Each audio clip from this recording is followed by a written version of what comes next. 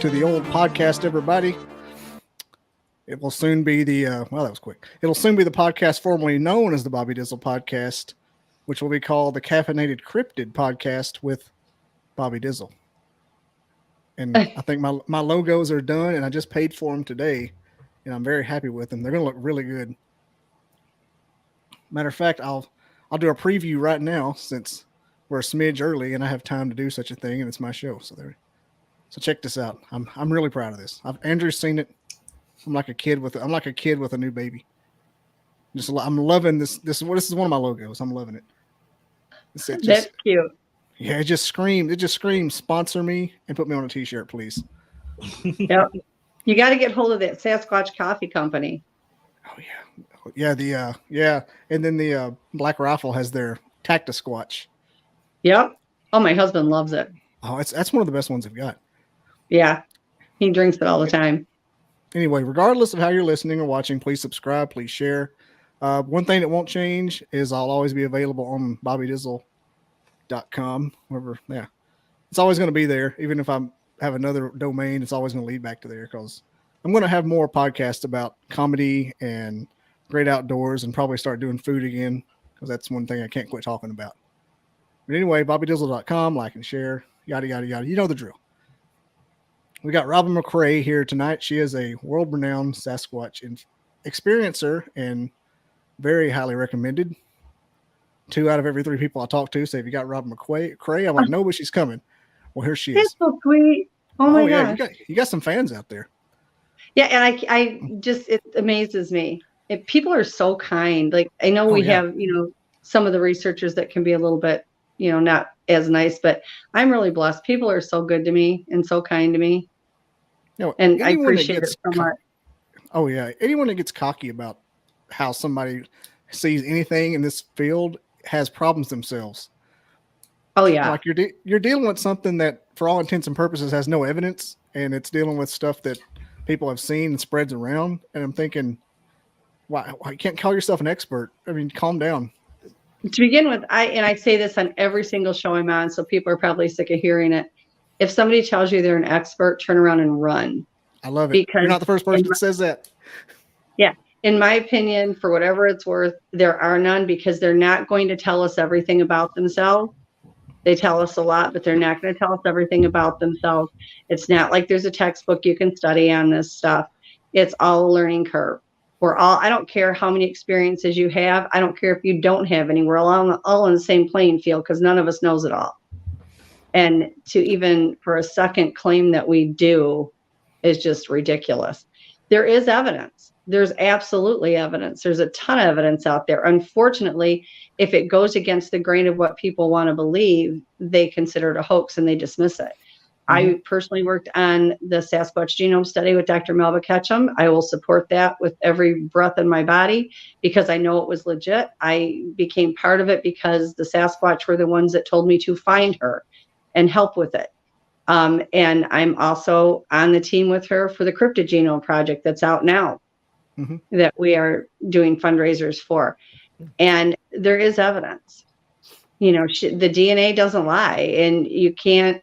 We sent it out to so many different labs that you can't turn around and say that it wasn't done correctly when all the labs got the same findings. It's just ridiculous. But people didn't want a woman to be able to come up with it. They didn't want someone that came out of left field. She was a vet. She also did DNA forensics. She was there to identify bodies at 9/11. She's testified in court, on DNA cases and more than qualified. But it kind of blew them out of the water because she just came from out of nowhere. In her defense, she didn't want it. She wasn't trying to do it either. It fell on her lap, and that was why she ended up in it. Now, was it an unknown carnivore, or did it come back human, like I've heard? It's a human hybrid. And the thing that was so funny about it was they had already told me what they were. I mean, I've been around these since I was a toddler. I already knew what they were. On the scientific aspect for the study, it came back, the mitochondrial side, which is mom, came back human. Nuclear side, which is dad, came back unknown because there's nothing in GenBank that is going to be able to test that will match what's on the father's side. Okay. And so that's how the study had to play out. That's how it read. But before this study, I was going out in the woods with them every night, 2 a.m., sitting out there with them. And, they would chalk and they would walk around and they would do various things. And I finally, one day, I just said, it was at night. And I said, I just want to know what you are. People are fighting over this. When I was a kid, I thought they were an animal because they were covered in hair, and I was an animal fanatic, still am. But it didn't take me long to realize these are not an animal any more than we are. They truly are a type of people, whether it, is hard for people to believe or not. I think anyone that has had close encounters with them and works with them and is around them on a regular basis will find that out on their own without the science. But I just simply said, what are you? And they pointed to me and they said, we're human like you. And then they pointed at the sky and said, and star people. So okay. That checks out. that's, and that's where you get all these paranormal abilities from that are so crazy that people can't believe. And I get that. Like, I don't try to convince people of anything. I really don't, because number one, it's not my job to do that. That's not why I'm here. But also, it was easier for me to believe because I was experiencing it. I was living it every day. And trust me when I tell you, there have been times that they've done certain things and I'm like, oh my gosh, I didn't know you could do that too on top of everything else. So, they surprise me as well as my husband on a daily basis. But yeah, the study she did was right. It was accurate, other than they couldn't label the father's side. And that's just because that wasn't available to them to test it with. And now we've got the genome, for the cryptids coming out. And it's going to be really exciting to see where that goes, because, I've had cat people at my house. I've had a lizard man at my house, obviously Dogmen, the Sasquatch. I've had a werewolf, all these weird cryptids, talk to the goat man, all these different things. And they all act like they've got human in them. So it'll be very exciting to see what these samples show up. So that project is just like mapping? Is that what it's trying to do? No, what she did was, it was a study. They used 133 of the best samples that they had, and they did genetic testing on it, and they pulled the 3 genomes out of it. And that gave them what they needed to know as far as the genetics. I'm not a scientist. I'm not even close to being qualified. I mean, yeah, I just want to know like the aim of the project, what they were. Yeah, no, it was because they were listed, Andrew, when it first started. Melva had various people coming in and bringing in samples and saying, something's getting into my bar and someone's getting into this, someone's getting into this. These are hair samples, can you take a look at them? Tell me what I'm dealing with. And when she did, there wasn't anything to match it. And so that's why she decided, this obviously needs more investigation, and more people were contacting her, and it just kind of erupted from there. So it started out as something she didn't know about, didn't really care about, to now that scientist mind that she has is going, I want to know what this is. And that's when the project started. And they took 133 of the top samples they had, which flesh, blood, urine, saliva, hair, a toenail. She still has 2 teeth that Igor Borsteff and I donated, that possibly will be tested this time around. I'm not sure yet. We're hopeful that it will. And just, a lot of components were brought in there. It was tested with robotic arms. They were sent to these labs just as a species identification. So there was no preconceived notion in the lab's mind as to what they were actually testing. And it came back on all of them. So basically it's like, oh, what is this? And they were expecting, oh, it's a dog. But like, exactly. It's like half of it's unidentified. Right. And there were samples that came back, not in that 133, but before that, because there was hundreds of samples that were turned in. So there were some that came back, dog, cat, bear, horse, whatever. And those were immediately eliminated because there were still these ones that were coming back with human DNA in them. Everybody was, it didn't match anybody in the project. Which one was more successful, the cryptid or the Sasquatch? Well, the cryptid one, we're just starting right now. Oh, okay. So we've got the preliminary preliminary Dogman samples. They're done. And I believe she's starting to work on further progress on that. And she is going through and, just getting things ready for it. It's in the beginning stages of that. The Sasquatch one we did complete. Unfortunately, not all of the information was brought out to the public because the hate was so severe. She basically threw up her hands and said, at this point, they don't want the truth.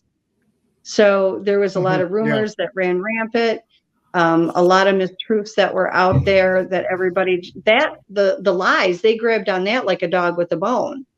The truth, they wanted nothing to do with, and I think this time around, we've already, in the beginning stages of the Cryptid Genome Project, we have already really noticed this huge support system that we did not have to that extent last time. Like, we had support last time. We had some incredible people that stood behind us through thick and thin, but we did not have the numbers of support that we have this time. So it's so refreshing. I think people over the last 10 years since the original one was done have noticed a lot of things. I mean, a lot of your researchers, even ones that believe they were just an animal out in the woods, have now, not all of them, but a lot of them have seen and experienced enough with it where they're like, oh my gosh, she was right. Or maybe she wasn't right, but at least we're willing to believe now. And people's minds are becoming more open to what they are. Hey, we got a comment for you now, Robin. Sure. Our Garlip asked Robin what she thinks of Dr. Matthew Johnson and Janice Carter. I support them. Yeah, they do. They do. I support them. I do. I know Janice. She is a wonderful person. She came and stayed at my house. I witnessed her with them. So really yeah. Oh yeah. Yeah. Matt Johnson, I don't get a lot of time to talk to Matt, but I don't have anything negative to say about him. I think I'm writing these names down. Yeah, I think he's, being honest. We have some variations on what we think on different things, but primarily it's the same thoughts. Why do you think sorry, I was like, why do you think dogmen are always the dogmen encounters are always negative? But they're not. See, this is the thing. It drives me crazy. Dogmen are, first of all, we go and we look at the fact that all of these things are individuals. You have good and bad and everything. Whether it's our people, their people, there's good and bad. That's just it. The dogmen, there's different kinds have been created. Some, like through the government, were created to be aggressive. Then we have some that just don't like us, just like some of the Sasquatch don't like us because we kill what we don't understand. Rather than learn about it, nurture it, find out about it, we just kill it because it's different from us. We don't want anything on our planet that might possibly have more intelligence than we are. And that's really sad. But I've talked to aggressive dogs. I've been mind speak since I was a toddler, probably before I could actually talk. And I've talked to some of the nasty ones and they are vile. I mean, but we have a lot of our own people that are like that I just won't even talk to because they're so disgusting. Hi, Jennifer. And so with the dogmen, it's the same exact way. You have some that are in areas that are very protective of those areas. You have others that will interact. Dark Woods out of Wisconsin, his group there. I've mind with his group multiple times. He's got some really nice ones there. The ones I've got here, I have no issue with whatsoever. Then you have some that will not share territory with the Sasquatch, and you have some that will. Mine, and I was born and raised in Michigan. I'm now currently in South Carolina, waiting for the time when I can go back to Michigan. But in both areas, I have not had a problem with them sharing territory. They aren't going to sit around and hug each other and, say, hey, come on over for dinner, bring the wife and kids. But they can share the territory. I actually have a photo, and it might have been one of the ones I sent you that is a hybrid of a dogman and a Sasquatch. And this particular one, she hung out with the Sasquatch clan that I interacted with in Michigan. All right. Yeah. So it's just subjective between. Yeah, they have a different personality. They're much more stoic. I've ran across a couple of them. They have like to play the funny sense of humor type thing and some pranks. Sasquatch, they love to play pranks. That's a big thing to them. They are quite the funny guys. They can be very stern and tough when they need to be, but they've got a wicked sense of humor that's really kind of warped. And the Dogmen, we've had a few of them, more female than male, that, you know, like to joke around and stuff. But for the most part, they're stoic. They are guarding the woods. They're protecting the land. They're doing what they, you know, it's just like a typical dog. I mean, they're doing what they do. They guard, you know, I mean, think of them as the police in the woods if you want to. So, but again, it just depends. You've got the government, the ones that they created, and they did create them. And, you know, nice little petri dish lab, whatever you want to call it. And those are much more, in my opinion, they are much more aggressive than some of the other ones we've seen. You have some that were born on this earth, you know, like out in Egypt. You have some that they say the Native Americans created. You have, whether that's true, I don't know. That's just what I've been told. But then you also have the ones that were created by the ETs, and they have been very open about the fact that they create cryptids and put them here. I've been around the ETs and the UFOs my whole life. My first abduction, I remember I was 4. My last was a year ago that I remember. And there's been multiple times in between. So, you know, the ETs do create cryptids. They use genetics from us, DNA. They pick whatever animal they happen to get their, you know, nice little long fingers on and do what they're going to do. So you've got all these faucets that they're coming from, or facets where they come from, and that's where you get a lot of the different temperaments. But again, they're individuals. Some of them are going to be mean. Now, with the Sasquatch, their emotions run deeper than ours. They love deeper and harder when all of these things can project emotion on you. Like if you go out in the woods and then all of a sudden you feel like you're absolutely terrified and you don't know why. You don't see anything. You just feel that terror. They're projecting that on you. It's called the wall of fear. And they do that because they want you to get out of that area. They can do that for a number of reasons, because maybe you're too close to their families. Maybe they're hunting. Maybe they've got, you know, too many of their members there. They don't want you around. But it also can be for good, because there's been multiple occasions where it's been because there's something else in that woods that could cause harm to you. And they are trying to get you out of there so that you're safe.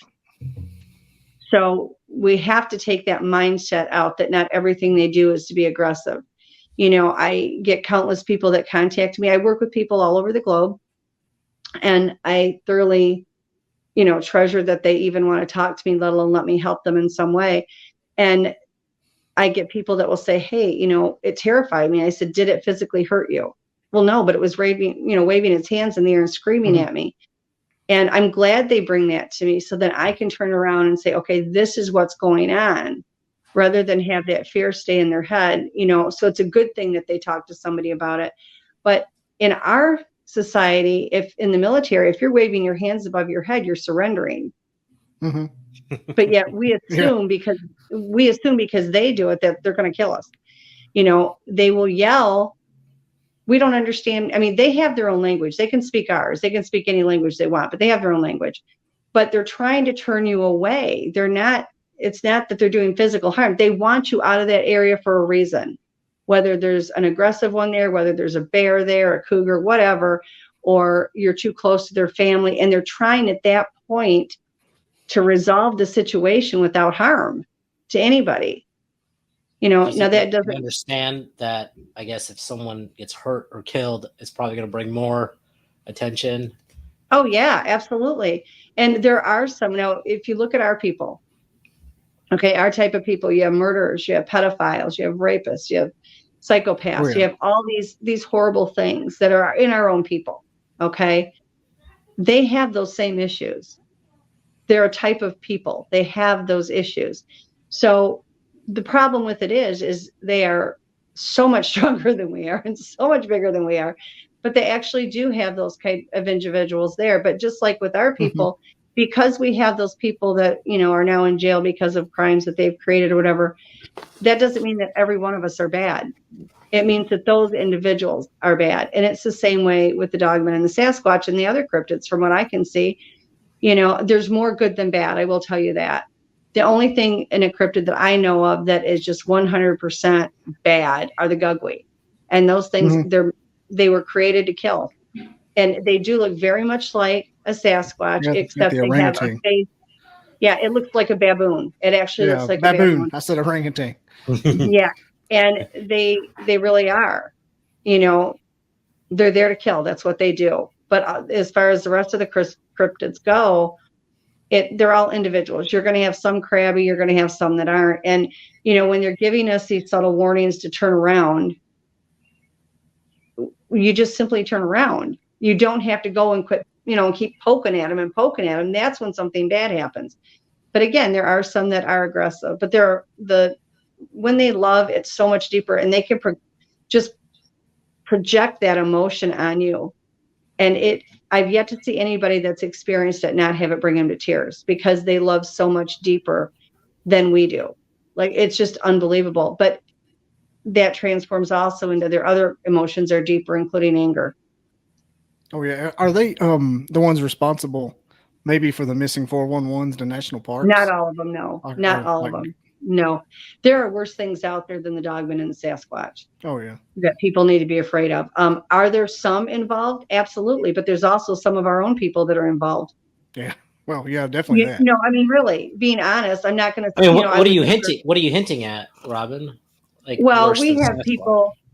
Yeah. Are you talking about humans or just other phenomena? I'm talking about different types of ETs that are out there, and the abductions in there. There's other, cryptids that have been put out there for the only reason is to kill, that really don't even have any type of a name yet, as of yet. The ETs are a big problem. They really are. And again, like with everything else, and I don't mean to sound like a broken record, but I'm being honest. There are good ETs and there are bad. Everything, the cosmic balance is good and bad. So it's like whatever you're dealing with, you have that in there. But are there some of the 411s that have fallen victim to a Sasquatch or a Dogman? Yes. I'm not going to lie and tell you they won't. Not as many as people think. Really. There's not as many as people think. But they've also anything out there doing that. Yeah, but we also have people that are out there that, have abducted people and done these things as well. So it can be a really kind of a sticky situation. Oh yeah. We've been focusing a lot lately on that. I know Andrew was just enthralled with it. The first time it hit him is the cave and missing 411 overlay. Yeah, that was. I've known about it for years, and I still like it. It just screams like the perfect combination of all this stuff coming together. Yeah, and you've got portals all over the place. Mm-hmm. You have vortexes, you have portals, you have all these things. Like, the world that we have always been told existed never did. Okay, there's this huge world out there with all these other things that we have literally been programmed never existed. And it's.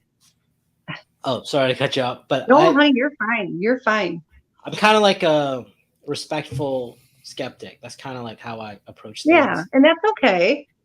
But like to argue on the other side, like it kind of, if you think about it, how much of the earth do we know? Like, how much of the oceans have we explored? Oh, exactly. How much of the woods and desert and things like that? I think one of our podcasts, we pulled up a map of the lights in America or the populated place. There's places like in the middle of America that's just pitch black. No one wants to live there. We haven't explored those areas. No, and you're 100% right. And it's like they keep getting photographs of ships coming out of the ocean because there's underground ET bases.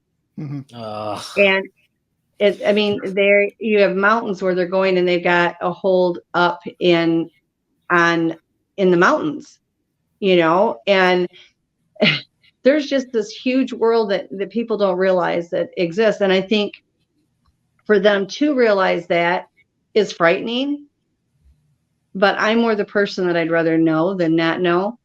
But we have literally been kept in this nice little tight square our entire life, like this protective little bubble that keeps us in control. And we are only allowed to know different things. And I think what's happening now is the things we're not allowed to know have finally had enough and said, hey, we're here anyway, and more people are seeing them and experiencing them. And it's okay to be a skeptic because you haven't experienced it. Once you experience it, it's kind of like that final puzzle piece that comes in so you can start the giant puzzle, Lionel checking in with his favorite North American statistic. I love Only that. 30. That's true, though. It is. Like, when you see any of the aerial footage of this planet, it's mind-boggling how much we've never touched. Never touched. Nobody's ever been there. And you can only begin to imagine what really lives there. Just picture North America. Like, you got Mexico's deserts, you got Alberta and whatnot up there. And then you got our plains and Rocky Mountains. That stuff's that's the size of an ocean in itself. It is. And they keep talking about all of these, like the Tasmanian Tiger. That's supposed to have been extinct for how long? And yet they're getting photos of it all over the place. They just, things walk out where we're not at. They're there. And then again, not all the time, but in a large portion of the time, we're told things don't exist. It's like telepathy. I personally believe everybody can speak, mind speak. We don't know what to look for. We miss it because we've never been taught we can do it. Therefore, we don't try. And it's not always just words in your head. It's not always just letters in your head. It could be a random thought, an image, a picture, something that plays like a movie, a sense of knowing. Like, there's this huge, huge thing. And it's just, people don't realize that this stuff can happen. I'm over here. There actually is chats are lighting up on me over here. I'm sorry. There is actual evidence, and I did send the pictures and stuff over. So, but yeah, there is evidence, and there's a huge amount of people that are witnessing it daily. I'm not the only one by a long shot.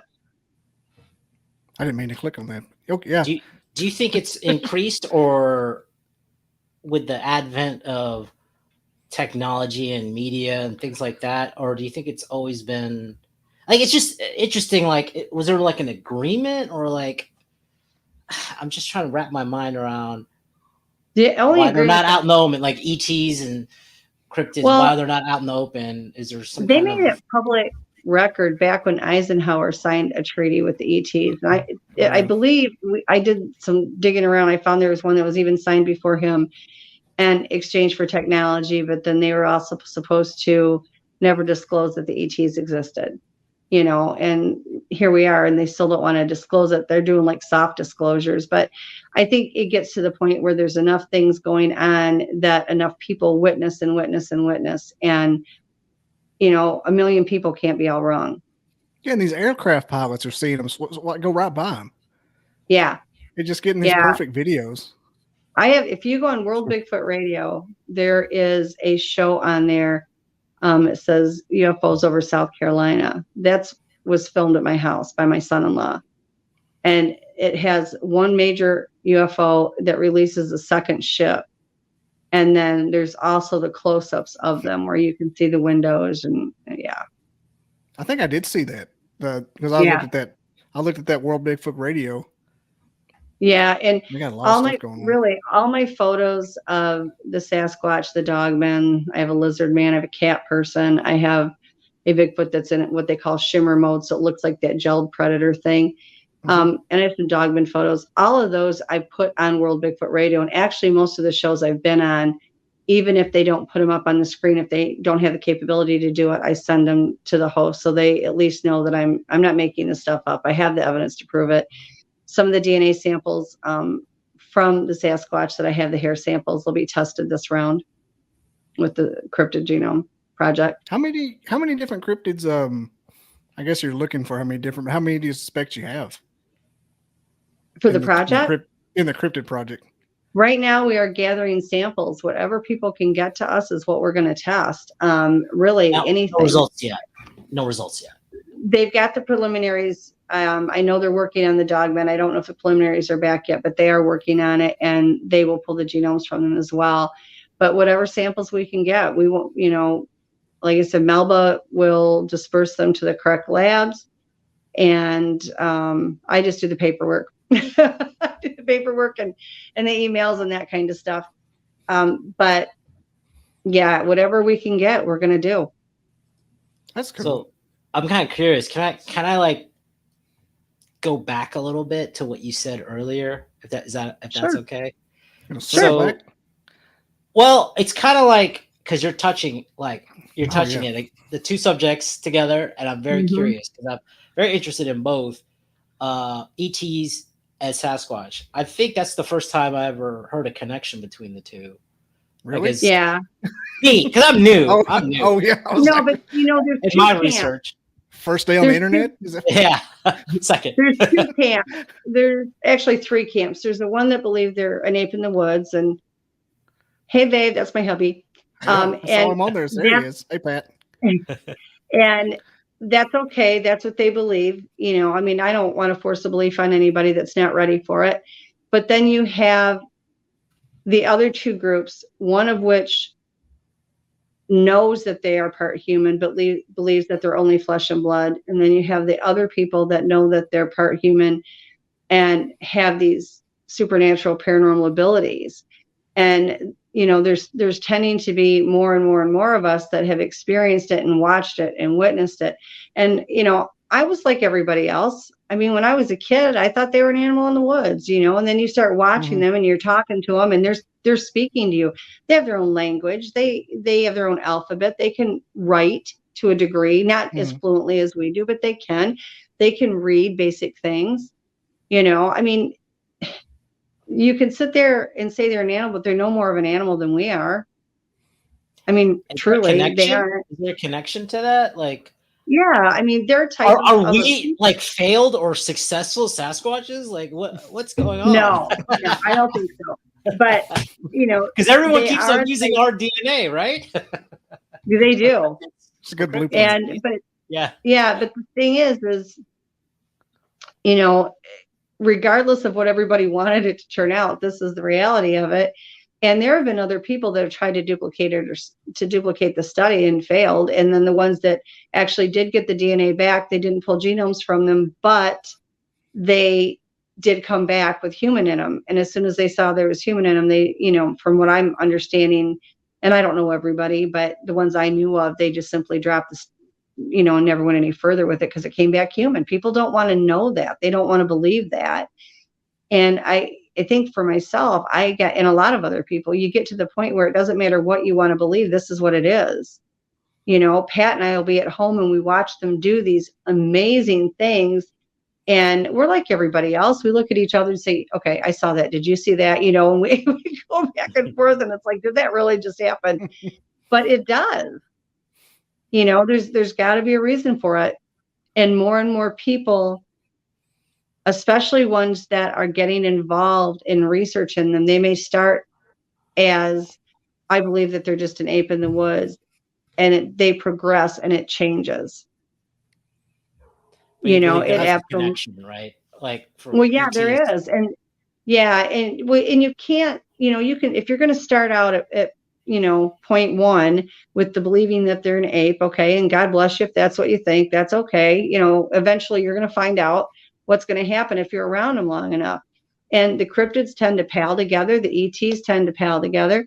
And if you are really connected with them and interacting after a while, and each clan is different on the amount of time, you're going to start noticing things that just don't add up.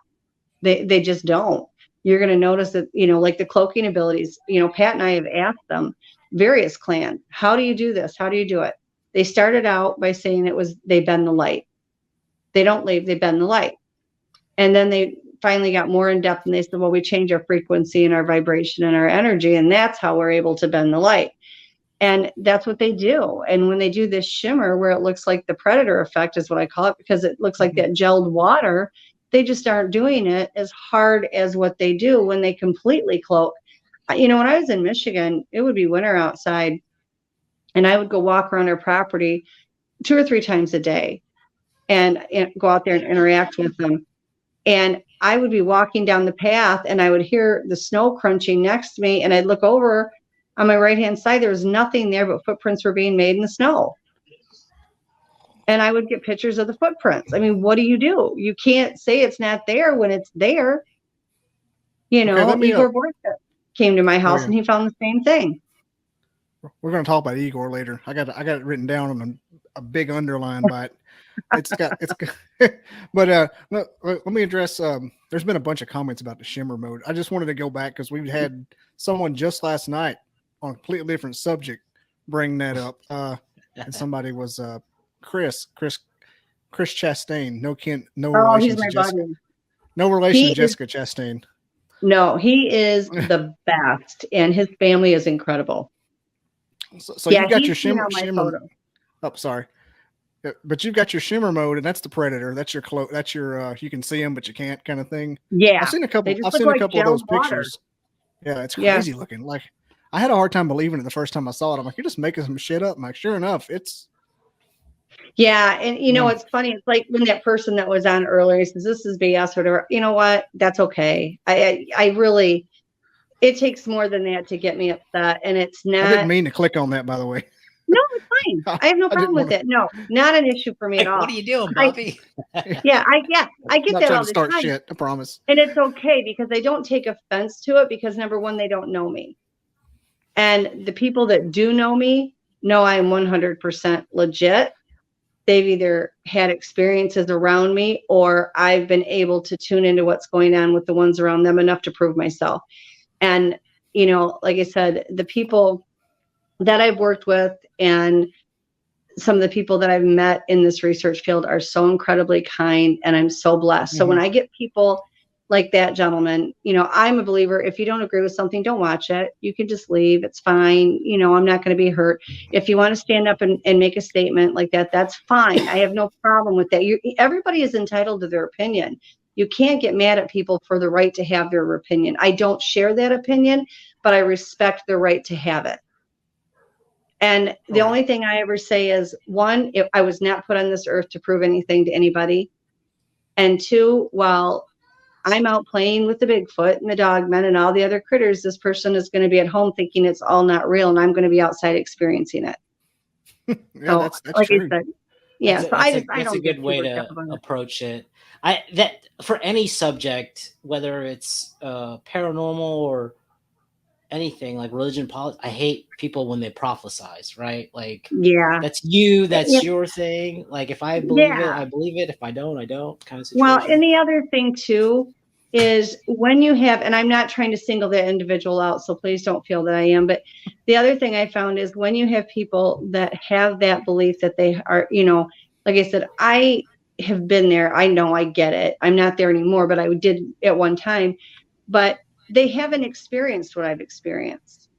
So really for them, it's not easy to believe what I'm saying because they haven't lived through it. And a lot of people, it takes them seeing in order to believe it. But the problem is with a lot of the stuff with the cryptids and the ETs, you have to turn that around. It's not seeing as believing, it's believing as seeing, because once you open your mind, you would be amazed at how many things just show up and say, okay, now that you're willing to give us a shot, I'll let you see me do this, this, and this. So it's okay. Like I said, it's okay. I don't, and not that person's going to care what I think anyway, but, I try not to let it, I'm human. I have feelings, they get hurt, but I try not to let it get to me because to me, it's just someone that hasn't experienced what I have as of yet. I think most of us can honestly say, like, I've had an experience where, like, that kind of made me question, like, what else don't I know? So that's why I'm like kind of a skeptical, respectful skeptic, but I definitely understand you're missing out on a lot of things if you just dismiss it immediately. I think it's worth going through your own experience for it. Yeah. Everybody's experience is different and none of us know it all. And everybody has so many different experiences. Like I learn stuff every day from other people that have had experiences I per se have not, or maybe the same kind, but in a different manner. Mm-hmm. So we all learn. That's just what we do. Or at least that's what we're supposed to do. Now I've talked to you obviously tonight because we have evidence of that, but I've talked to you and about 4 or 5 other people with a similar, kind like personal. It's on their farm. It's in their woods. Like I was just, he was back with the evidence. He said if he was seeing him every day, he would have evidence.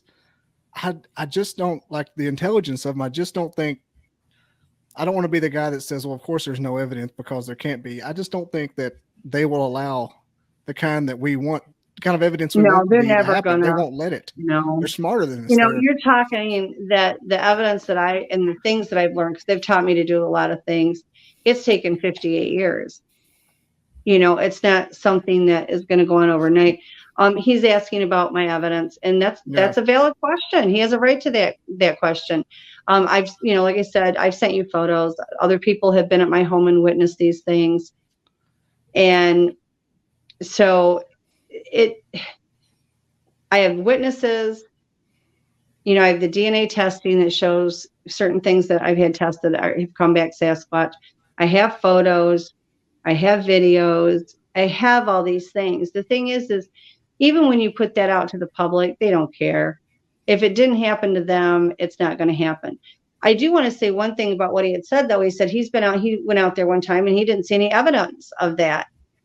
And that's very possible. And I'm being honest with this. He may not feel that I am, but I am.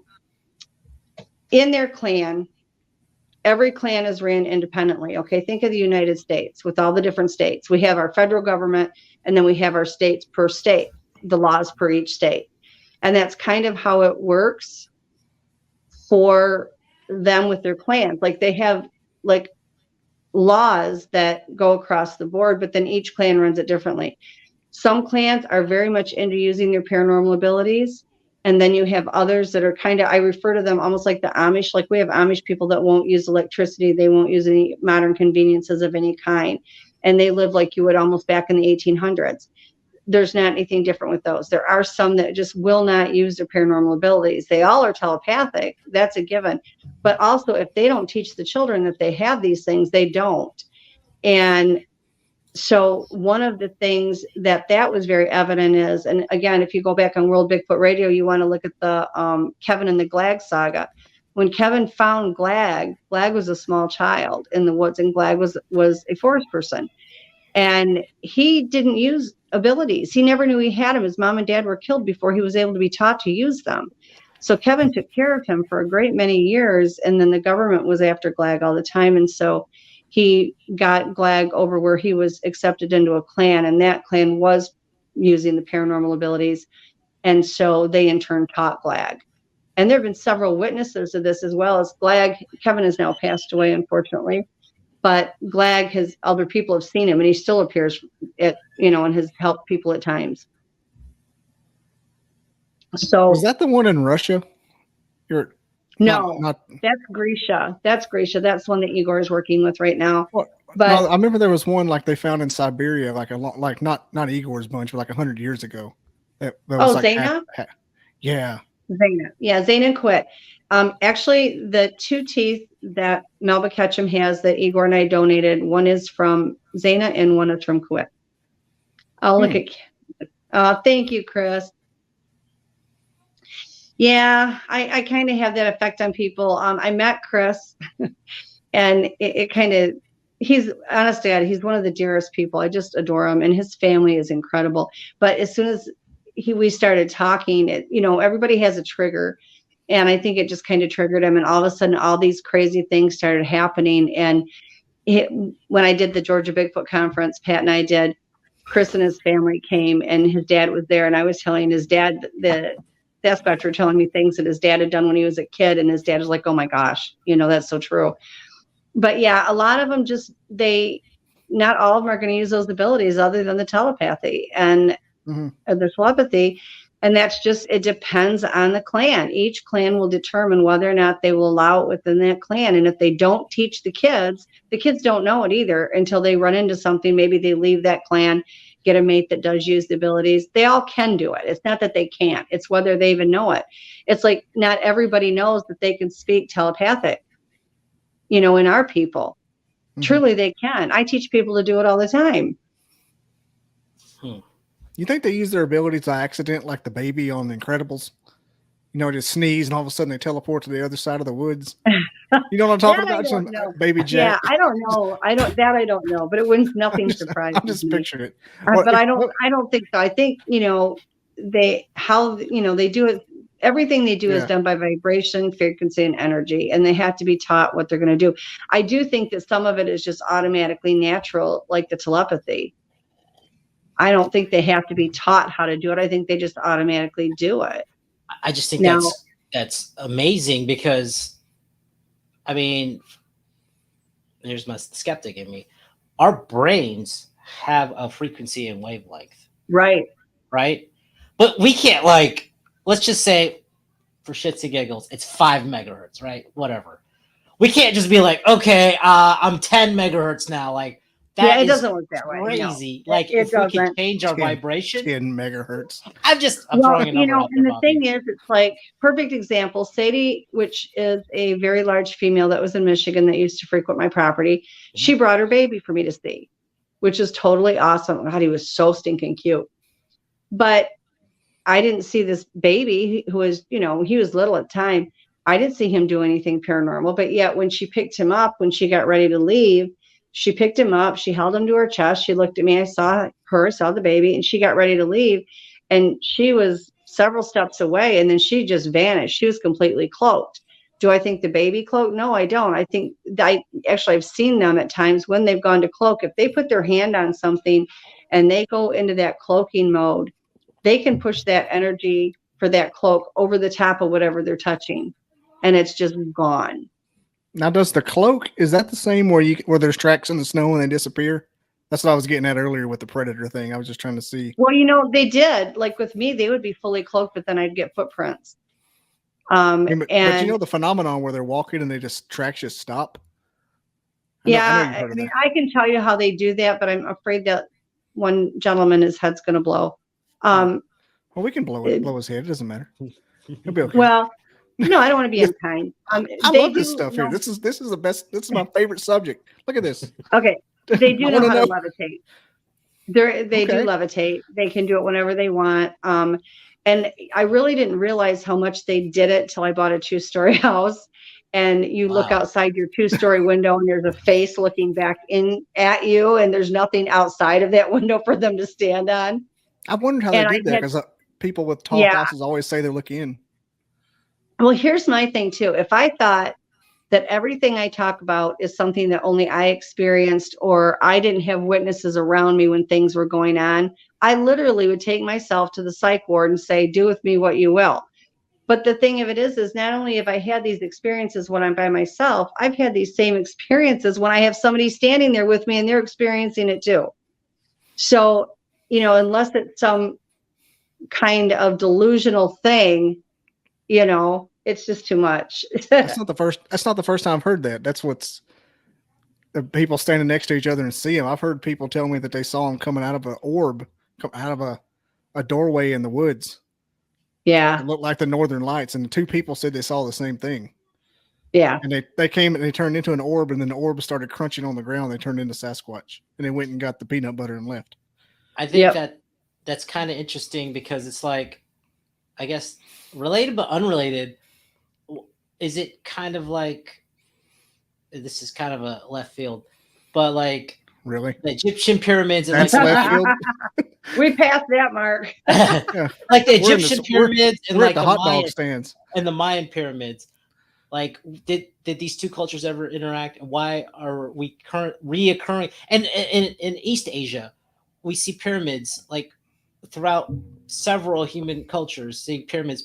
So, like, does that mean that was a mass like delusion? Like, I feel like if there's enough voices that saying they're seeing it, I don't know. There might be some. And there was a gentleman, I'm kind of looking at the questions as I go here, that said, how can you prove telepathy?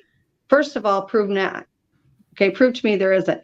But the other thing is, when we're doing this, Pat and I, because Pat is extremely gifted with telepathy. He's just phenomenal at it.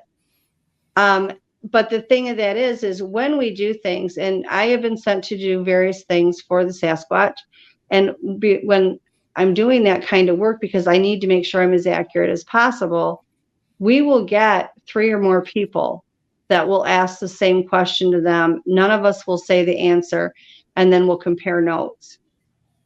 And we're all got the same thing.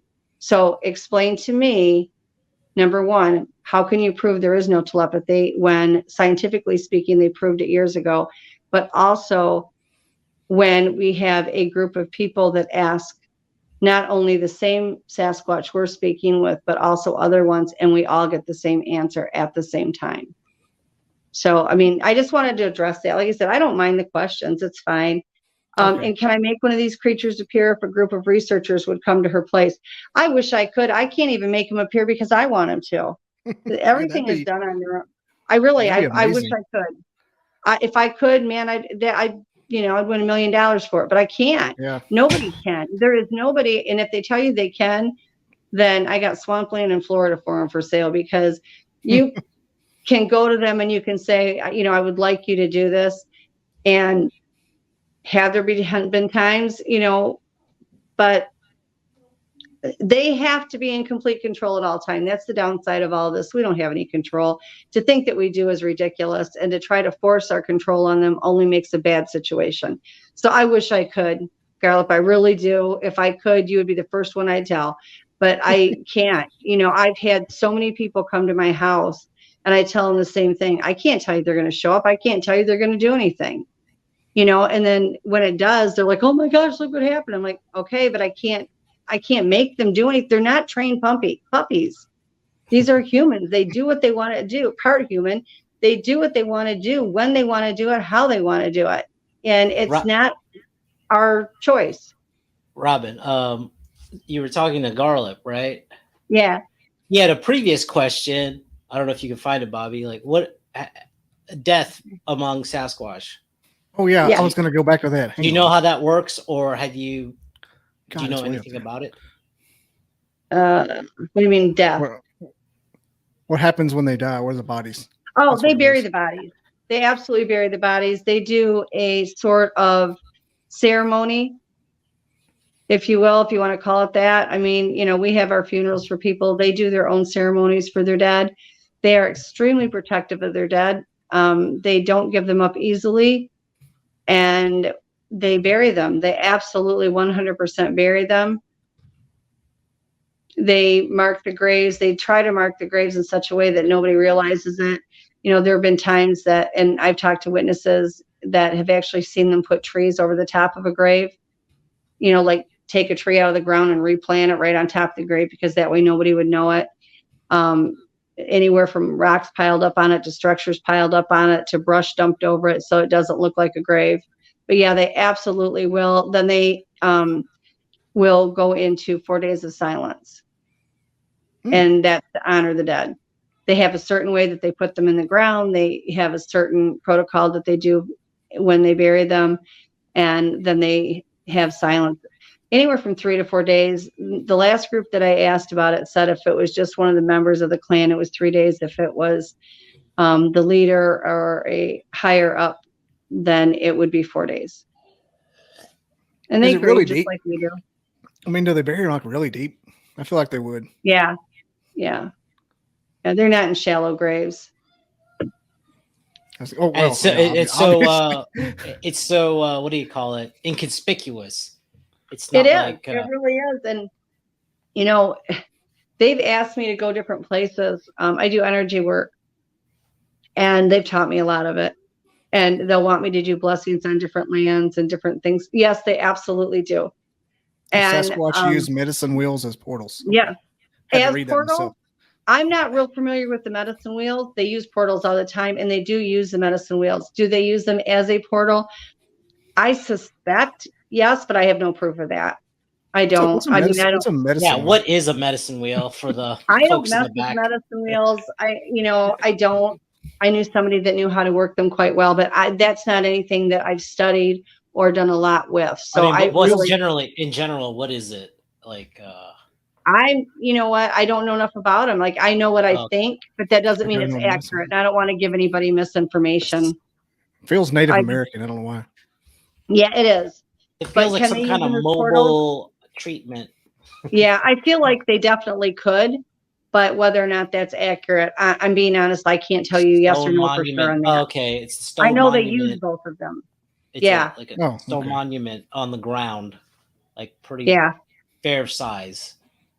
They're actually the ones I've seen are beautiful. What about how they can go into a house that's closed? Like they go through material. They do. They go into spirit form. Okay. And I'm telling you what, that makes more sense. I've talked to several people besides myself that have witnessed it, and it is the freakiest thing you've ever seen, because you're sitting there and you're not anticipating it, and you literally see this thing go into a spirit form, and it looks like a ghost going through the wall. I mean, it's really freaky. I want to say the first 3 or 4 times I saw it, I sat there thinking I needed to be locked up. So, well, I had sorry about that. Our witness in Minnesota, our good friend Randy Bauer, had him come into his house with it closed, eating his ice cream sandwiches and leave them on the kitchen, and they melted. Oh yeah, on the table. And then they we've gone through that. They peed in his bed. Oh gosh, Well, I've never had that happen. I had the first time I knew that they had gotten in the house, one had come in and it was actually in physical form.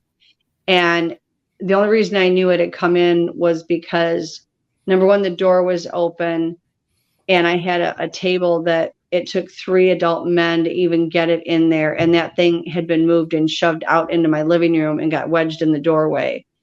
Carpet was pulled back. All the food was out of the counters. I found muddy footprints on the floor, muddy handprints on the. He was just hungry. He was really hungry, and he got food and he left. But we've had them, several times come in, and whether they come in through spirit form or whatever, they haven't done damage when they've been in. They've gotten some food, but the biggest mess that they ever made was, I had a gallon of cooking oil and I had a gallon of white vinegar that I used for cleaning, and the lids were still on them, and they got them out of my pantry, and the door was shut on the pantry. Nobody was home.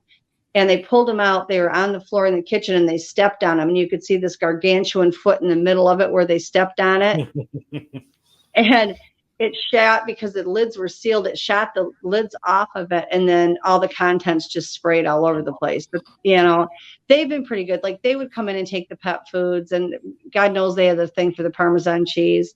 Right now, we're having a situation where we have a lot of sodas gone. Pat and I went to the store the other day, and we bought what was it? We had 8 6-packs we bought, and they were all nice and stacked up. And we have a refrigerator that we put just sodas in. And we had 2 6-packs in the refrigerator. I went to go get one, and there was 4. There was, out of all, I'm like, there was nobody there but me. Pat was at work, and I'm like, this is crazy. And they come in that way. So I had a member waking on the 2nd floor with one over her bed. I believe that. I absolutely believe it, because both Pat and I have, they like to play with Pat's toes. They're constantly playing with his toes. And me, I've had them where I'm like half awake and half asleep, and I'll feel somebody's hand on my thigh and put pressure down, and I'll look over and there's one standing there. So yeah, I believe that. Absolutely believe that. Are you okay? Are you okay with it? Yeah, I mean, as long as nothing's aggressive coming in, I'm used to it. I've been doing this since I was a kid. But see, this is the thing, and this goes back to what we were talking about before, when somebody questions it, and thinks this is all a load of crap or whatever. Okay, if I am, then why are other people experiencing the same thing I'm talking about? Yeah, you're not the only ones I talk to. Yeah, exactly. I mean, I'm not the only person. If I was the only person on the planet that had all this stuff going on, I would be the first to say I'm probably insane. But the thing of it is you're talking about hundreds of thousands of people that are witnessing this and experiencing this. And just like this gentleman that was just on, and his friend experienced that. Those are real things that are happening, whether anybody chooses to believe it or not. You can't take away from the fact that it happened. And if people that, don't want to believe it, don't believe it, it's not their experience, I'm okay with that. But when it does happen to them, they're going to be changing their tune completely. I think it's also like opening yourself to it. Like, you have to be open. You have to. For me, it wasn't a matter of was I open to it, because I never knew anything different. Like, I really don't remember a time they weren't there, because I was so unbelievably little. My mom would tell me stories today about when I was a kid, and she thought I had an imaginary friends, and they were both bigger than my dad, all covered with hair. One had a tail, one didn't. How old were you when those started? I know you said it started when you were a toddler. My mom said that it was after I had just started to talk. And so by the time she said that I was saying this stuff, I was probably 3. Good. But You must be real empathetic by yeah, nature. Yeah. Yeah. I get all that stuff. Yeah. I get premonitions. I get all of it. It must be just turned up all the way for it to be Yeah. naturally drawn. I never had to open up anything because it was just, that's already how I was. I don't know any different.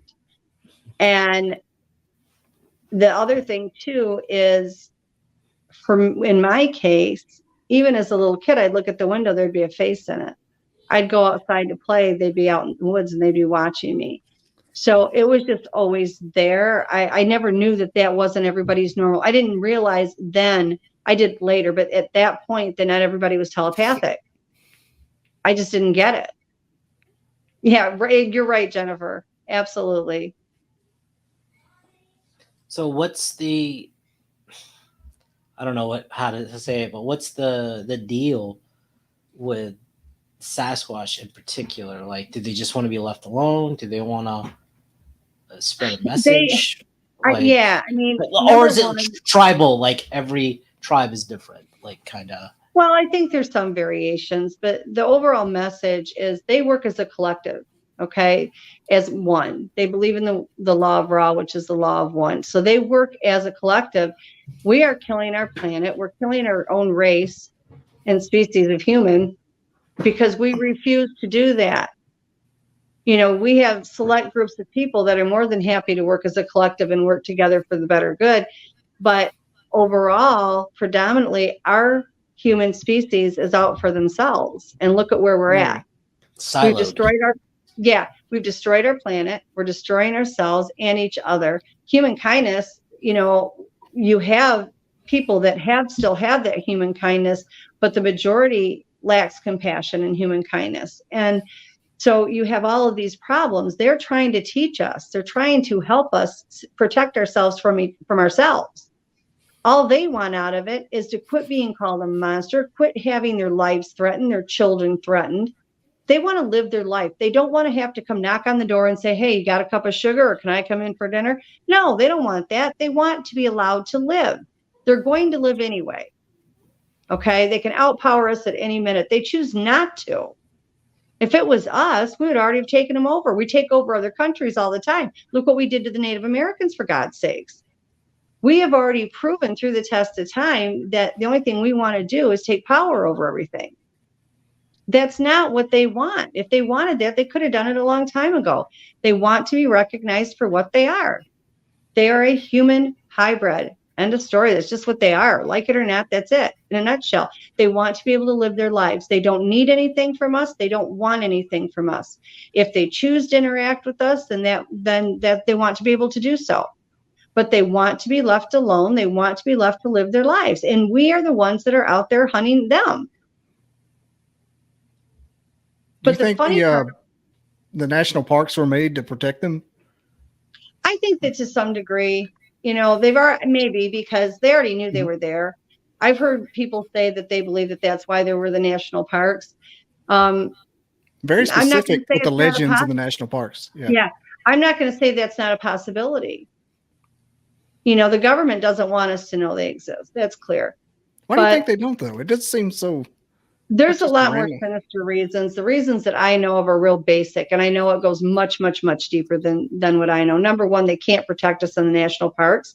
And if they shut the parks down because these things are running all over the place, that's a huge revenue they're going to lose. Oh, yeah. Okay. $300 billion a year.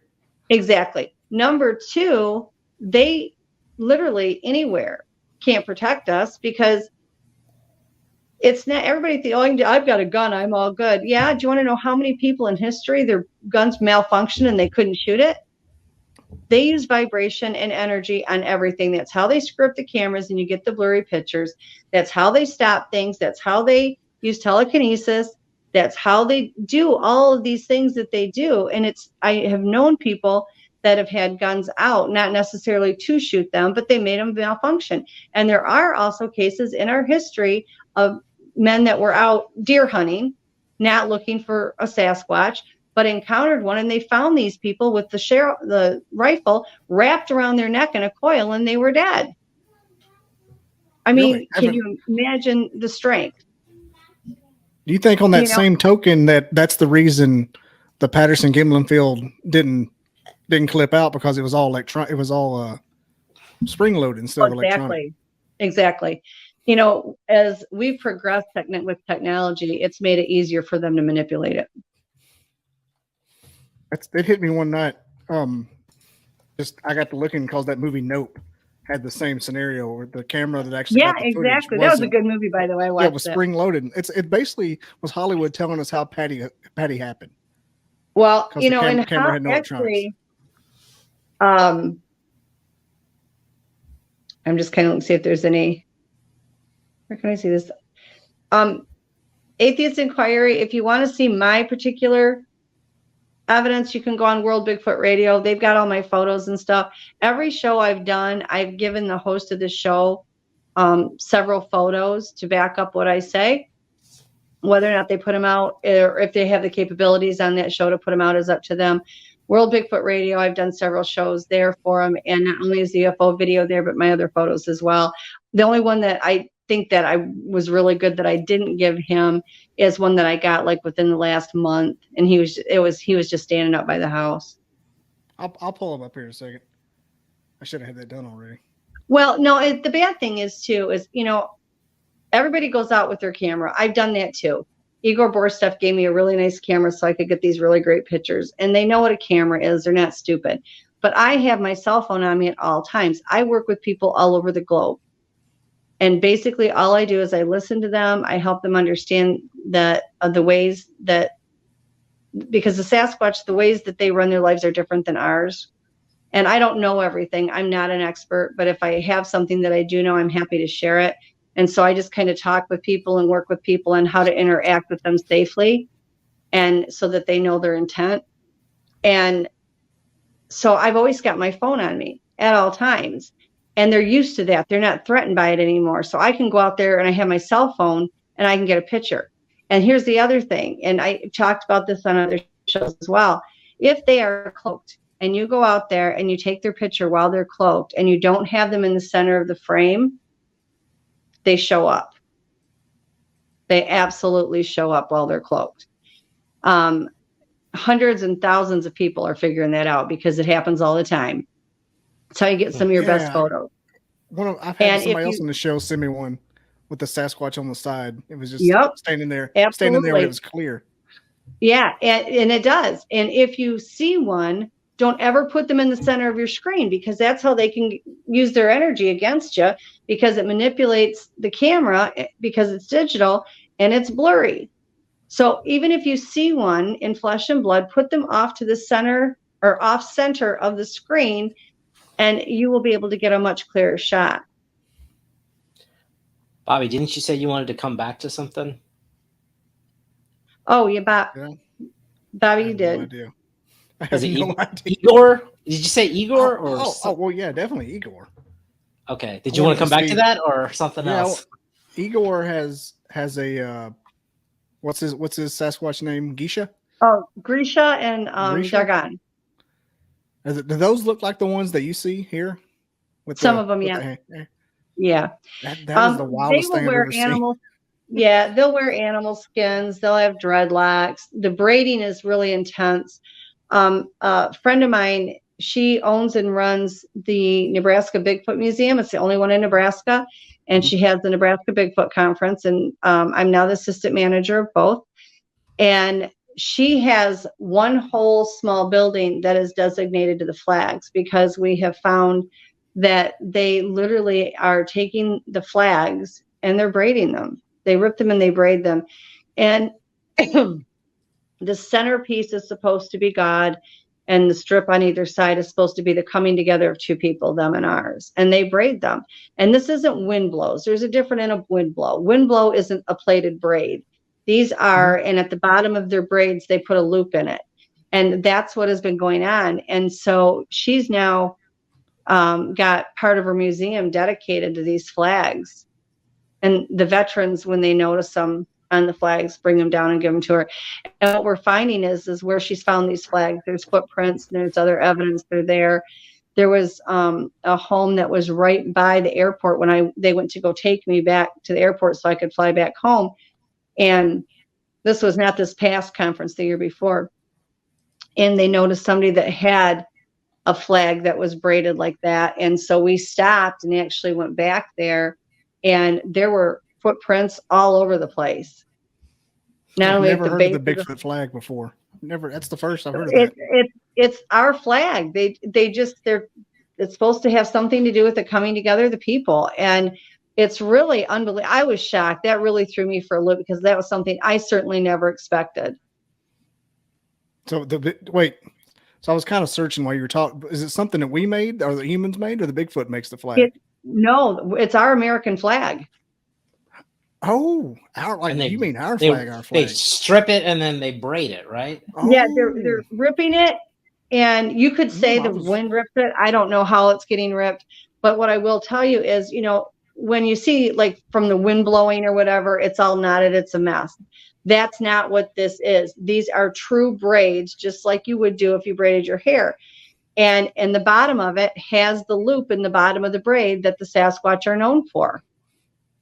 Hi, Sky. She's the dearest thing. Wow, she is so awesome.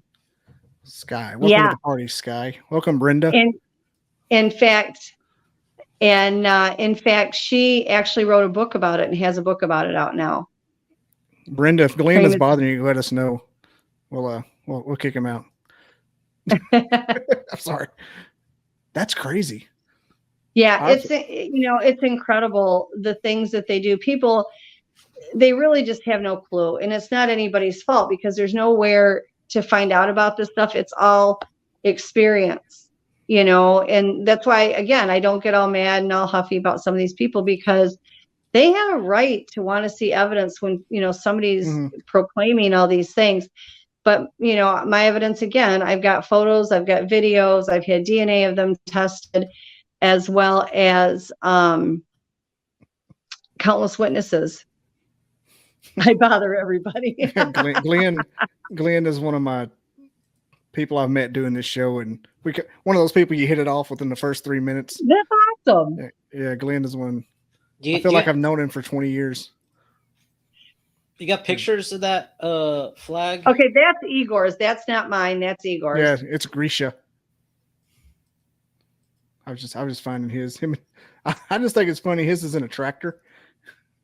We used to. They get in the cars all the time. They really do. That's Dargon. That's not Grisha. That's Dargon. Wow. Oh, Igor. Where's this? Russia? This is in Russia. Oh, man. Look at that. Looks like a hipster. Yeah. Look at that. But they will. They'll World's take most interesting Squatch. They'll take viney plants and weave them into the braids. They'll do like the dreadlocks. They'll get animal skins and wear it. I mean, yeah, they do. They'll steal clothes off clotheslines. We can't fit the clothes, obviously, but they'll take them and try to make them work. What about that flag? I'll pull up yours now. I don't think do you have the picture of the flag anywhere? I didn't see it. No, I don't. Harriet McFeely does, I think, on her wall. That's because crazy. she's the one that wrote the book. The flags, they are beyond incredible. And I tell you who else, if you go on Bigfoot Crossroads of America Museum, is that what you're talking about? Yeah. Okay, that right there. Wait a minute. Go back.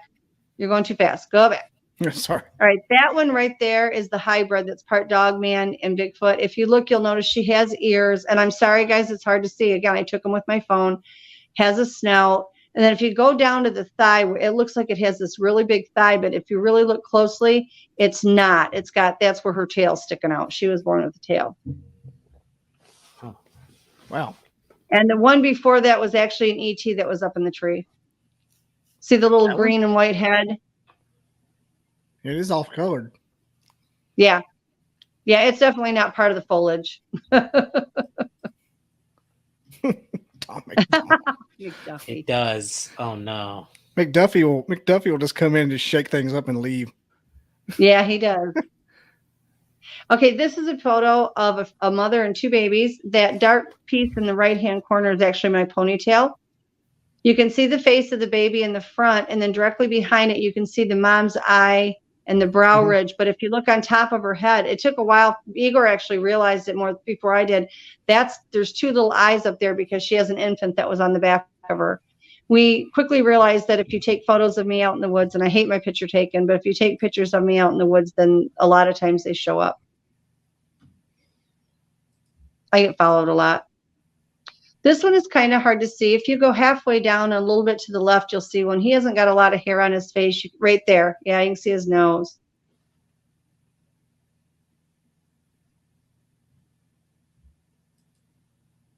There's another one. You can see him right in the middle. It's bare around his eyes and over his nose, but the rest of him is hairy. He has a little bit of a coned head. All my photos are taken from my house, either my home when I was in Michigan or here. Those cone heads stick out when you see them. Yeah. This one you can see. This is one I'm very close to. His name is Shadow. You can see his white head in the back. I've circled it just because he kind of blends a little bit. Right now he's about 7.5, almost 8 feet tall. He's been around me since 2009. Do you gift at all, like peanut butter or toys or anything? You know what? When I was in Michigan, I gifted every night. I didn't have anybody to go to that said, hey, if you do that and then you stop, they can get mad. Yeah. So I put out probably $200 worth of food every week for them, and they were really great and appreciative, and they would leave me gifts. When I did stop, because I was getting ready to move, that particular clan didn't have a fit or get nasty or anything, other than they took the buckets that I had put the food in that I had hanging up on the tree. They took them off the snaps. They were in with snaps, and they put them on my porch upside down like, hey, dingbat, you forgot to put the food in. And so the ones here in South Carolina, I did a little bit, but the ones here, they'll tell you what they want, but then they don't always take it. So it's hit and miss. They take some things, but not a lot. I kind of switched over to doing more things like the marbles, the white rocks, white feathers. Toys for the little kids. Yeah. The ones in Michigan, my daughter put a bucket of toys out for them, and they took all of them. And one of them was one of those little how to train your dragon things that you get from McDonald's. And they had it for like 2 years. And all of a sudden one day they brought it back. I don't know what that was about, but we've been trying to get Randy's up in Minnesota to solve a Rubik's Cube. All they do is move it around. Yeah. Like, that'd be wild if you come out there one morning and it was solved. Yeah. Let's see. I know you have more pictures because I sent you more. Okay, this is outside my garage, and I'm sorry, you guys, it's a little bit out of order. There's probably the following picture will show you. There's a triangular shaped craft up in the air. There you go. You can see the 3 dots of the triangle UFO. This is outside of my garage. And then underneath of it, you can see the portal with the head sticking out. And so the previous picture that we saw was actually, I blew it up so it was easier for people to see. That's the portal with the head coming out. You can see the eyes. Right there.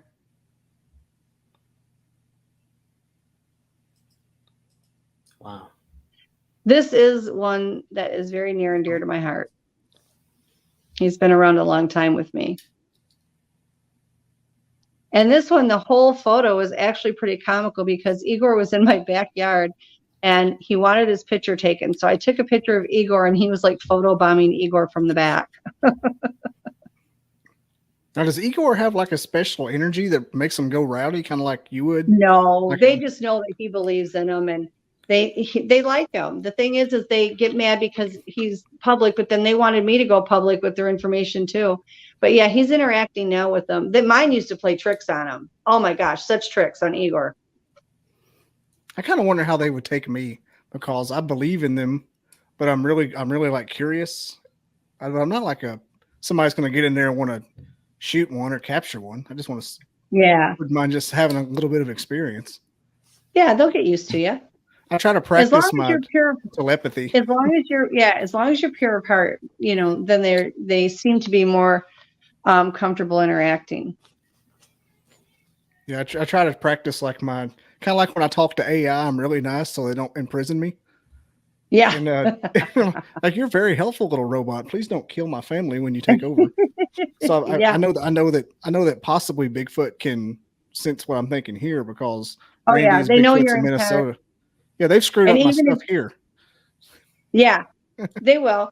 They got mad one night. They wanted me to come outside because they liked my energy and they wanted to pull energy off me. And I was writing a term paper for college. And I was like, I can't right now. My kids were in the house. I had gone back to school and they wanted me out and they were just adamant and they were hooting and hollering and carrying on. And I'm like, I can't right now. They shut down the entire power grid to my house. Nobody in the block had a power outage except me. So I went out there, I talked to them. I said, now turn my bloody electric. My kids are scared to death. So they turned the power back on. I go to they wanted me to stay out there. And I said, I can't sit with you guys tonight. I've got to get this paper done. They would not turn my computer on for the longest time. They finally eventually did. But yeah, they can manipulate it like nobody's business. Yeah, the first night that I did my serious. I agree, Brenda. Oh yeah. That I never had problems with my internet or computer before or since. They shut it. I had to reboot twice, everything. It's never happened. The next time we had Randy on, I had the guy that was on here a while ago, Terrible Lizard. It was on his show. And then Randy's like, "Hey guys, you know how you talk to your Bigfoot. Hey guys, if you're around here, do something." And Randy drops. I'm like, it's just I'm like a kid that wants to believe in Santa Claus, and when that stuff happens, it doesn't help me at all. Like I'll go sit in his lap at the mall. I don't more care. Close up of him that you can see his face a little bit better. Yeah. But sorry, I got to talking. Oh, you're fine. Yeah, that's a little bit closer. You can see his bare nose. Duffy had a question about the portal. Oh. I just realized that wasn't his face. No, McDuffie, what had actually happened was I like to watch the deer and everything, and we live in the woods, and I like to watch the wildlife at night. And we had put they're by Zomoto, they're security cameras, but they weren't out there to capture pictures of the Bigfoot. They were actually out there so I could watch the deer because you have an app that you put on your computer, tablet, phone, whatever, and you can watch what's going on outside. And I assumed that, the Bigfoot would stay away because it was on there, that wasn't the case at all. We saw all kinds of stuff that even freaked me out. But when I went, I didn't know that was going on out there. And I went to bed. I got up in the morning and I checked the camera and that was on it. The only thing I knew was right around the same time, because it'll show you the timestamp of when it did it. Right around that time, the dogs were in the house going absolutely insane. And I just assumed it was just the Sasquatch running around, and it wasn't. And then shortly thereafter, we had a friend that had came to visit us for a month, and he had left his phone charger in his car, and he went out to his car, turned around to come back into the house from getting it, and there was a UFO hovering over the house. And then Pat, like a year or two after that, went into town really late to get something from the convenience store, and he came back and it was well after dark. And when he pulled in the driveway, there was another triangular craft out there. That's crazy. I guess because if you're open to one thing, it leads to the other ones. Oh, everything. They're all interacting with each other. This one right here looks like Patty. Yeah, isn't he cute? He is the dearest thing. That guy saved my life 6 times. I wouldn't be here if it wasn't for him. Him and the white one, but mostly him. That face. I'm a lot of work for him. Do you know, Bobby, what he did one night? Pat and I were sound asleep, and something woke me up. It was like 2:30 in the morning. And yes, I have, Glenn. I've been abducted on and off my whole life, and not just by them, but yeah, I have seen them, the short and the talls. And something woke me up about 2:30 in the morning, and I live out in the woods. I don't have curtains over my windows because the Sasquatch are always looking in them. And when I put the curtains up, they have a fit. So it's like I change my clothes and everything in my bathroom because I don't want to, they're watching all the time. And we were asleep and something woke me up at 2:30 in the morning. And I thought, what in the world is going on? I looked over towards the window and it was all black. There was no light coming in. And we have a floodlight out front and we have 2-bedroom windows. So normally light comes through both of them. And I looked over to the other one and there was plenty of light. I looked back on that one, it was dark again, and I looked over there, and here was that brown one that's showing right now, and he was crunched down because the top of my window is 10 feet off the ground, and he had to scrunch down and look into the window, and he's standing there grinning ear to ear. So I woke Pat up and I'm like, you know what? It's your turn to occupy him. I'm going back to bed because it happens a lot, but it was pretty funny. He turned around and just laughed and he left. There's your buddy Roger Williams is checking in. Hey, Roger. How are you, sweetheart? I think me and him's been in light talks. He may be a pseudo co-host one day as well. Yeah, Roger's awesome. He was one of the ones that recommended you. Yeah, that's right. Oh, did he? Okay. Well, the other thing I want to say too is it really helps because like Pat, yeah, he's my husband, but he's also my partner in all this. Like he witnesses all of this and he helps me with all of it. And our lives are not normal by any means. And he just kind of goes with the flow with it. And he's exceptionally telepathic. So that helps as well. Because when I'm getting things, I can say, okay, such and such just told me something. What are they telling you?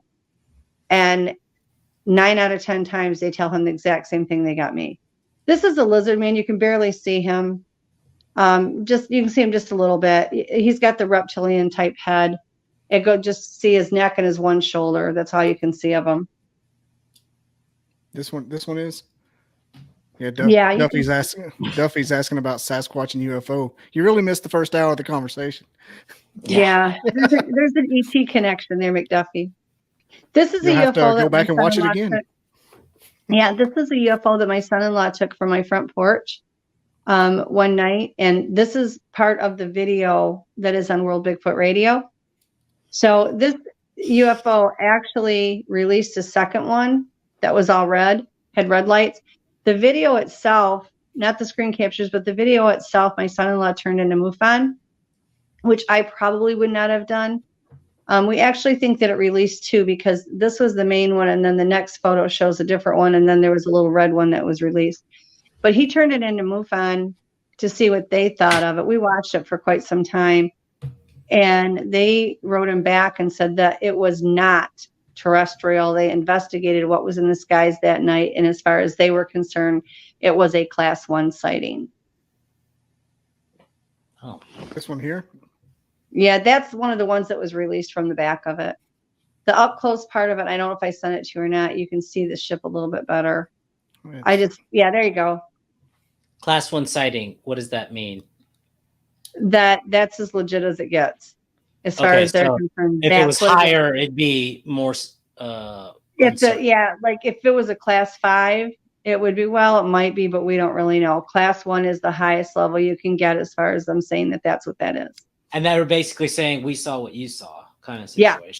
Yes, and they checked the skies that night. There was nothing up in the air. I was really surprised. I thought they'd come up with excuses, but they didn't even attempt to. They watched the footage, and the footage is 2 or 3 minutes long, and they were just like, this is what it is. What are you going to say? So this is one of the ships that came out the back of that. And you can see the windows, and you can see the pod. And yeah, he took the film for my front porch. That's the big ship there. Yeah. Yeah, it was quite large.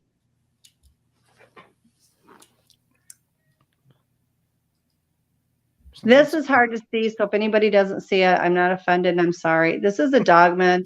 It actually looks like he has a green afro, but it's because of the foliage of the trees. Right under that is where his mouth and his snout is. He was about 20 feet from my front porch. He was cloaked. I heard him moving around in the bushes, and I just started snapping random pictures. I mean, it really, guys, if you want to get pictures of the Sasquatch or the Dogman, that's how you do it. You just take random pictures. If they're cloaked and they're out there, they'll show up. But he was like 20 foot from the front porch. We don't know what this thing is. I'm going to be honest with you. It's like Yoda. He was just out in my backyard. He looks just like a Yoda. I don't know what he is, but he didn't hurt anybody, so he stuck around. I think I've seen him one other time back there. This is a cat person. If you look at I don't know what this thing is in the bottom. It was with it. But if you look in the one in the top, it looks like a feline head. And I think it's important to understand that when you get these cryptids, they're crossing them with animals. But some animal species look differently. Like this looks like a domestic house cat cross. Other people see the Lyrians, which have the lion head. And it could be that that particular one that was used to create that was a lion, you know, with the human and the ET, where this would be a regular domestic cat, human, and ET. If we had the DNA on it, I'm quite certain that's what it'll show up. It would show up as, is my guess. I think that's Yeah, this one you can barely see him. He's right there behind the bushes. But you can see his mouth and his nose, and he was just standing behind the tree. Again, these are all taken just at my house. That's the last one. It is the last one. I think the best one you got is that one you said was cute. That's probably my favorite. Isn't he sweet? Oh, he's so nice. He's so gentle. He's just the sweetest guy. Yeah. I don't know what I'd do without that guy. It just looks just like Patterson Gimlin too. Yeah. He's big. When I first met him, he was only around 9.5 feet tall, and he's over 10 now. He's almost 11. So he's a big guy now. And I would say the width on his shoulders is 5 feet plus. Easy, if not 5.5. He's a big guy. You have any idea on the lifespan? Is it like people, like 100 years? No, that if you ask them, they'll tell you between 200 to 400 years. But what I've noticed personally is if the ones that don't use the paranormal abilities, that mostly stay in flesh and blood, they tend to be a lifespan very similar to ours because they're here in this dimension and they're a multi-dimensional being.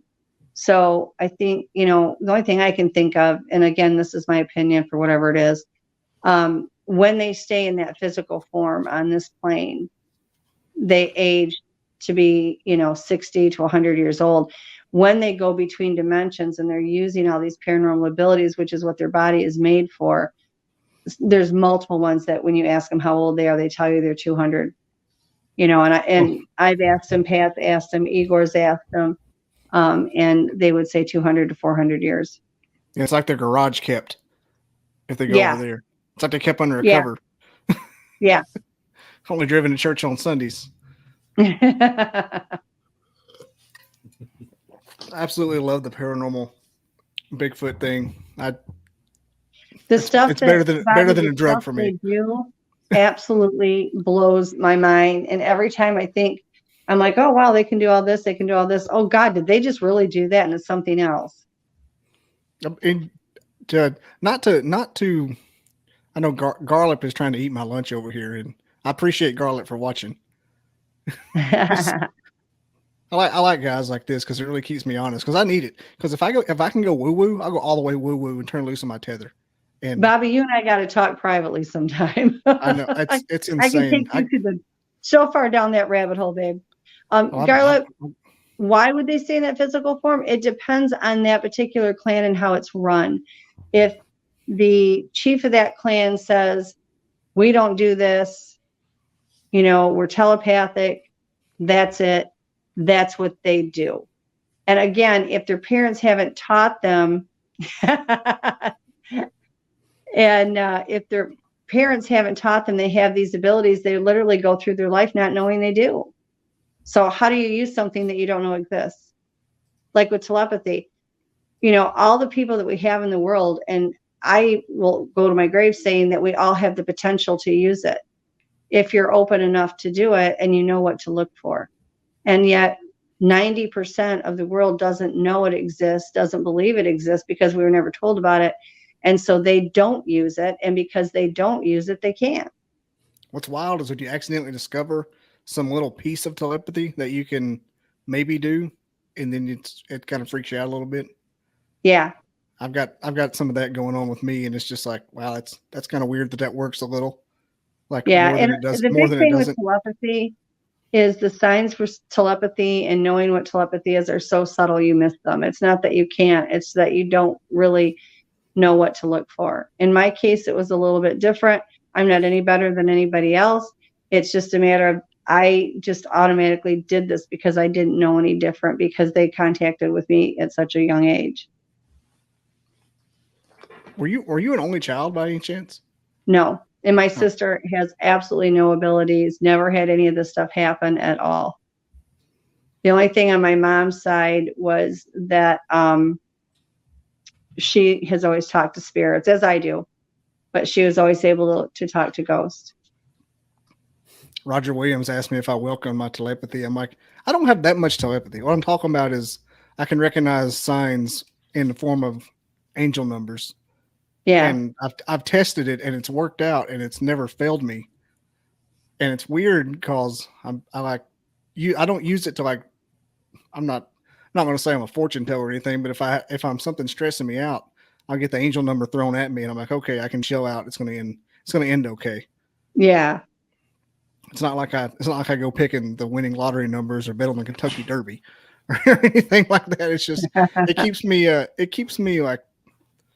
me grounded in where I don't go off the rails worrying about stuff most of the time. It'd be nice if I can manipulate it better, like Biff and Marty on Back to the Future 2. But I could get the book from Back to the Future 2 and become Biff and take over the town. But so far, it just keeps me from worrying about stuff throughout the day. Could be just my angel keeping me from, because it knows I worry about literally everything. I'd like to, for a second, I want to touch base on this with the human DNA in it. I don't want anybody to walk away from the show and think that means that they were out there doing the dirty with one of our humans. That's not how that went down. Basically, what went on is they took DNA from a human and they used it that way. Nobody was doing anything with anybody, and that always gets misconstrued. So I just want to point that out. I just assumed it was some kind of evolutionary, just the way we came up.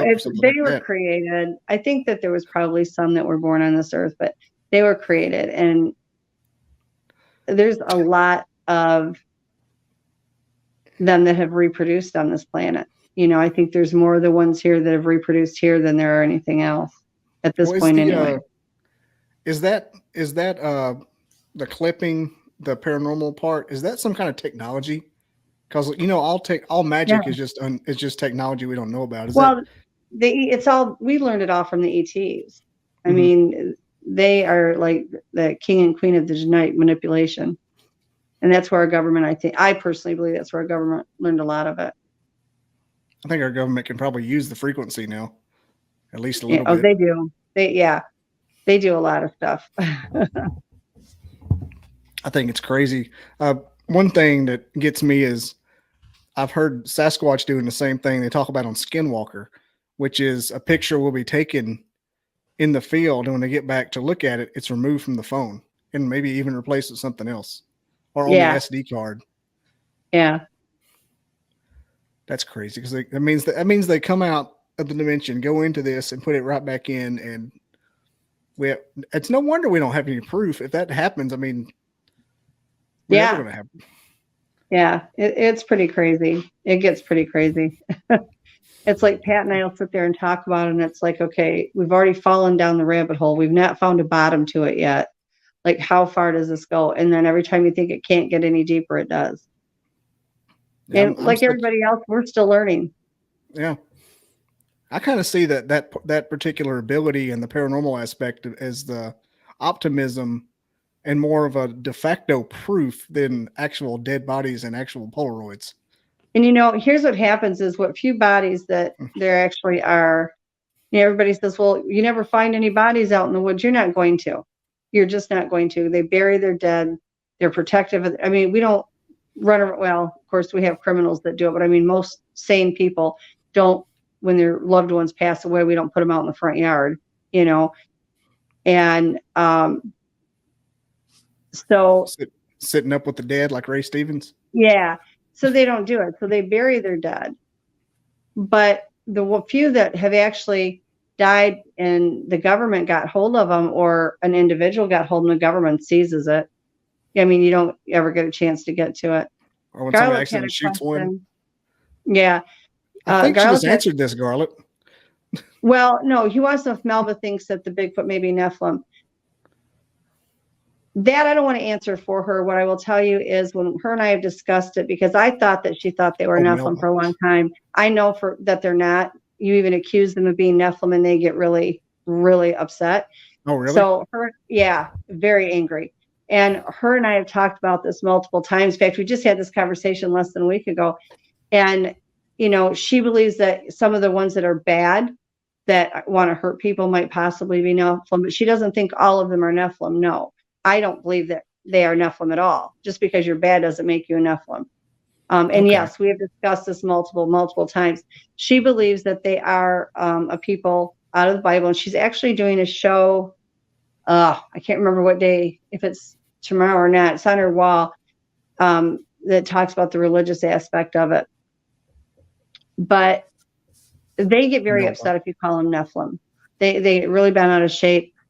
Her and I talked about it, and she said, no, that's the thing. I don't think they're Nephilim. She said, I think some of these bad ones that are so dangerous and are hurting people could possibly have it mixed in with them. But do I think our regular Sasquatch are Nephilim? No. She thinks they could be from another part of the Bible. And her and I have discussed that, but I would never, want to speak for her.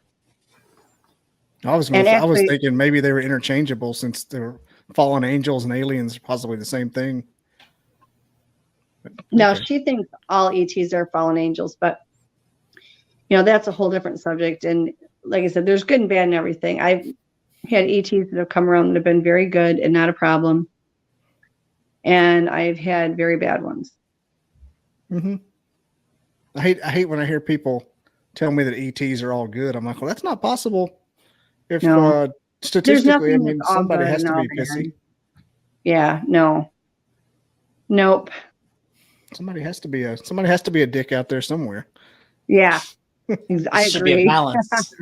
Yeah. Like the Sith. Yeah. Only be one. Well, this has been a real pleasure, and I don't want to wear out my welcome with you. And I know Andrew's getting sleepy. I can see it in his little eyes. Andrew's tired. I have kids. It's not you, Robin. I have kids. I've got twice as many over here. You do. But, how many do you have, Bobby? I got 3. He's got 2. I can't do math. I had 9. You guys are pikers. Yeah, we're I'm done. I couldn't imagine 9 kids. That's how many Merle Haggard had in the Working Man song. 9 kids and a wife. Yeah. And, my kids have all been exposed to it. Some of them remember him as a little kid. Some of them don't.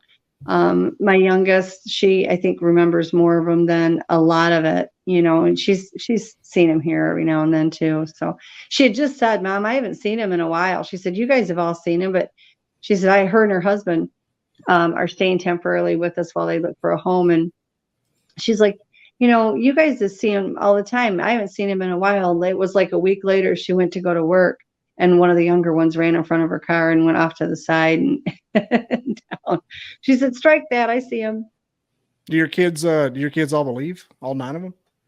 No, of course not. They have memories of them. Their problem with it was never do they believe. When it comes push to shove, they'll kind of cave a little bit. But, there's a lot of stigma to people that are in this field. So I tried really hard when they were kids not to bring it up in front of their face, like with their friends and stuff. They had certain friends that they told, and they would see things at the house. And when it got to the one point when I was in Michigan, they just walked around uncloaked all day long. I mean, they just came and went as they wanted. And I mean, it wasn't dark. It was during the day. And so we got to where we didn't let a lot of people over. So they, my younger ones saw a lot more than my older ones. My older ones have vague memories, and I've got most of the kids have those memories. A couple of them like to tease me still, but then when I'm upset or something, they're like, well, just get hold of this one and this one and this one. I'm like, says the guy that doesn't believe, he says, well, I know. I'm always going to say you're crazy, Mom, but I know. And I'm like, okay. So yeah, most of my kids do. And it goes on their memories. My younger kids, my 3 youngest actually had a lot more interaction than the older kids did. But then when the older kids would come home to visit, they would get interaction while they were at home. It's got to be sort of a, I don't know, it goes against how your body's designed, your brain's designed to think.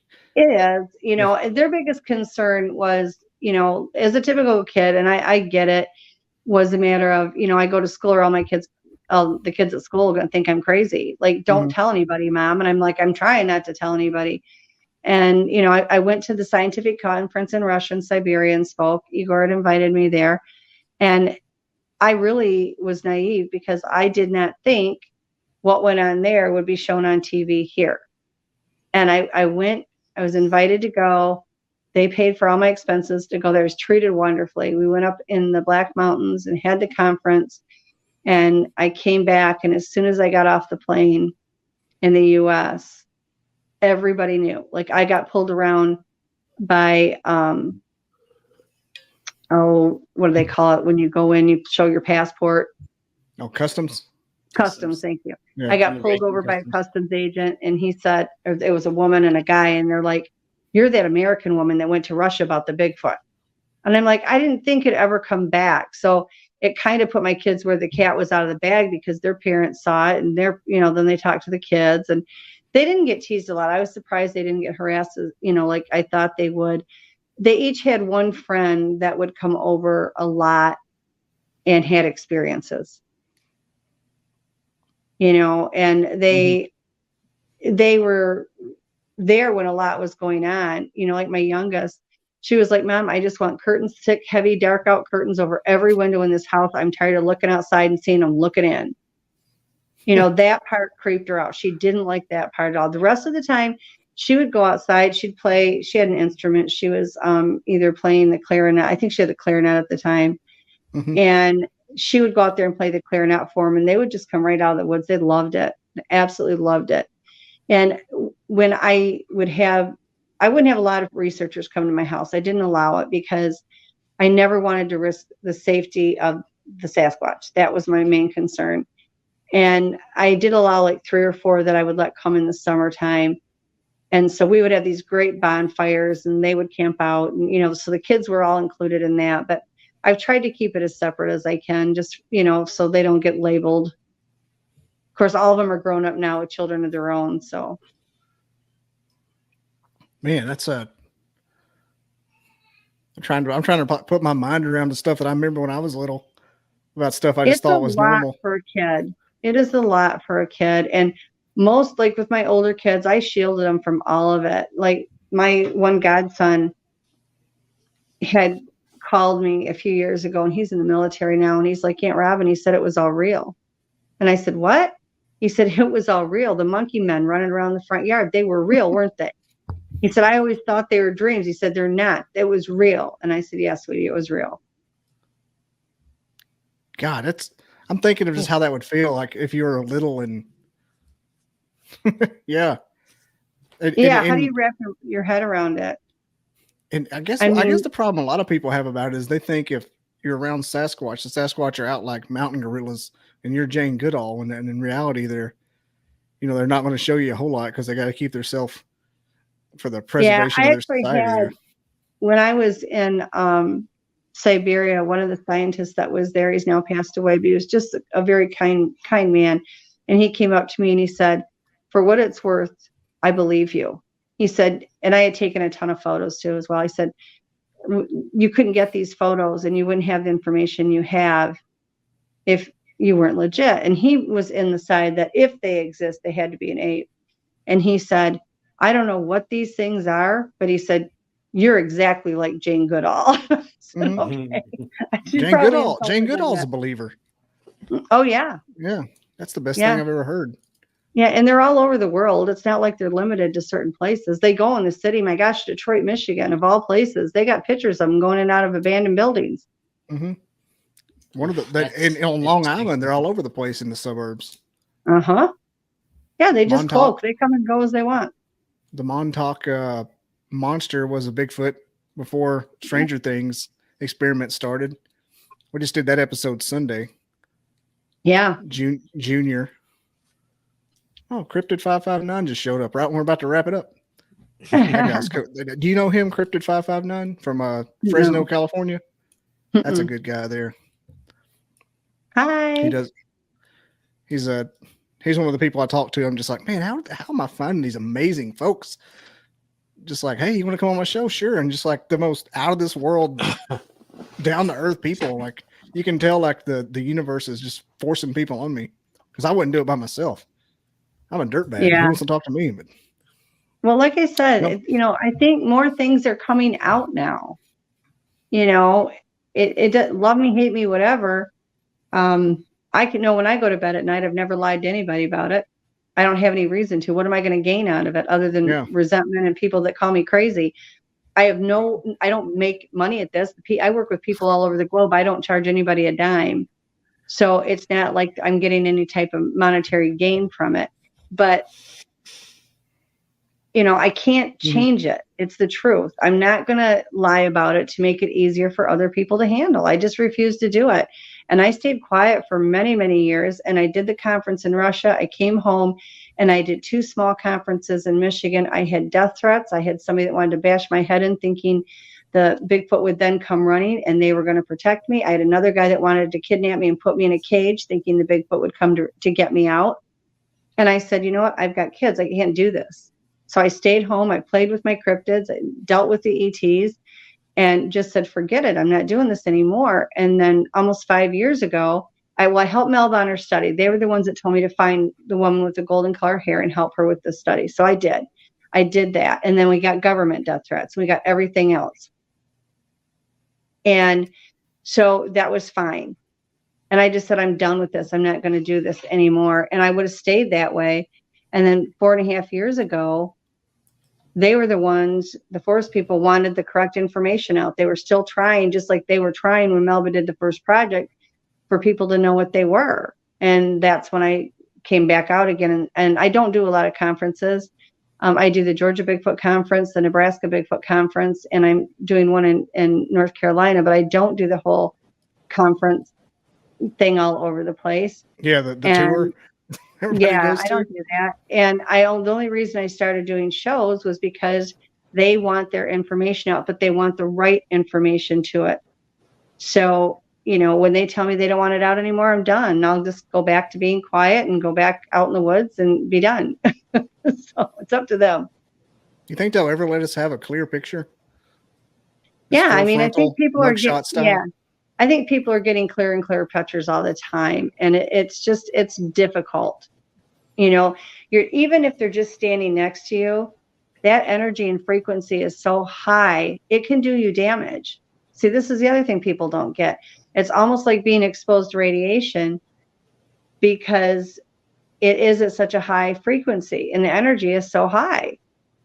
A lot of people in this field of research that are with them all the time end up with health ailments. Just like if you go and you look at people that have a lot of ET contact, they end up with brain tumors. Mm-hmm. And what's the word? Gallbladder issues around skinwalker. Yep. Yeah. And this is the thing. This is not something that you wake up one day and decide you're going to do. It's like, I come forward and I've met incredible people, and I feel very blessed that they take me into their lives and they talk to me and they ask for me to, kind of work with them. And I'm happy to do that. But, the criticism and the ridicule you get, there's no benefit to coming out. No. It's not like you're in a mansion in a helicopter or anything. No. I mean, really, you can't have an ego about this stuff because we don't know enough to have an ego. And so you just, you kind of go with it. But there's, like I said, I don't get anything for doing all this because it creates more headaches, and you get people that don't want to believe you and aren't going to believe you. And that's okay. Like I said, I respect the right for that, but there's no benefit to doing it other than I've been blessed to meet some incredible people. And if it helps the Sasquatch and the truth about them come out, then I'm happy to do that. All right. That's fair enough. Yeah. I mean, I can imagine, like, it's one of those things, like, I'm not like people who like, an example is a teacher. They don't make billions of dollars, but yet they still push through and deal with all the bullshit a teacher has to go through. For all the people that can be nasty, and I'm not accusing anybody, even the people that disagreed with me tonight, I didn't find them nasty or offensive. They have a right to ask questions, so I have no problem with that. But if I can help one person, then it makes the rest of this okay. Because the people that I do help, I know I've helped for various reasons. So it balances it out for me. And, apparently that's just what I'm supposed to do. Maybe there'll be more people like that for abductee people. Abductees, they seem to have tons of trauma. Yeah, I work with a few of them as well. In fact, I'm supposed to be doing a show, and I don't know when it's supposed to be Saturday. I have to find out what time it is, and it's not Sasquatch and cryptid related. It's strictly as an abductee and what went on. I had to pull back from those guys. They're really, if it's either an alien abduction or horrible childhood trauma or both, and it's hard to talk to. I thought it'd be more fun. But no, those guys have there's things going on with those alien people who, like, if it's like the best case scenario would be aliens for some of them. Yeah. Like, I really hope what you experience was aliens, because otherwise, just thank you for not shooting yourself in the head sooner, Yeah. Basically, for lack of a better term, just think, I don't know how you didn't do it to begin with, because it's awful. I think for me, I'd say it, but I just don't know any better. I don't, This is just the life I've always had. So it's not like I had a certain structured kind of life like everybody else had, and then this happened. This has just always been the way it is. So, it's not hard to talk about it. I don't have to think about an answer because I already know it because I lived it. Do I know everything? Absolutely not. Do I learn every day? Oh, of course, just like everybody else. Sky said Squatching's not going to fit in a human small box. Never. No. And whatever they tell us, it's not even a drop in the bucket of what else they got. Right, everybody. Thanks for watching. We're going to end it here. This is becoming like a drug to me now. So thank you, Robin, for being on. And you don't have any websites, so but you have the Sasquatch Genome Project.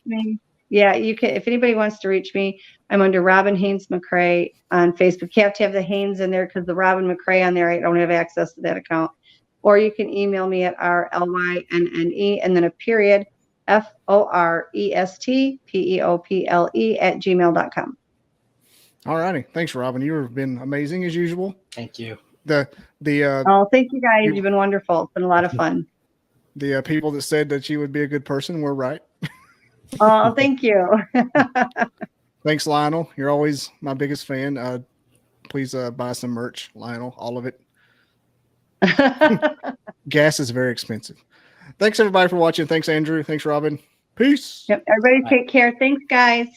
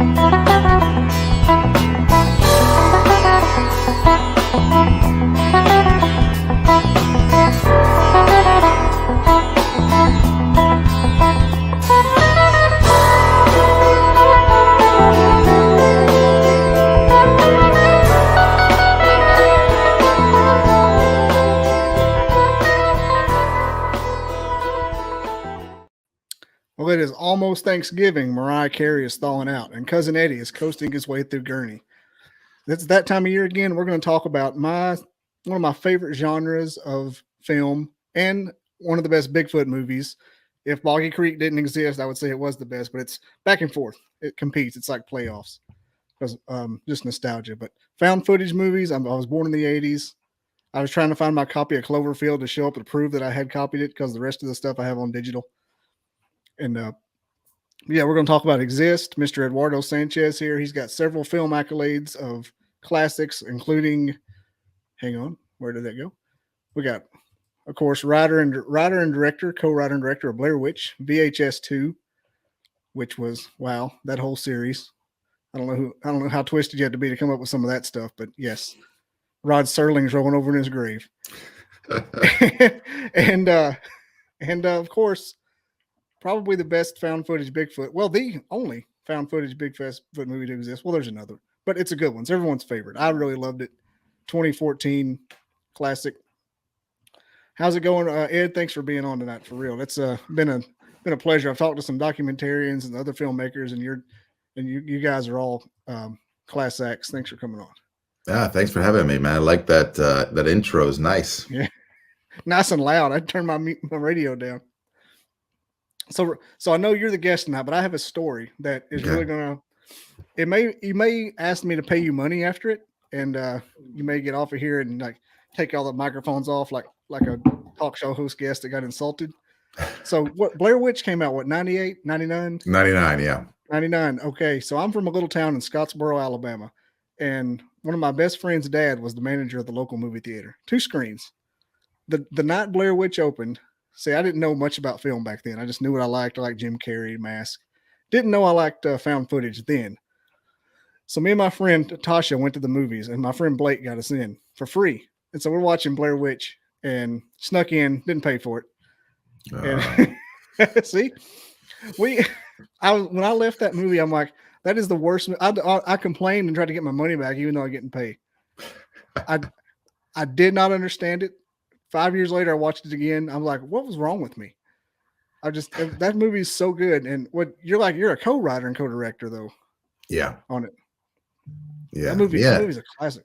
Yeah, man. I mean, that movie came out and I think a lot of people felt like you felt, because, it was like, how do you, again, you're saying, oh, it's a horror movie. It's scary. You're expecting Halloween or, Nightmare on Elm Street. And all of a sudden you're like watching home video, and of these, young college people doing, stuff in the woods and being lost, and you really don't see anything. So yeah, you definitely have to come, wanting to like the movie and kind of wait, liking to, basically trying to, get into it to really, for it to work. But yeah, I mean, a lot of people hated it, and as many people as they loved it, hated it. So.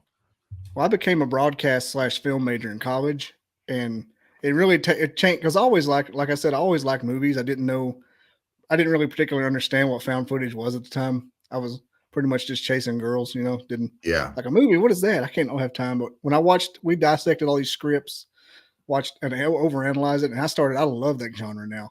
It's one of the best. Yeah, there's some good stuff in it, man, for sure.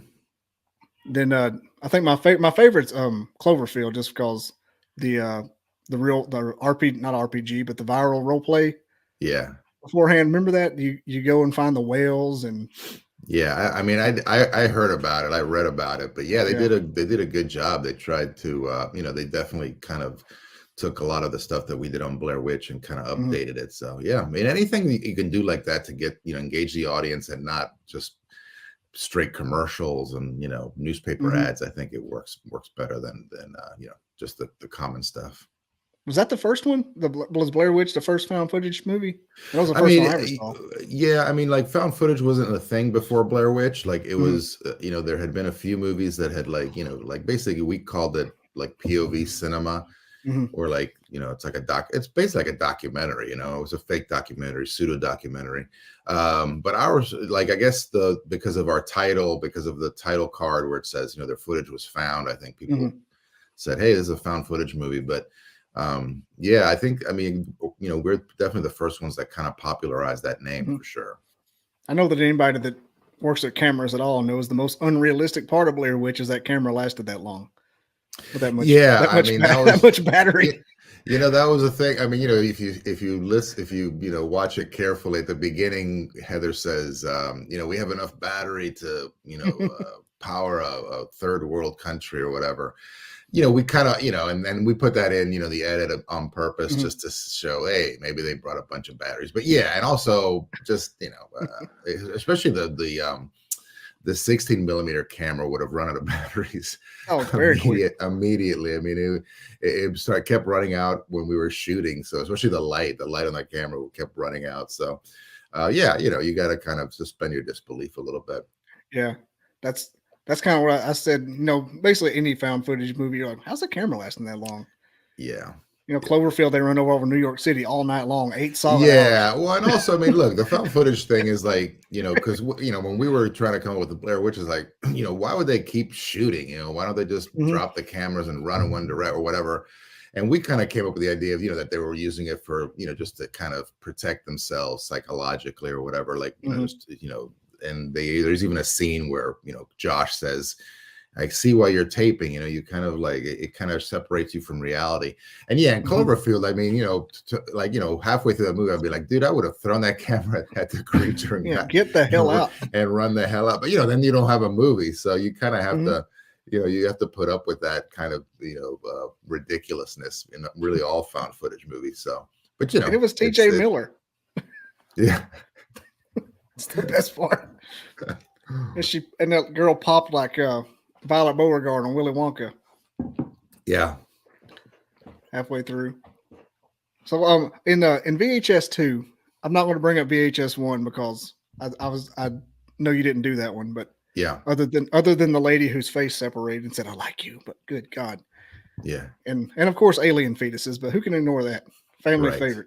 Of course. But what did you establish zombie rules in your part? I can't remember the name of it was called A Ride in the Park. Yeah. I mean, that was an idea that Jamie Nash, the writer, had, and they invited us to do, because VHS 1 was, kind of a big deal. It was like the first anthology movie that out of nowhere too. Yeah, out of nowhere, had succeeded in a long time. And so they asked us to, hey, you want to be part of the second one? We were like, wow, that's kind of cool. And we also didn't want to be like, just we didn't want to make the worst film, in the anthology. So Jamie came up with this idea, and we were just like, this is just like the perfect little idea. And I mean, it's not like we invented anything for the zombies, but just kind of followed the basic rules of zombieism. Like we kept kind of the George Romero slow kind of walking. We didn't do the World War Z, like running, or 28 days later, right? Where of course, if you read the World War Z book, they were slow as Christmas. Yeah, no, I mean, the book, I mean, I like the movie, but the book was pretty. In the movie, they're Usain Bolt. Yeah. But I think 28 Days Later was the one that did the fast zombies, I think. Oh, yeah. But but it was just a fun thing. The zombies were kind of like the backdrop for this little story. We just felt like, I thought it was just a genius idea that track a person from like being normal, having a conversation with their girlfriend, and then getting attacked and slowly turning into a zombie, dying and then coming back to life. I thought that was very clever. And Greg and I, the other co-director, we shot it here in Maryland. It was a lot of fun, and it was a 2 or 3 days shoot, and it was came out really nice. I edited it, and it was nice, and it was a nice part of that film of all the shorts. They did we all did a good job, I think, just kind of putting the movie together. I think all the shorts are great. So was that the only one you did was The Ride in the Park, wasn't it? That's the only one I've done for the VHS series. Yeah. I couldn't tell. I couldn't tell if it was just that one. The credits were kind of weird. I was looking through, refreshing my memory. Yeah, because the credits come after the movie, so all of the movies. So you're kind of they're kind of confusing. Yeah, I had to go back through some YouTube recaps. What I was asking about the zombie rules is, at the end, the guy gets self-aware again and opens his own lid. And I'm thinking, wait a minute. Yeah, it's not like Nicoteros. Yeah, I thought I think that I guess that was the only twist on it. Yeah. I mean, there have been some things where like the zombies sort of kind of recognize, start recognizing people or whatever, or kind of, there's somehow you connect to the human part of it that's still there. We just felt it was a nice little, bookends for the girlfriend to come back and kind of spring him back to life and make him realize, what he was. So the funniest part of that is that husband and wife that are trying to rescue him, and he gets bit, and the wife's dead over here, and all of a sudden she's trying to find it. The wife just attacks the dude. Yeah, that was Or good. I the mean, meadow. we had a lot of fun. We used all local talent from here in Maryland where I live, and I rarely get to shoot stuff in Maryland, and actually like sleep in my own bed while I work. So because I work all over the place, and so it was kind of it's nice to be able to like go home and sleep in your own bed when you're shooting a film. But yeah, that was a lot of fun, man. I mean, it was like, we were nervous because again, like I said, we didn't want to, we definitely want to make a cool film, and we didn't want ours to be the worst one. But, it came out good, and we loved working with all the other filmmakers and the producers. And it was just, it was a really good experience as far as like, our first anthology, being part of the first anthology film. So. And that show does it. Those two do it really well by having like the backstory of the VCR. Yeah. Like the first one was the creepy dead guy in the recliner, and the second one was what's his name, Derek or Josh, in the hallway kept peeking out. Yeah, they did good. I mean, it's like, and it's the series. Like, how many VHS movies are there now? Like 5 or 6. Yeah, they're still doing it. So there's, kudos to them. Me and my friend were going to try to start like a kind of a off the wall, not movie review show, but the crazy stuff you find on Netflix, like VHS and and there's a movie called Stalled. I don't know if you ever heard of that. And if you haven't, just keep scrolling because it's terrible. But it's about a guy that gets stuck in a bathroom stall at a Christmas party for work during a zombie apocalypse. Nice. It's terrible. Is it found footage or? I think it may be a little bit. Yeah. Because is there like a little video element to it? Because I don't know if you ever see his face, but he's like in this stall the whole time and looking up, seeing the zombies. And there's some girl comes in and he starts telling her how she sounds beautiful. It turns out she weighs like 300 pounds. And is it like a feature film or is it just a short film? It's 80, 90 minutes. Wow. It's called Stall. And he's in the stall the whole time? Mm-hmm. I gotta check. I'm just gonna have to check it out just to see how the hell they pulled that off. But if you have gummies, take them first. All right, I got gummies, yeah, for sure. We got Roswell Daily Record here to pitch Mr. Sanchez, the IT of Cocaine Bigfoot. Roswell, Cocaine Bigfoot. I don't know. Cocaine Bigfoot would be great, man. I like. She does. Who doesn't like Star Wars? I know. Yeah, man, Cocaine Bigfoot would be cool. I was telling you about my co-host who is also named Ed. He goes by Wild Trees. He's a biologist, and he really wants to find a Bigfoot in some kind of a scientific way by giving it like some good food, and the Bigfoot gives it some hair, and eventually working way up to the Bigfoot gives a dead body, one that died naturally, and yada yada yada. Well, at one point he's talking to somebody. He said, "What if you got Bigfoot hooked on crack and he's always coming back?" Yeah. And the guy said, then you'd have Bigfoot like stealing people's bicycles and showing up with PlayStation 4 games. Yeah, going to the pawn shop to get some cash. It went from being scientific to just everybody seeing how much crackhead jokes they can make. I was dying. It wasn't even scientific anymore. What Lionel said, he loved about Exist. It felt like inspired by true story. Yeah. Any specific Bigfoot story inspired Exists?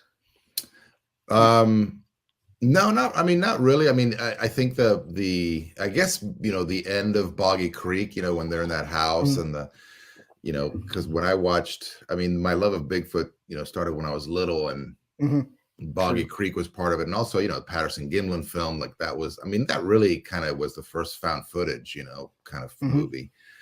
Very shaky. Yeah, very shaky. And also, it's like, it's supposed to be true. Like, they didn't say, oh, it was, that we actually, you can argue whether it's real or not, whatever, but they presented it as real. So it's kind of, it is, it's real footage, but yeah, Boggy Creek, like that last scene in Boggy Creek really, scared the crap out of me. And the idea of like something being outside and, just being dark and you being completely isolated and, it's still a pretty creepy, final act of that movie, The movie holds so up. I think that was the kind of the main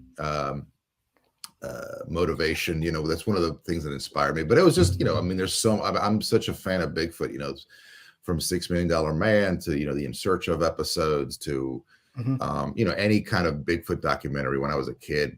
would watch, and it would just scare the crap out of me. So I think, and Dan and I both, when we were doing Blair Witch, we loved that, we loved that style, and that's what inspired Blair Witch. So when it was, and so, Bigfoot kind of just plugged in perfectly to the found footage kind of, it really did, genre, yeah. I mean, because basically, I mean, everything we've seen of Bigfoot is basically just shot by people, it's not found footage, but it's like, it's documentary footage. So, it just lends itself really well to that shaky kind of just, and kind of out of focus, or just kind of in the, too far to see the details, because, we wanted to keep the creature, kind of hidden for, until the very end, Man, a Blair Witch Exist crossover would be bomb, like a prequel. Yeah, man. I mean, I've written like 2 Bigfoot scripts that are unproduced, and I mean, and I've never, none of the, I mean, because for me, like, Bigfoot is not really supernatural, you know what I mean? Like, to me, it's like it's just a creature, it's just a missing link or whatever it is. But I mean, I do like the idea of, kind of like, imagine if a Bigfoot ended up in, the haunted area around Blair, and, just kind of whatever, I mean, just got taken over by the spirit of the Blair Witch or whatever. That would be cool. But yeah, that'd be a cool crossover. Hey, you talk to some of the people I have, it happens all the time. The witch and the UFO and the Bigfoot all mingle in the same little murky areas. Yeah, that's the thing, is like, I mean, there is this like, and that's something that I discovered when I started like kind of doing the conventions, like I've gone to the conventions and just doing a little more research online and stuff, is that there is this, the theory that Bigfoot is like some kind of, interdimensional creature or whatever. And that's why we can't find him. I mean, who the hell knows? But for me, I just love the idea that this thing is just, is a missing link that somehow survived, and, one of our ancestors, and still, is out there, So how old were you when you started liking Bigfoot?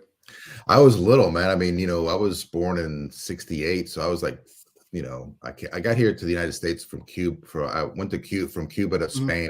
I got here to the United States when I was like 4 or 5. And Bigfoot, like the Patterson Gimlin film and In Search of, and all that. That had just happened. Yeah, one of the first. Yeah, exactly. It was one of the first memories I ever had of just watching television. They had such an impact on me, and also watching The Exorcist and some movies that my dad took me to that I shouldn't have watched. But yeah.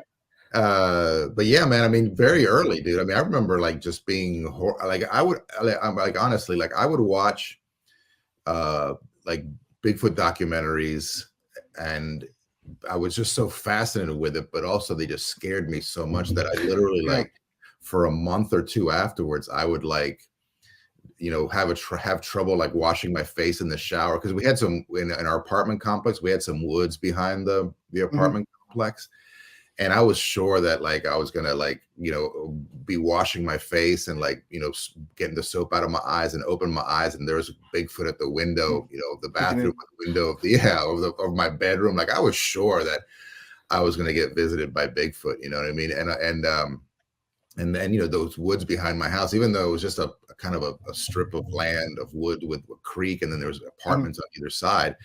That was, to me, like, I never liked to go there. Like as soon as it got dark, started getting dark, I was out of there. I didn't want to mess with that at all. So very early, man. I mean, it's one of my earliest, kind of child. I mean, it's my monster, I grew up with Bigfoot, so.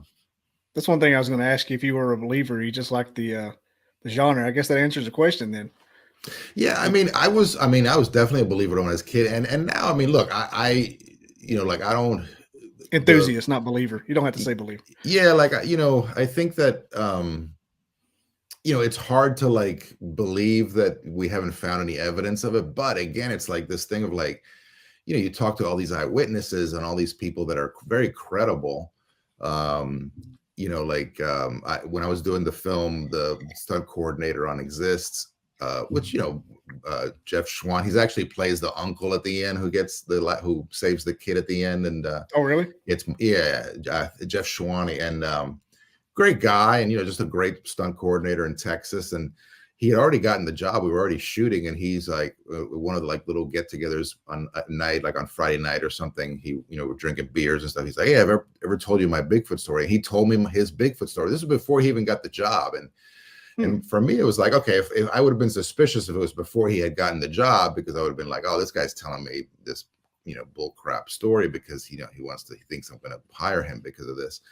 But he was just a genuine dude, and I just why would he lie to me? Why would he make up this story? And just so there's so many, eyewitness stories that kind of to me, I just wonder like, well, what the hell are these people seeing? And I've never seen a Bigfoot, but I would imagine like if I saw something like that, it's kind of like, well, how do I explain that this thing exists and we haven't found it? We haven't found any evidence of it yet. You know what I'm saying? So there is this part of me that like, rational part that doesn't, I'm like, there's no way that, we would have, we would have found it, especially in the United States, but then there's this part of me that's like, well, something's being seen out there, I mean, so, again, it's that's what I love about it. I love the fact that, I'm still on the fence.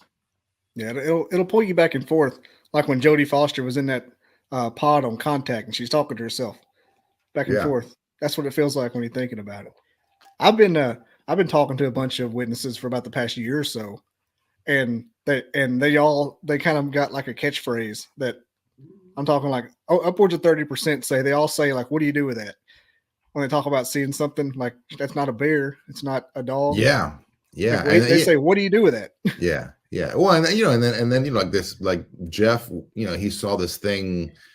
First of all, in the middle of nowhere, it was snowing. He said, like, this is in the middle of, like, if somebody had like put a suit on and like been trying to fool people, somebody was like, what the hell are they doing in the middle of nowhere storm?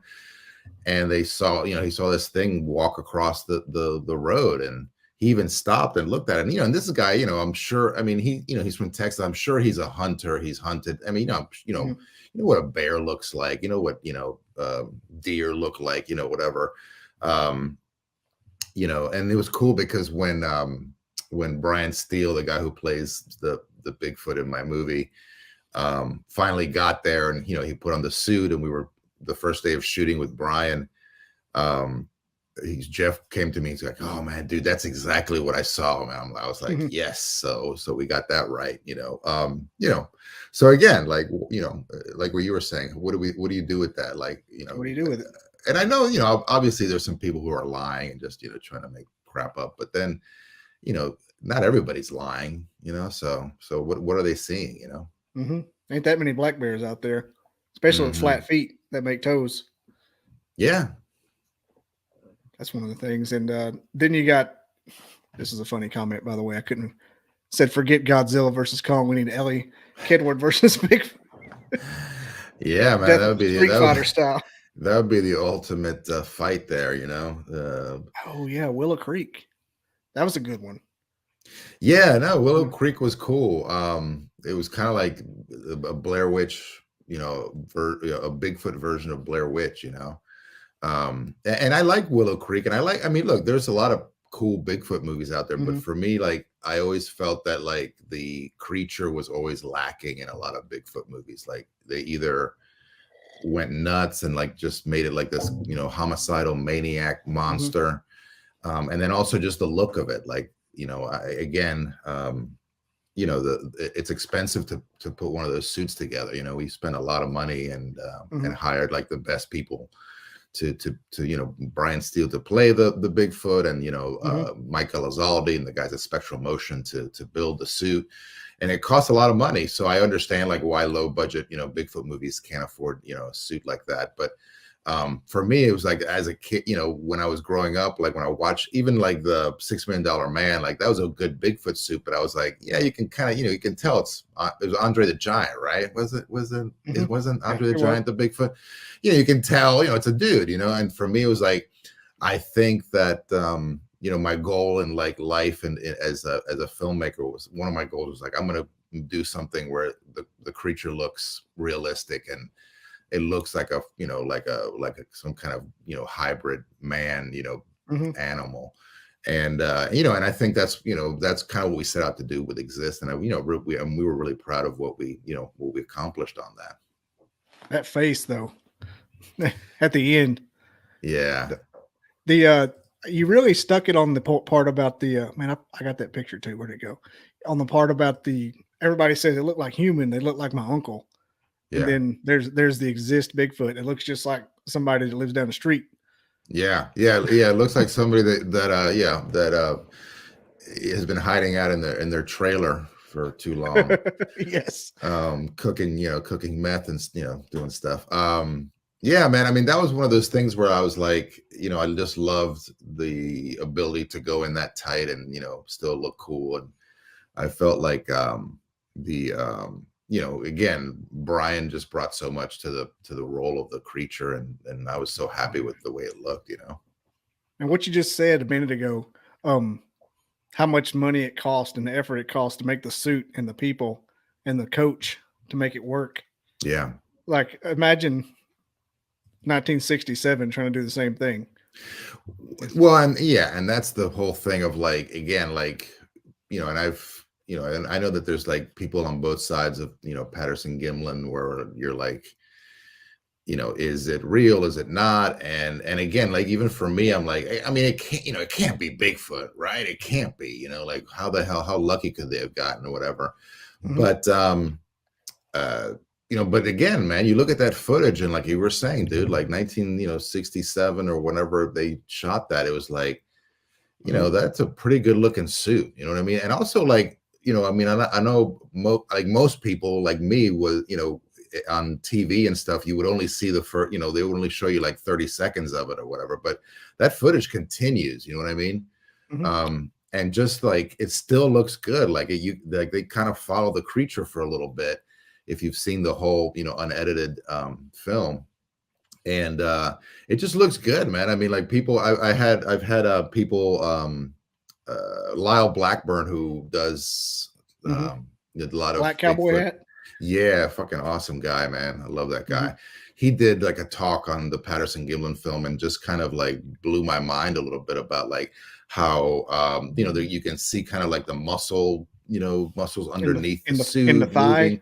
In the thigh, and then also the idea that it has breasts, it's like, because it's funny because the breast thing, because we toyed a lot with like, should we put, should the Bigfoot in exist a man or a woman, you know what I mean? We were like, well, the only thing you could, I mean, it's not like we're gonna have his schlong, change his name to Big something else. Yeah, we're not making a comedy, you know what I mean? And then we're like, all right, so if we add breast, and to us, it was like, it would just, we also want to be distracting, you know what I mean? Like it's, so for me, like the idea of these, these guys, hey, let's make a Bigfoot suit and make a fake movie. Hey, why don't we put breasts on it? Yeah, that's a good idea. Big swinging ones too. Yeah, like I mean, again, it's the exact thing that we were talking about before, where it was like, it can't be Bigfoot, right? It can't be. But then what the hell is it? Like, what do you do with that? Like, what is it if it's not Bigfoot? It's a guy in a suit. Okay, well, look at look at suit technology of that time, and then also look at the film. Like, look at the version where that stabilized, the image stabilization that they did on it, and the detail of the muscle, and it's just again, it's one of those things that like why Bigfoot continues to like amaze people, and like just it's still like this topic that like you guys, people still want to talk about it and still want to like look into it, and so people are fascinated by this thing because of the idea that you don't know what the hell it is. Yeah, man, there's all these like, again, and it just looks really good, man. It just looks really, really good, and like, I mean, I don't know much about it, but it's like, wouldn't like the people that made the suit come out and say, hey, we're the ones that made the suit and now hire us to make movies or whatever? They could be at Hollywood if they can make one. Yeah, like make you can make a pretty good living with that. So there's just a lot of stuff that's kind of, again, like I was saying, it's like, it really can't be Bigfoot, right? Like we, couldn't be that lucky. But then you're like, well, if it's not Bigfoot, then, explain to me what it is. So, yeah. Well, this picture I'm showing you here on the left is Patricia, You met her before, Yeah. Patterson Gimlin. And on the right, that's from Minnesota on a trail cam, an infrared cam at night. Look at that back ridge. Yeah. That's the same critter.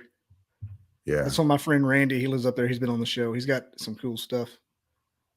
No, that's cool, Yeah, man. if that's a costume, geez. Yeah, it's a good costume, that's for sure. Have you heard the backstory, the CD underground backstory of Patterson Gimlin? I don't think so. There is this, you said to see the whole movie. Apparently there's a front part of the movie too. Oh, really? Where they massacre Bigfoot and they're sent up there by the local timber agency to clear them out of that area so they can log it. And there's like 6 or 7 Bigfoot bodies, and that's what Patty's thigh muscle is a bullet wound. It goes pretty deep. Like I've never heard that. That's freaking that's cool. I was sitting around a campfire with some experts a few weeks ago on an actual Bigfoot expedition and started hearing stuff like that. Apparently it goes. I've heard it like once or twice before. I'd never heard it from anybody who was legit. But there's footage of it or photographs or like the original spool. Supposedly shows 6 or 7 bodies buried, and Patty's walking away from them to get away, and that's why you see that. Yeah, that's what it was. That's very interesting. Hematoma, MK Davis, yeah. Yeah, man, AKA you can't get anything wrong, man. There's people, they'll correct you. He says, put out French. Yeah, Mr. Duffy here has Bigfoot on his property. Good. Really? They have any photos, any evidence? I think he does. I haven't really spoke to him about it. He always just tells me I'm wrong and gets in the chat and trolls me. I mean, and I've been let's see what he said.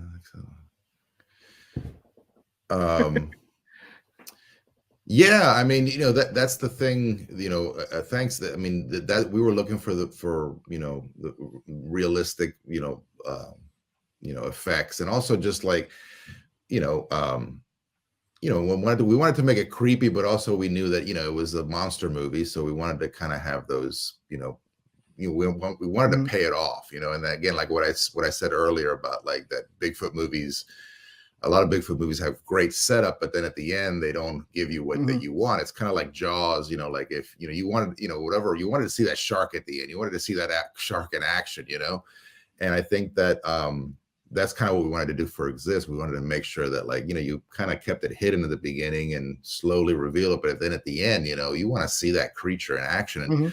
And again, it was just a great performance by Brian Steele, and also just the the handheld kind of found footagey kind of way to shoot it really helped hide the fact, because look, you're fighting constantly on the fact that it's a guy in a suit. No matter how talented Brian is, he's still a human being, and he's still in a suit. You know what I'm saying? It's a fake suit. So there's you're always struggling with that. But I think that that's kind of one of the proudest things that I feel about Exist, is that the creature looks great, the attacks look great, and it feels like it's as realistic as it can get. You know what I mean? And that's kind of what we were looking for. That bicycle attack, that was crazy. Through the woods, and his legs started poking out. Yeah, that's cool. Woo! Yeah, that was good. That was actually the first thing we shot with Brian, and it's crazy because Brian, is like this kind of like you got to be kind of an athlete to be in these suits. So he trains, before he does a role like that, and he was sweating so much. I mean, we were shooting it in Texas. I mean, not in the middle of the summer, but it was hot, and he was, like he would squeeze his hands, and the hands were kind of foamy, you know what I mean? There'd just be freaking just water just pouring out of his hands from, inside the suit. And the suit at the end of the day was like pretty nasty. I mean, they had to dry it out. They actually would soak it in alcohol. And so anyway, I mean, it's a whole process, but he was just such a champ, man. Like I'd be like, hey, Brian, can you do another run? And he'd say, yeah, I can do it. Like he was just like, he never complained about anything. And most people, like all the people that I've worked with in suits, are just really amazing actors and performers, and they just love what they do and they put all their energy into it. But yeah, man, I mean, that bike scene was one of the first things where I was like, okay, that was crazy. Is this thing gonna work or not? I mean, is this freaking guy in a suit gonna work? And when we looked at the footage, we're like, yeah, I think this is gonna work, He wasn't exactly doing a slow walk on that thing either. It was heel toe the whole time. Yeah, no, dude, and he's running through the woods. Like, we cleared an area for him to run, but he's running in this suit that, I mean, imagine, in a pretty heavy suit. And anyway, it's just, Brian was just amazing. You know what I mean? Mm-hmm. It was when they were inside that, they go outside and storms. No, it was in the house. It was under the stairs. That's right. Yeah. And that thing tore the house apart. It started coming down through there. Yeah. Yeah, that was we've actually built that cabin for the movie. And again, like, back to, just the classic kind of, again, the end of Legend of Boggy Creek, the idea of like being being stuck in this house and there's this thing outside. It's just creepy, you know what I mean? Oh, cool. The smoke, the fireworks smoke. Yeah, that was cool. That was it's kind of one of those things where you're like, you just get lucky and the smoke is in the right place. And yeah, that was cool. And also Roger's performance, and Roger Darnell, I think, I can't remember the people's last. It was over 10 years ago, but it's hard to believe it was. I know, but he was just funny, the way, what he was saying. Oh my God, shit, I just love the way he kind of was running away from the creature and stuff. And again, it's one of those iconic images that just happened to work. Brian just came out of the fire of the smoke the right way, and the camera captured it. And it's like these moments in when you're making movies of just like serendipity, like little lucky moments where you capture something and little bits of magic. So it's cool. You see it by accident. No, keep it. Yeah, I mean, that's that's a lot of stuff that's happens, whether it's a performance or whether it's something that goes wrong, and then you're like, wow, that actually looks a lot better than I thought it was going to look. It's the magic of filmmaking, you know what I mean? And it's still kind of exciting to this day, just because you don't know what you're going to get. You can have the idea in your head, and you can lay it out, and you hire people, and you try to make it as close to what you have in your head, but you never you never achieve what you have in your head. But sometimes you achieve better, something something completely unexpected. And that's really where the magic comes in, where you're like, man, I never thought it was going to look that good, and there's a lot of bits and it exists where I'm like, damn, that creature looks freaking good, very, very convincing. When it's like dark and you're looking out and you see it, it's like a glimpse of it. And whoo. Yeah. And it's doing it's kind of doing the classic walk at the same time. Yeah. No, and I was funny because before as we were prepping the movie, Brian would send me videos of him in his backyard doing the Bigfoot walk and stuff. And it was just, again, like, he's a professional, and again, we're grown men, like, be getting paid to make Bigfoot, bring Bigfoot to life, and he's getting paid to like walk around like Bigfoot, like only in Hollywood, so it was cool. I mean, it's like we're so lucky, and Exist was like one of these movies where, I was like, making movies stressful, and you're always like, there's a lot of tension. You're trying to, especially low budget, and even high budget, you're always like, spending a lot of money and whatever. There's always tension, but like, I was just like pinching myself every couple of hours, like, man, we're making a Bigfoot movie, man. That's cool. I've been wanting to do that since I was a little kid. So it definitely was like this lifelong, passion project that I wanted. And I've told people, like, I haven't, I'd like to make Exist like a trilogy. So, and again, like, I have 2 Bigfoot scripts that are unproduced that are, pretty much ready to go. So I mean, I would love to be able to go back and one day and kind of make another Bigfoot movie, or like a like a TV show. Bigfoot TV show would be cool too. Would you do the same costume or kind of beef it up a little? No, I mean, you know, that costume is like kind of just. Yeah, I was going to say disintegrated. It's disintegrated. I mean, it was falling up. I mean, it was, you know, they were like taping it together. The guys, you know, because it just falls apart. I mean, it's, you know, it's not really made to have that much punishment on it. But no, I mean, you know, I would do kind of like, I mean, I think that you kind of vary the costumes and, you know, have a little bit of individuality to each of the creatures. Like have one script that it's like a whole, you know, bunch of, you know, Bigfoot. It's a whole kind of village of Bigfoot. It's a period piece. Takes place a couple 100 years ago. And like Prey. Yeah, and so you know, I'm like, well, you know, there's this little, you know, kind of community of Sasquatch that live out there. So it would be like, you know, a bunch of guys in suits and with different, you know, color, you know, fur and just kind of definitely different faces and stuff. Just kind of individualize them a little bit. But yeah, it would be cool to go back into that world, man. Yeah, especially with and do kind of make some scenes with the Native Americans talking to Hairy Man. Yeah, showing doing a cave painting. Yeah, no, I mean in the period movie, there is actually a Native American that's there with you know, he's a guide for the army, and he's like, dude, these are not bears. This is not bears. This is, you know, he knows exactly what it is, and he kind of tells the people, the white people, the other people that just, you know, in the story, that just a story of like, you know, what was passed down from his, you know, his village and all the, you know, all the, and that's another thing too, is like you have all these stories of like from Native Americans. Like I think pretty much every Native American tribe has some kind of Bigfoot, you know, folklore.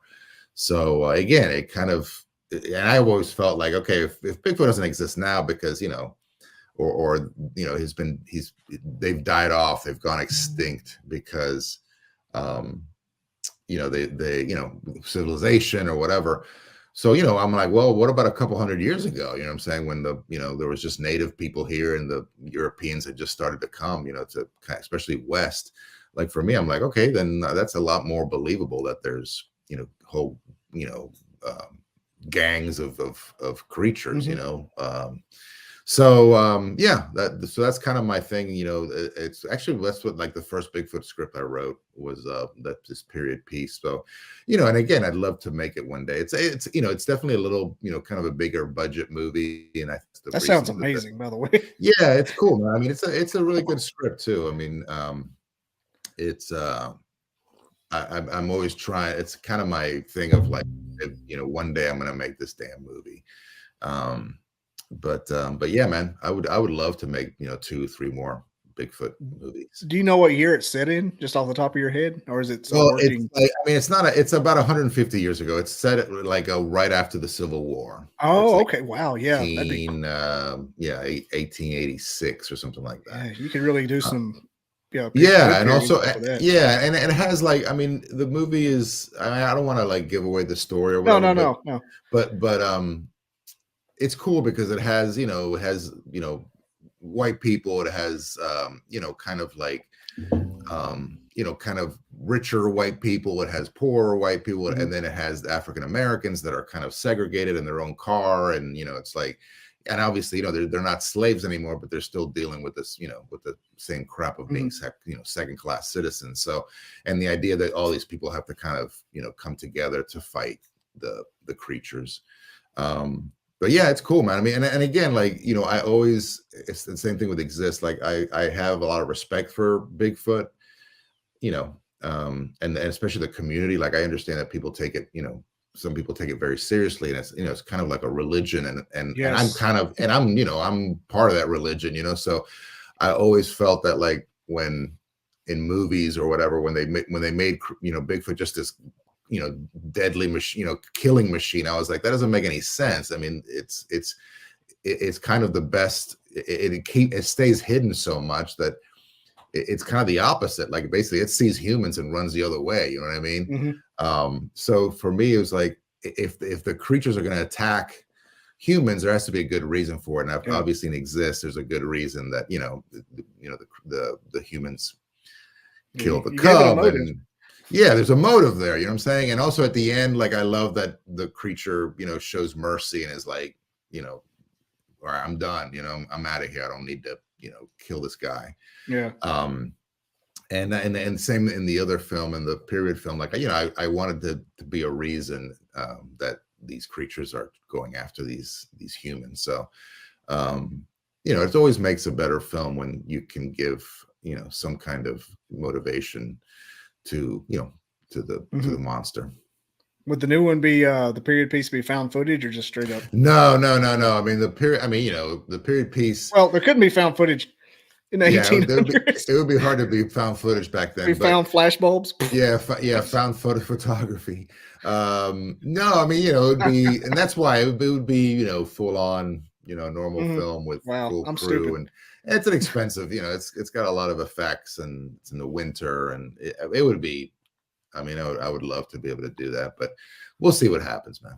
What about an alternate history of the Donner Party, Tarantino style, with Bigfoot? Yeah, I mean, the Donner Party to me has been something that just has fascinated me since I was a little kid, and it would be cool to add a little Bigfoot to that story. Would be cool too. Yeah, that's interesting. But yeah, I love the Donner. I mean, just the idea of like eating. You gotta do what you gotta do. Eating each other is just it's cannibalism is always fun. That's when the cannibalism started. Yeah, exactly. So whose idea was the Bigfoot den scene in the Exist? It was. I think it was just because Jamie and I kind of wrote the movie together, and it was. I always wanted there to be. Because I've always been fascinated by all the dens that supposed dens that have been found. Like I really love that nests. part of, and all the twisted trees and all the weird stuff like that. So I always felt that like, man, that would be freaking scary as hell to go into a Bigfoot den. You know what I mean? So I kind of, I definitely wanted, and I'm like, well, I mean, they have to, if they're hiding, then they've probably found ways to hide, whatever, in a den or in a cave or whatever. So, we built this den that was partly out in the woods and then partly in a sound stage. That was gonna be my next question. How'd you get it to look like a cave, but not? Yeah, I mean, it was basically the beginning part was actually like this ravine or this like kind of creek bed that had like that where this crack in the ground had like formed and had really high sides, and in the dark you could kind of go through and it looked like it was kind of a cave, like the entrance to a cave. And then once we got inside, it was a set that our production designer Andrew White and his team built, and just the again, like being in a freaking Bigfoot den and then hearing it coming at you and hearing it breathing and then barely being able to see it, it was just creepy to me, and I love that idea, Real flies on the dead body? Oh no, I mean, it's funny because I love that little cub. It's so cute, and it was so sad to finally see it, but we try to put, I mean, flies are hard to do, and real flies, because when you don't need them, they come around, and when you need them, they're gone, so we had to put in digital flies, and I'm not sure what company did that, but they did a good job on it. They look really good. Yeah, I thought you were going to say, we just left it out there for a while. Yeah, we were thinking of doing that, but then it was like, it's just very, again, like you can't really get the flies to do what you want them to do. Unfortunately, those flies cannot be trained. Either that or you'd have to have like a pile of something really dead or poop. Yes, that's the thing. And it's like we were shooting in this burned out area, near where we were shooting, and it was just so hot. It was like it's just amazing how, like, when you take all the foliage off of trees, like how much the sun just bakes the ground. So I think if we would have added some like stinky meat or some fish or something, it would have been 10 times worse for Brian in the suit and all the actors, and so it was it was just, we thought about it for a second, but we were like, oh, we'll just add digital flies, and luckily they came out really really well. Did you have to pull like a Chewbacca thing where had the guy escorted around? So you mean like so people wouldn't shoot him? I don't know. I guess so. I mean, we were. I mean, I just thought of that. No, dude. I mean, look, when we were there, because we're all like, we're thinking of like, oh, how do we get some buzz for this movie or whatever, and we were like, and there, we were like, oh, we should send Brian out into the and just kind of do some sightings, and people were like, man, this is Texas, man. He would get shot immediately. Yeah, that's dangerous. So we definitely were careful with Brian. We'd put a robe on him and make him. There's always somebody with. I mean, you got to have somebody there. So there's always somebody with him. But it was funny because we were there was the property we were on was a private, this place called Spiderwood Studios. I think it's still called. It's in Bastrop, Texas, and near Austin. So it was, we were pretty. There's no like people wandering onto the set, whatever. There's, it's not like hunters are going by or whatever. But then when we went to that other place, the place where the trees were all burned down, that was a different location. So yeah, you got to be careful with that. You don't want Brian to be walking around some areas in public for sure. But yeah, we thought about that for like 10 seconds, and then we were like, man, he would get shot immediately. It would kill him. Thank God cooler heads prevailed.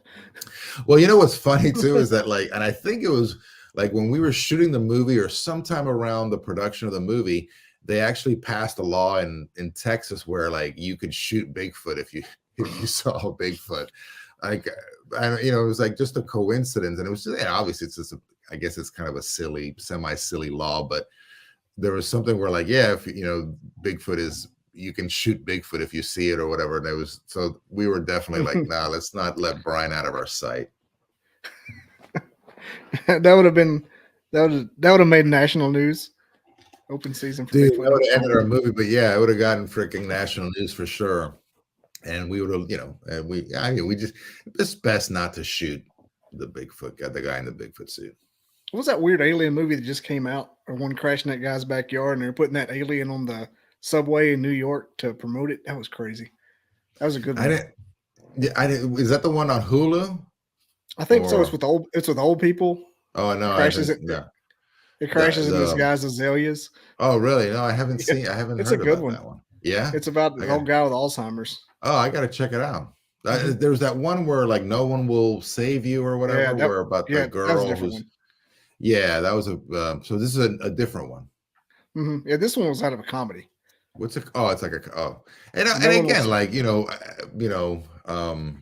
I love Harry and the Hendersons, and I love the the beef jerky ads with Bigfoot. But for me, it was like I just wanted to make Bigfoot creepy again, and scary, and kind of the monster that I grew up with. It's called Jules. Jules. Right. All right, I'll check it out. It's Jules and Stall. You don't have to watch Stall. I'm just gonna watch. I'm gonna watch like 5 minutes of it, man, just to see what what's going on there. It's tough. I mean, it's quite a challenge to like say that, hey, I'm gonna do a movie and it's gonna take place in a bathroom stall. That's pretty ballsy. I love how alternate. Yeah, that was the heart of the movie was like that.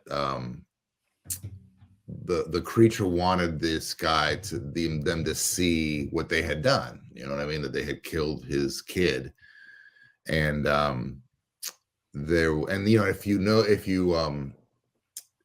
if you pay close attention, there's another grave next to the kid. Like there's a kind of a grave like a mound where I guess his mate, if you think that he's a male, he also could be a female, but the mate of this Bigfoot was there, and now the kid's dead, and now it's kind of like that was something where I didn't want anybody want to hit anybody over the head with it, but that's kind of the Mhm. story, is that now this thing is alone now.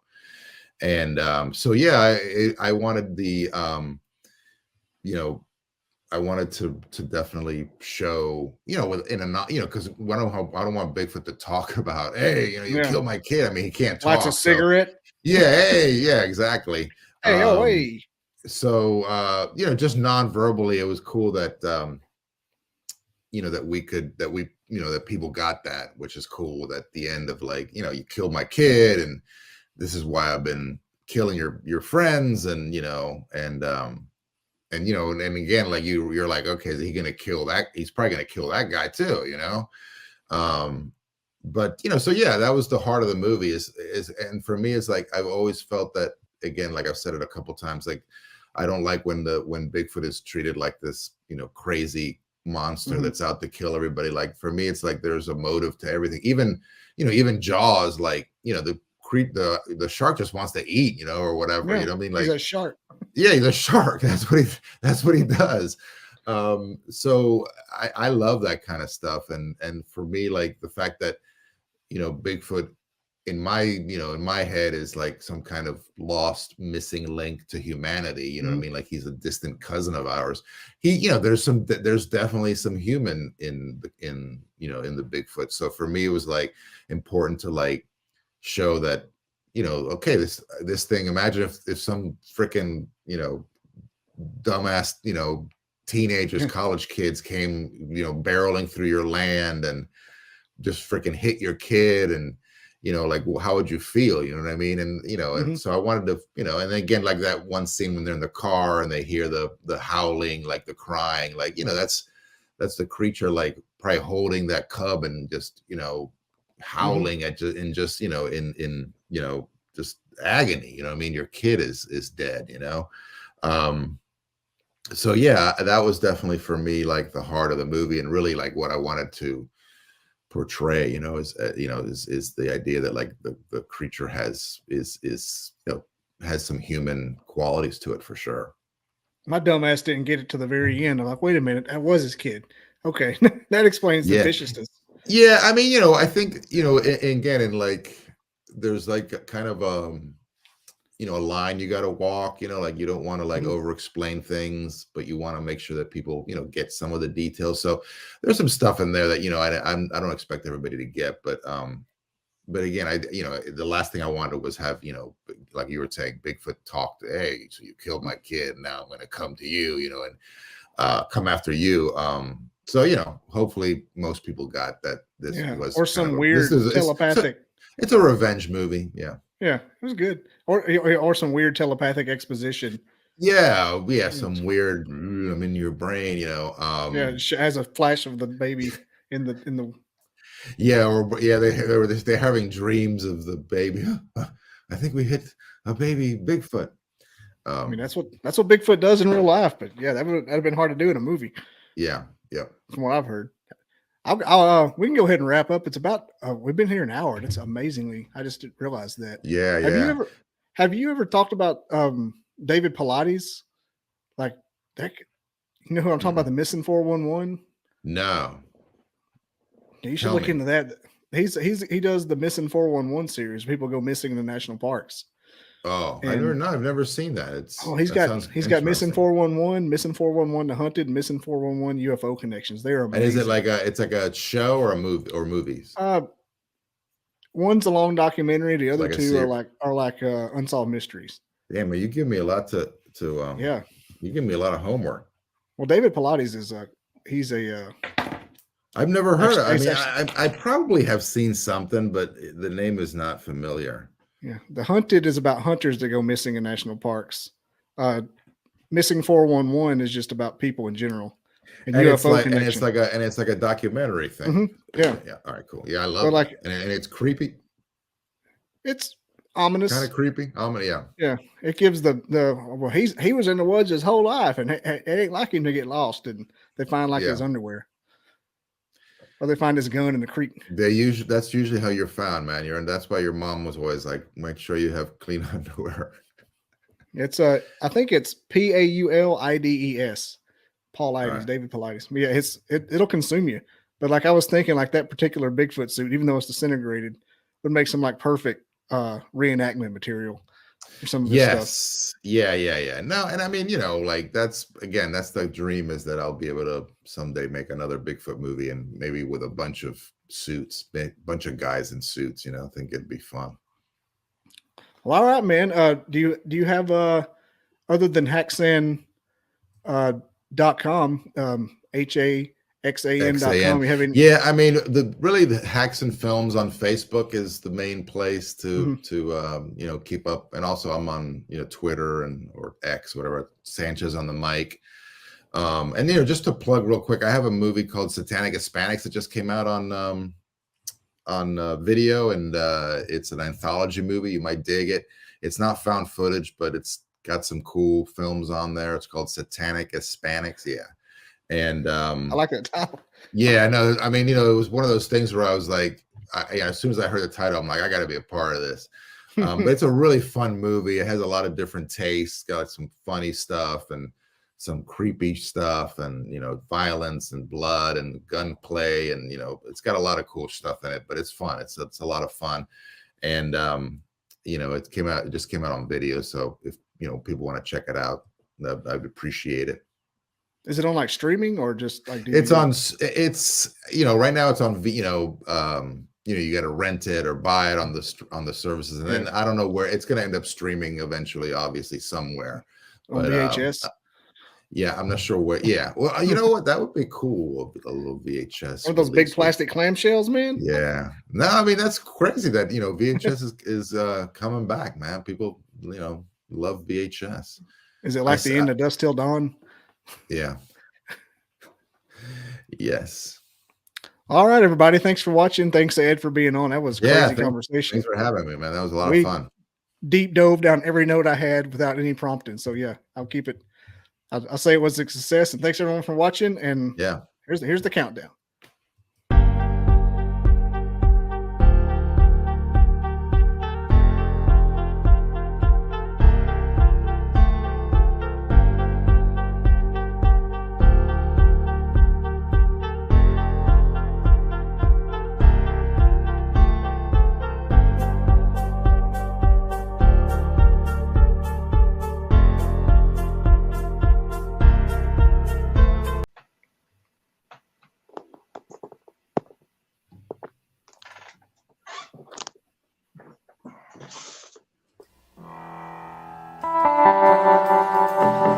I never didn't believe in Bigfoot. I never believed in it. I didn't believe in it. I never gave it any thought.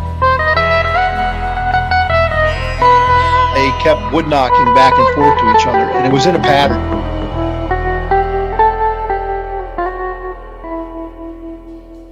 Barn owls don't typically throw rocks. I come across these tracks. Sasquatch is still not on my mind.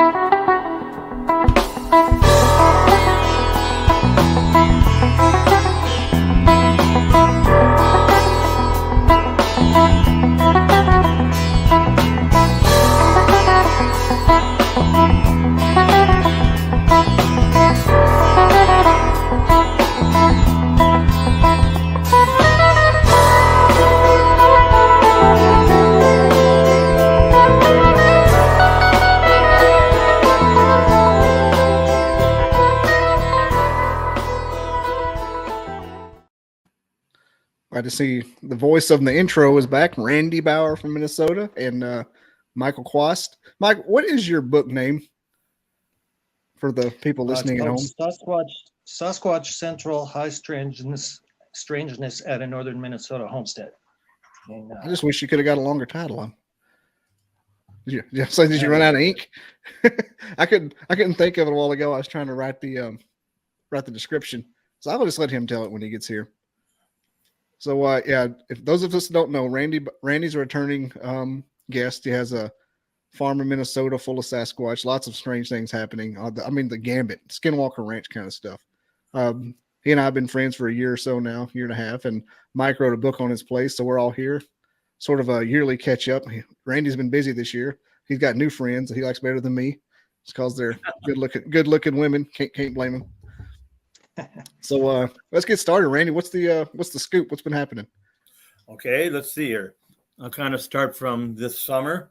Oh yeah. I'm a musician and I have a sound company where I provide production for concerts, speakers, lights, and a whole deal. And I bought this little camper because when I'm doing an outdoor festival, I don't want to go to a motel. I need to stay by the stage. And camper was parked up by the woods line. And Samantha, that's my wife's daughter, and the grandkids wanted to stay in it. But they didn't want it parked up by the woods line because they have seen Sasquatch before, and they're a little bit scared of the situation. Mm-hmm. So I moved it down, the door facing north by our garage. When I got it all moved, I told Terry, that's my wife, come on out here, Terry. I got the camper parked right. And we're talking about the door. And she said, no, I think you got it wrong. I said, no, I got it right. She wants it facing away from those woods and facing towards the garage. And so got it all said and done. I went over to my daughter's house mowing with the big tractor in their pasture. A couple hours I come back. Terry says they were outside and they heard a large bang. And it scared the dog. The dog pulled her in the house, and her son Tanner and the other dogs heard it too. So I'm looking around on our new garage here and I don't see anything. I go by the camper right by the door, about that big around. There's a big dent in it by the side of the door. Wham. That's what they hit. They hit the door. There was never no dents in that camper. Now, I don't give opinions, because to me, opinions are guessing. But if I had to give an opinion on that, they were letting us know, because we were talking about the door. It doesn't matter where you put the door. We can still hit it. Mm-hmm. And they did. And a few days later, Samantha and the two grandkids are sleeping in the camper. Now, what happens when you take a camper off the back of a pickup? You crank it off, you put it on a block, and you crank it down so it's level, correct? Mm-hmm. And about 2 or 3 in the morning, they get woke up with something banging in the back of the camper and shaking the camper back and forth like this here. They shook it so hard, they took the jacket and knocked it right off the block, and it was down into the dirt. And when I went out there and they're telling me about it, I'm looking at it, there was a bunch of knuckle marks in the back of the camper, a bunch of them on the back and on the side of it. So here's what I said. I said, I always say you guys, whether male or female. I say, okay, you guys, I like what you've been doing. Come up to the house, keep hitting the house, have fun, do your thing, but quit hitting the camper. You're putting dents in it and you're scaring the girls. And ever since that, nothing has happened to that camper since I said that. So I'm still making payments. Yeah, I was still making payments then. Actually, I was. But now it's paid off. Was the tongue in the dirt of the camper? Yep, right down in. So it just went like. Yeah, hard. Yep. Must have been kind of scary because that's like a 2-foot drop. They were scared. Mm-hmm. They were scared. Yep. And in fact, I forgot part of the story. They came in the house and woke us up. Said something really happened weird with the camper and all that, and shaking back and forth. I went out there. It's dark out. I can't see nothing until the next day. I seen all the dents. Gosh. And they're still there. A bunch of knuckle marks. Oh, like this here. Like a knuckle all over the backside of the camper and the side of it. Okay. What else you want to know? Keep going? Oh, keep going. If I go too much, stop me and you can let Mike intersect on me. Oh, yeah. I'm just kind of enjoying myself here. It's like a year and a half's worth of catch up. Yeah. Okay. They listen to me. They do little things that I ask for. Like this last fall, I said, bend some popple saplings over my trail where I have to walk where they're right in my way. And they did. They took 2 of them and bent them over my trail. They're like this here, bent over. There was no storm that night. There was nothing. And there's other little ones around. These were purposely bent. And then I said, oh, great, you guys, you did that. That was good because I talked to them all the time. And then I said, well, bend them over where I drive the 4-wheeler. And they did. You should see what they did. They got one face. These are about a foot apart. One facing east, one facing west, one facing east, one facing west, and they put an X up in a pine tree. Well, and they're still there. I never move the stuff when it's there. I just walk around it. And so that's a good one. I never asked them to do it that way, but that is purposely done. That was in the documentary, wasn't it? Are you? Yeah, that was in the documentary. Yeah. It was. Randy, I'm not sure if you've told the story about the lawnmower on this show before. Oh, I will. Yeah. There's a lawnmower years ago, Everybody's gone from home. We have a big yard. Our lawnmowers, one of our lawnmowers, it's a John Deere 425. The back wheels turn and the front ones do, but it has a steering wheel. After this was all said and done, what I'm going to tell you, I looked it up. It weighs 900 pounds. I get done mowing, go in the house to eat something. I have it parked up by our dog kennel. It's not on no hill or nothing, and it has hydrostatic transmission. If you want to push it, you got to go underneath by the back end of it and pull this little lever out so you can release the transmission. I go and eat something. When I come back out, guess what? I'm only in the house 20 minutes or so. It's about 75 yards away facing north and south. How did it get there? It didn't roll there. We don't have crankers come around our house. You say 25 yards? 75 yards. It's like a football field, just turning around. It was quite a ways away. No, I didn't measure it. It's quite a ways away. That's what I'm saying. Like I'm gonna say that's a long way. Yeah. And then on the backside of the new garage, there's a bunch of the white finger streaks across the whole backside of the garage. Like they went like that. I'm sure it's the young ones doing it. They're just messing around with me is what it is. We'll start putting sacks of poop on your porch before you know it. Oh, no, they haven't done that yet. No. Light it on fire. No, you may have told that on here before. It sounds vaguely familiar, but yeah, it's interesting to hear. No, that story made me research how much weight a gorilla is known to be able to lift. I know Sasquatch aren't really apes, literally, but people always equate them with apes. So I just Googled it and found out that a gorilla has been known to pick up and throw well over 1,000 pounds. So I'm sure a Bigfoot would have no problem picking up a lawnmower. It's like a whole fridge. Yeah. Actually, there's more than one of them. Yeah, there is. What else can I tell you? Do you know about the cougar story? No, you don't. I never told you about it. But you're going to know about it. A few years ago, me and John are sitting in one of my deer stands back there. Mm-hmm. And nothing really happened that we can really say, you know. We had some noises and stuff, but nothing that I can really tell you about. We got out of the deer stand. We're walking back across under the barbed wire fence. Yeah. And got a fan out there, Pamela. See that? Yeah. Okay. And anyways, I always make people bring flashlights at a red beam, not white beam. Even when I go out deer hunting, a red beam scares the deer a lot less than a big old white flashlight. And so we're walking, we got to cross this bridge before we get to it. I'm just joking.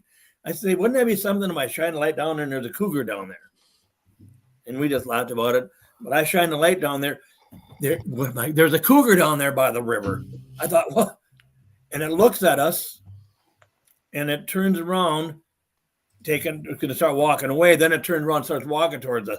And I always bring a pistol with me, not to shoot no Sasquatch. I'll never do that or anything else, but it's better to have a gun with you and not use it than not have it and need it. I can't protect myself from a cougar or ornery timber wolf, whatever. So it starts walking towards us, and I thought, oh my God, I better get my gun out. I start reaching, pull it out a little bit. And not that I'm going to shoot the cougar, I would shoot by it or whatever. Start pulling it out, and all of a sudden a log comes flying at us across from the river. Now, what can throw a log at us? Ain't no bear does that. Okay, the reason I'm telling you this story, because when the Sasquatchers were here, they were doing their remote viewing and the things that they can do. And I never told them about that cougar story. Not once did I ever mention it. The one Tammy said, oh, yeah, I just seen one of your Sasquatches there and they got a friend. I said, well, what's a friend? She said, he's got a friend and it's a cougar. They did not know about my cougar story. So now I know why they threw a log at us. It was probably protecting the cougar to get the cougar out of there. Yeah, don't shoot my friend. Yeah, probably, yeah. Now, people ask me why I don't sit in deer stands overnight because I don't know what I'm getting myself into. Even I'm not scared of them, but I don't know what I'm getting myself into. But this last fall, there's leaves all over the ground back by one of my gifting areas. And I got a deer stand kind of in an open area. I got done doing my peanut butter thing. I get to that deer stand and I say, hey, I'm going to set up here in this deer stand and I want you to come to me. And I want to learn about you. Whatever you want to tell me, whatever. I said I just ramble on, say stuff. Well, I'm sitting there 5 minutes or whatever, you know. All of a sudden I get overwhelming of dizziness. I get totally dizzy. My eyes go out of focus. I say, what the heck? So I go down like this, Anyways, the deer stand, the plywood is 9.5 feet up, and I'm sitting in a chair, so my head's poking out. So I go down like this here for a little bit. I get up again. Oh my God, I'm still dizzy. Eyes are blurry. I go down again. All of a sudden, there's a footstep right by the stand. I look up. There's a Sasquatch right there. I could have poked its cheek because it's that close to me. And I look at it like this here. It takes another step. I go like that, and then it disappeared. Gone. Just like that. It didn't walk off, because if it would have walked off, I'd have heard the footsteps in the leaves. The whole area was full of crunchy leaves. It disappeared just like that. How tall do you think that it was? 10.5 foot. 10.5? It was a foot taller than my 9.5 foot. Okay. Yeah, because usually you buy those ladder stands, they're one length. So No. I don't buy ladder stands. I make them. Oh yeah, that's right. I know what yours look like. Yeah. Yeah. They're not that great, but they work. Hey, I've said in worse. Yeah. And I have a chair in there, and 3 guys encountered a canoe. Heard big splashes of throwing rocks. Oh, I've had that before. This last fall, there 10 times I don't think they were throwing rocks. I don't know if they were doing, but 10 splashes in the river by us. Me and Tanner, great son, listened to it, and it wasn't a beaver tail slap. That's a slap. This was like a cannonball splash, like sploosh. No, like yeah. Big, big. 10 times. The night before that was 9 times. So I don't know what they're doing. They jump into the water. I don't know what they're doing. The river ain't that deep. Yeah. No. So I was going to ask you. So did you see it disappear, or it was gone when you looked back up? No. You didn't get it. I heard the step. I looked up. I seen it. I could have touched it. You saw it. Yeah. I seen it plain as day. And then it took another step. I turned my head to watch it, and then whoop, disappeared like magic. Oh, so you saw it go? I seen it disappear. Yeah. Oh. I didn't step behind a tree, and I didn't see it. It disappeared. Because that's what they can do. There's no such thing as woo about Sasquatch. The woo people put a handle on Sasquatch as a woo thing because that's the ones that maybe seen them and it went in the woods, and that's the handle they're putting on them. That's what they've always can do. That's what they can do. That's normal for them. Because I'm going to be the first to say, yes, they are flesh and blood. They leave tracks. They leave hair. All that stuff. That is true. They are, but they're more than that. They're interdimensional. And there will never be no worldly evidence of Sasquatch. There won't never be a body found because they don't live here on Earth. Now, I'll get into all that now. First of all right, we're ready. I'll do my first mind speak. I've had other ones, but I've had 2 of them this last year that were plain as day. Mind speak is not like a roaring, thundering thing, voice in your head. It's like all of a sudden, you've been told, and it's like clear as a bell, as clear as me and you talking, even though you're in Alabama and I'm in Minnesota. That clear. Yeah. Okay, I got to talk about my deer skulls first. I got 40-some deer skulls that have been given to me. I know they've been given to me because they'll be on my deck of my house. They'll be on my deer stand. I'll walk in the woods, come back the same trail. There'll be a deer skull there. I got 8-point bucks, 6-pointers, spike bucks, fawns, does, little teeny bucks that don't even have the horns yet, but you can see where the horns would be. Now, for any deer hunters that people that don't know, that don't hunt, in the wintertime, a buck will drop its antlers. They'll drop off so they can grow new ones. And porcupines, squirrels, whatever, chew on them, eat them up. That's why a lot of times you can't find deer antlers in the woods in the spring. Let me stop. What month do they start doing that up there? I think around February. Okay, it's about March here. February, March. Yeah, okay. around that time. Okay. Yeah. I was going to say, is it earlier? That's weird. January, no deer, no antlers. All right, carry on. I was curious. Yeah. And then if you do find a shed here and there, a lot of them are chewed up on them. You can see where the squirrels or mice have been chewing on them. Well, none of my deer skulls have a mark on them. Some of them are older, yes, but they're perfect. The antlers are perfect. And people ask me, well, that's strange. And I used to say, well, that's because Sasquatch got their smell on them. And that's why. But I was wrong. Last year here, it must have been in late summer or the early fall, I did my peanut butter gifting thing again and decided instead of walking down the power line to go back home, I'll just walk through the woods. just something different, you know. I'm not even thinking of those deer skulls. They're not even on my mind. And I get close to home, they're all of a sudden pop in my head. Oh my God, I say, I know about those deer skulls now. Here's what it is. Those deer skulls were never laying on earth. They're brought to me as a gift. When they kill deer, they leave nothing but hair. There's times when after deer hunting, I'll go back the next day and I'll find 3 deer that have been killed. And there's not a track or nothing. But anyways, they bring those deer skulls to me. They never lay it on earth. They don't sit there and kill a deer and sit there and eat on it like some wild gorilla or dog or a bobcat. They take the deer where they can go or we don't know how to go. And they've been bringing those deer skulls back to me as a gift. That is what it is. Okay, here's my second mind speak. About a few weeks later, I had another one, clear as a bell. I talk to them all the time. I still feel dumb talking in the woods and trees, but it's working. I did ask him, can you tell me what you are? Are you interdimensional? All of a sudden pop in my head. And they told me, we are interdimensional. We can cloak. We can turn invisible. We don't live on Earth as you guys do. We come to Earth all the time. We don't live in caves. We don't go to cedar swamps and tamarack swamps when it's 40 below in Minnesota. Yeah, we go to them, but we don't live here. That's why you don't find a body. They've been searching for these things for thousands of years or hundreds of years, and they never really got nothing because they never will, because they're not some dumb ape hiding behind a poplar tree or a pine tree, and you don't get them. That is the truth of the matter. That is the truth, and it makes sense. Anything else doesn't make any sense. They didn't come across the Bering Land Bridge. That is so far from the truth. And what people have to do, I don't do knocking, I don't do whooping, I don't do anything to try to get evidence off them. When I see tracks, I don't take measurements off them and do all this scientific stuff. I don't have to because I know they're real. And the reason I'm getting so much evidence off them because I'm not trying to get evidence off them and they're trusting me. And if people, there will never be worldly evidence for the scientists that they want. But if people want to get evidence, there can be individual evidence, and that will be world evidence. You know what I'm saying? And that is what people have to start doing. I want to educate people on it, whether they believe me or not. I don't know if they will or not, but if they would believe in me, what I'm saying, they'll get a lot farther.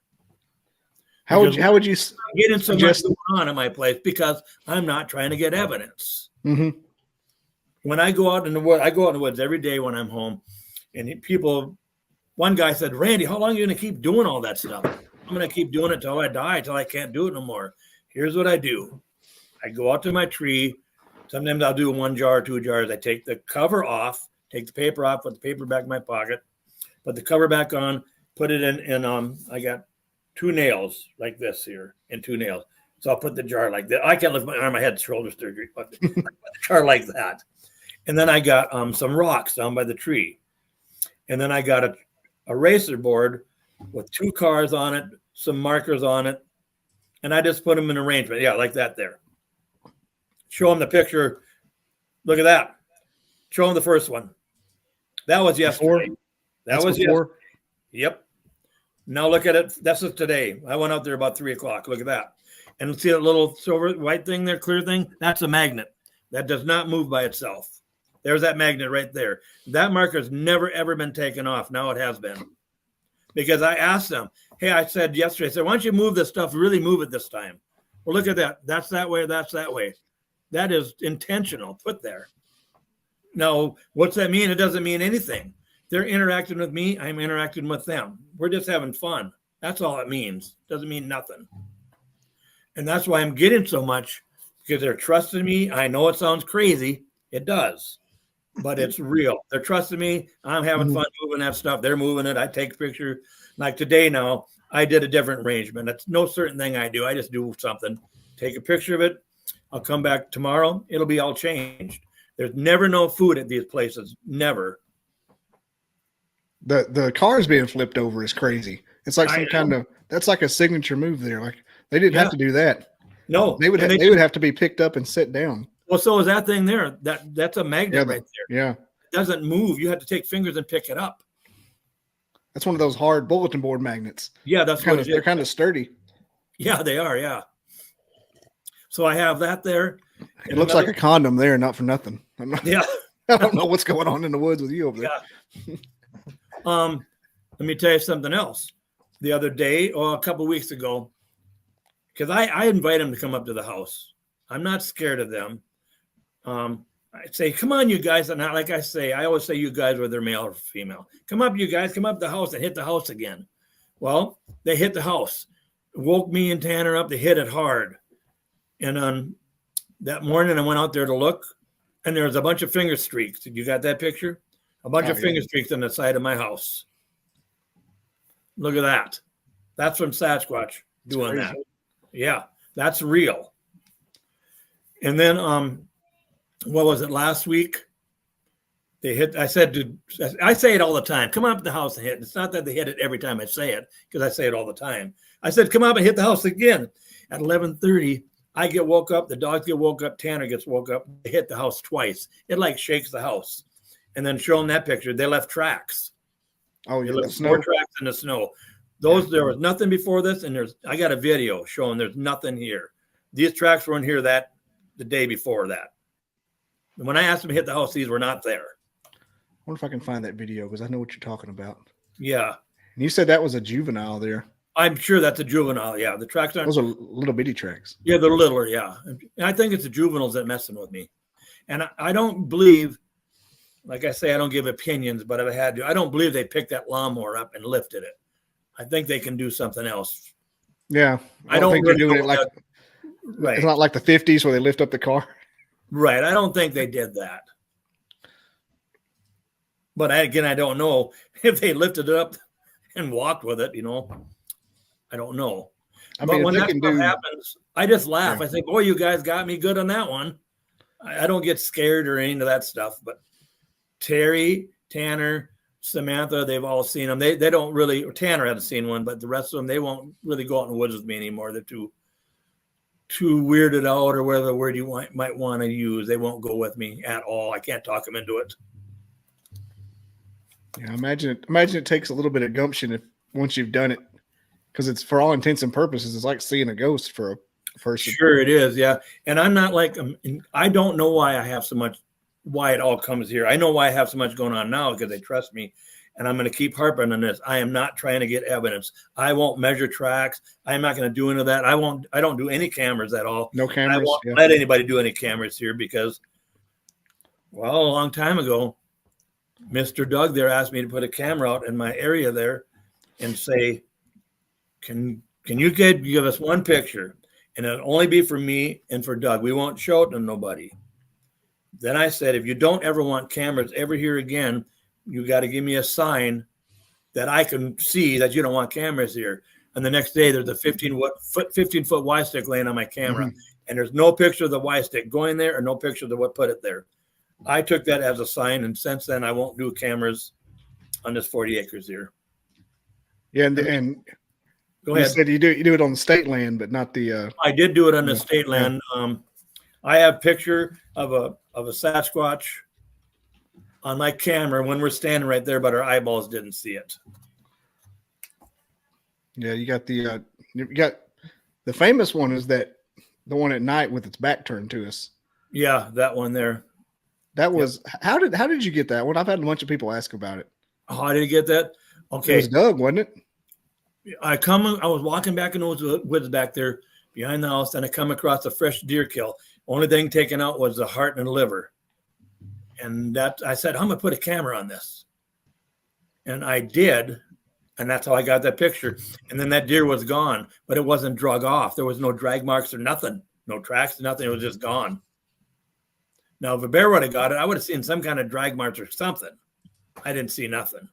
That's how I got that picture. That was Mike was at that spot, weren't you, Mike? Yeah, I spent the night that night, and the next morning the deer was gone. And then we tried to do some measurements to figure out how tall the thing was, and I think you can't see the legs below the bottom of the picture, so we thought it was probably kneeling, and that the head was about 5 feet above the ground, even in a kneeling position. So we thought it was probably the black 10-footer that you've seen so many times. Mm-hmm. Yeah, I keep it handy, baby. You do, don't you? Yeah, that's I know exactly what his picture is. Look how much it looks like Patty. Look how much it looks like Patty. Yeah. Look at that back. Oh my God, it does, doesn't it? Remember I sent you this? I was just watching videos one day. Yeah. And I was like, holy shit, it's Patty. Now when you see that together, it does. I would like somebody who knows a lot about bears to tell me if an upright black bear is able to pull its front legs back that far to look like elbows. I've looked at so many pictures of bears walking and none of them do that, especially with that angle of the neck. Both of those elbows are way back. It's like he's doing a yoga move almost. Now, I can tell you another thing that's happened. It's a little bit strange. I had a guy and his friend come here. He's got his own little Bigfoot thing. I don't let everybody come here, but a few people I do. And we're walking back on the state land there, and we hear some really weird cracking noises. And there's some snow on the ground. And we're by the original teepee thing, the big teepee that Mike, it's in the book and all that. But we don't see nothing or anything. And I said, let's keep on walking east. And we come across some blood. It's a deer track. And it is a deer. We know that. We follow that for a couple miles. And we never see nothing. We just see blood on the step, and then we don't see it. Then we see it, and we're coming back again. Decided we followed it enough, and we intersected a bunch of different times. It was kind of weird. And we get back to the teepee there, and I said, let's go over where we heard that sound. And guess what? We found out what that sound was. It's about that long, about 2.5 feet long, of a branch that was stripped of the popple right down. And there's another big branch from a dead branch, not from that tree, laying right by it. That's what we heard. Snow on the ground, not one track. That was one of them Sasquatches are messing with us. I bet that was loud. It was loud because it would have been a regular animal. We would have seen tracks. Now, here's something I want to intersect. Maybe it'll make a bit of sense about Sasquatch. Okay, they do find every once in a while undiscovered species, animals, right? In Africa or wherever they find them, in the Amazon, right? They do find them once in a while. And here's the key. They're never looking for them because they don't know nothing about them, correct? Mm-hmm. They've been looking for Sasquatch for years and years, right? Hundreds of years, right? So it's not and they never find nothing. It's because they're not a big ape hiding behind a tree.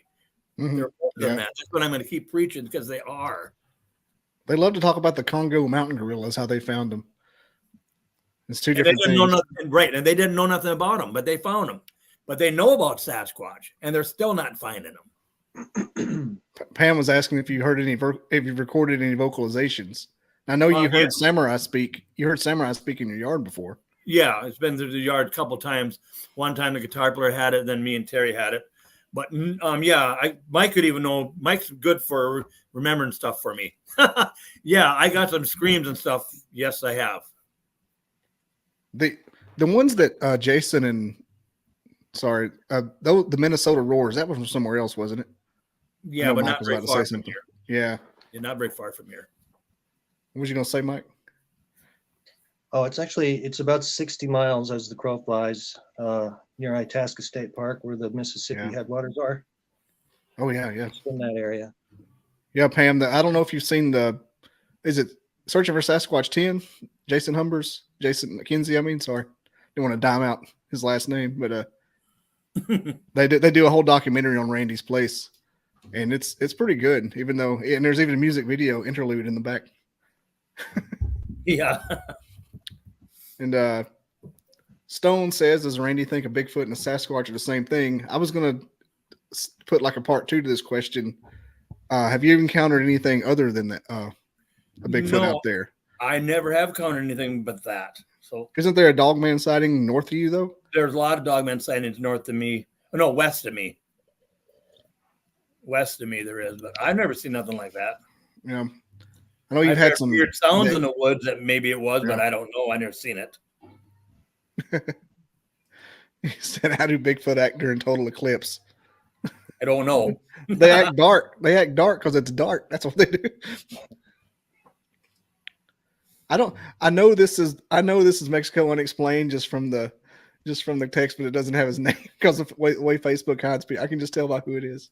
Okay, yeah. Yeah, I spent the whole weekend in a long Land Between the Lakes, and so Dogman is like the thing up there. Is it?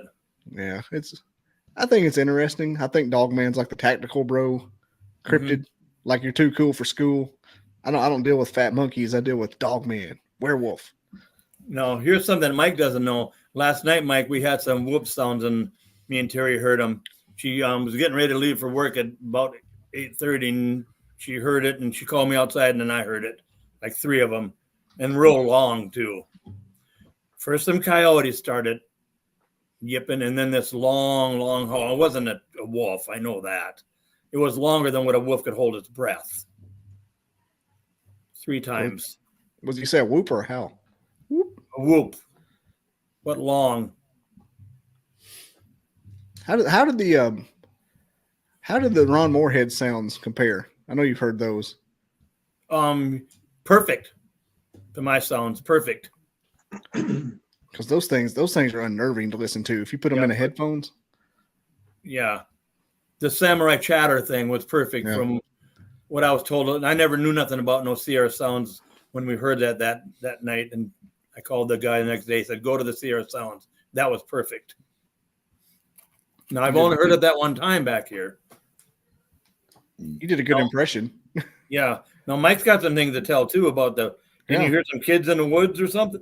Can you hear voices?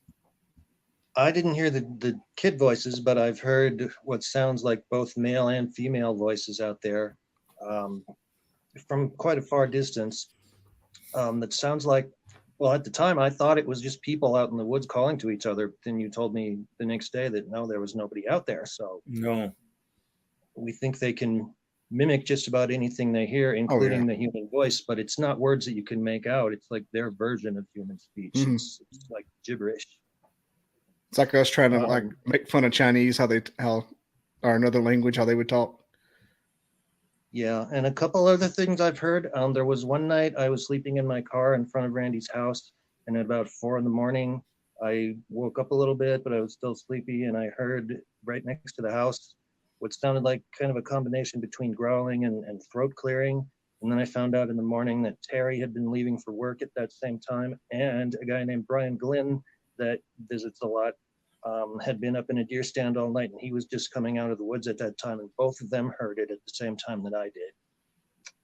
Ooh. And then last spring, I'm not sure the exact date, but it was the day when the 2 guys from the Itasca County Research Group were visiting. Mm-hmm. I think it was that night.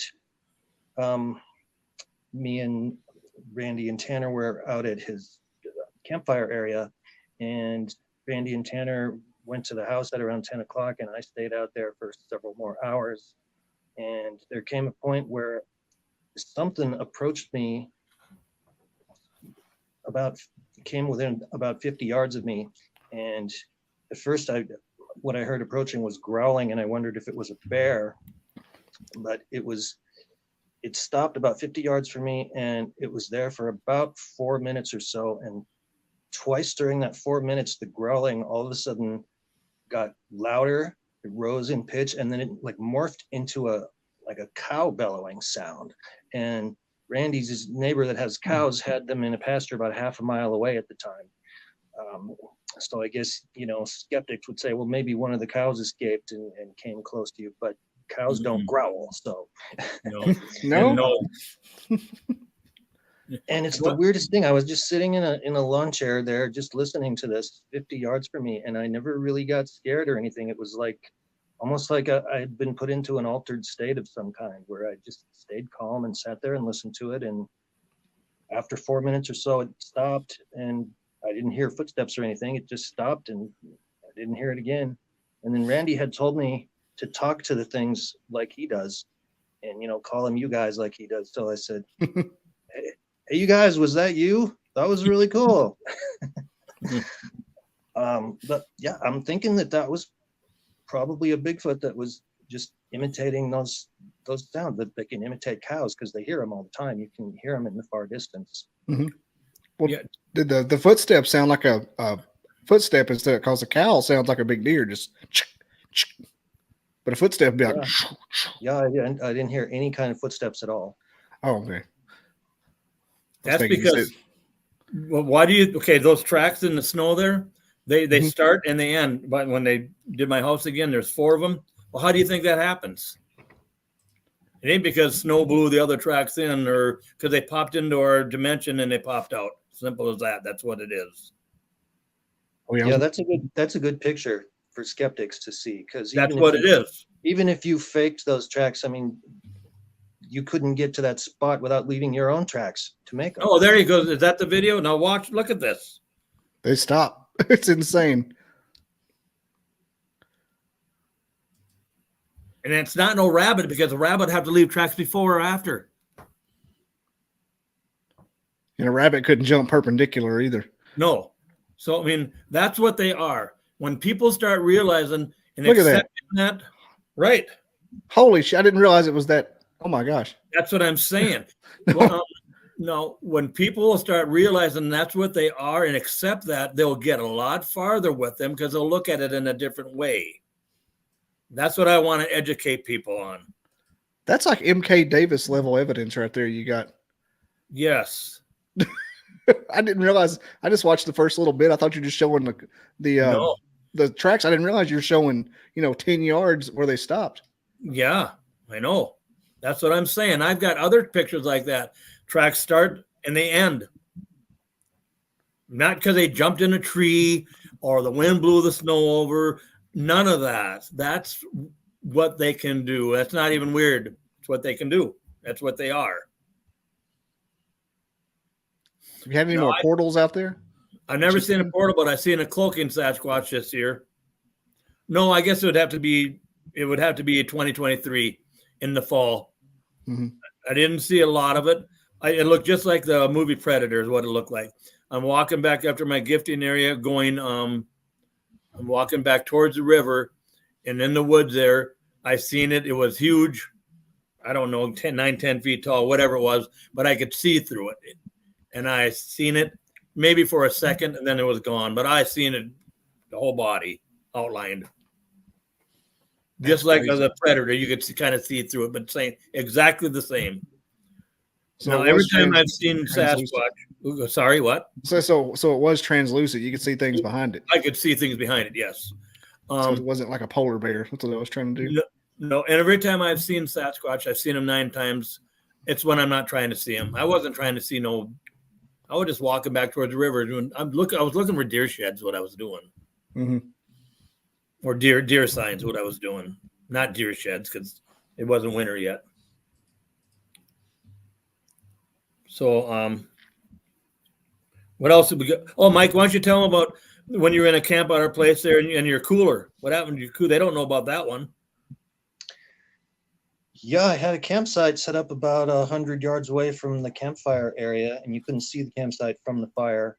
And a bunch of us were sitting by the fire, just kind of hanging out, and I started to get hungry. So I walked over to my campsite and got my cooler that had some food in it, and I was going to make a sandwich, brought it back to the fire pit, and pulled out this plastic jar of mayonnaise, and I looked at it and went, I don't remember there being a dent in this jar.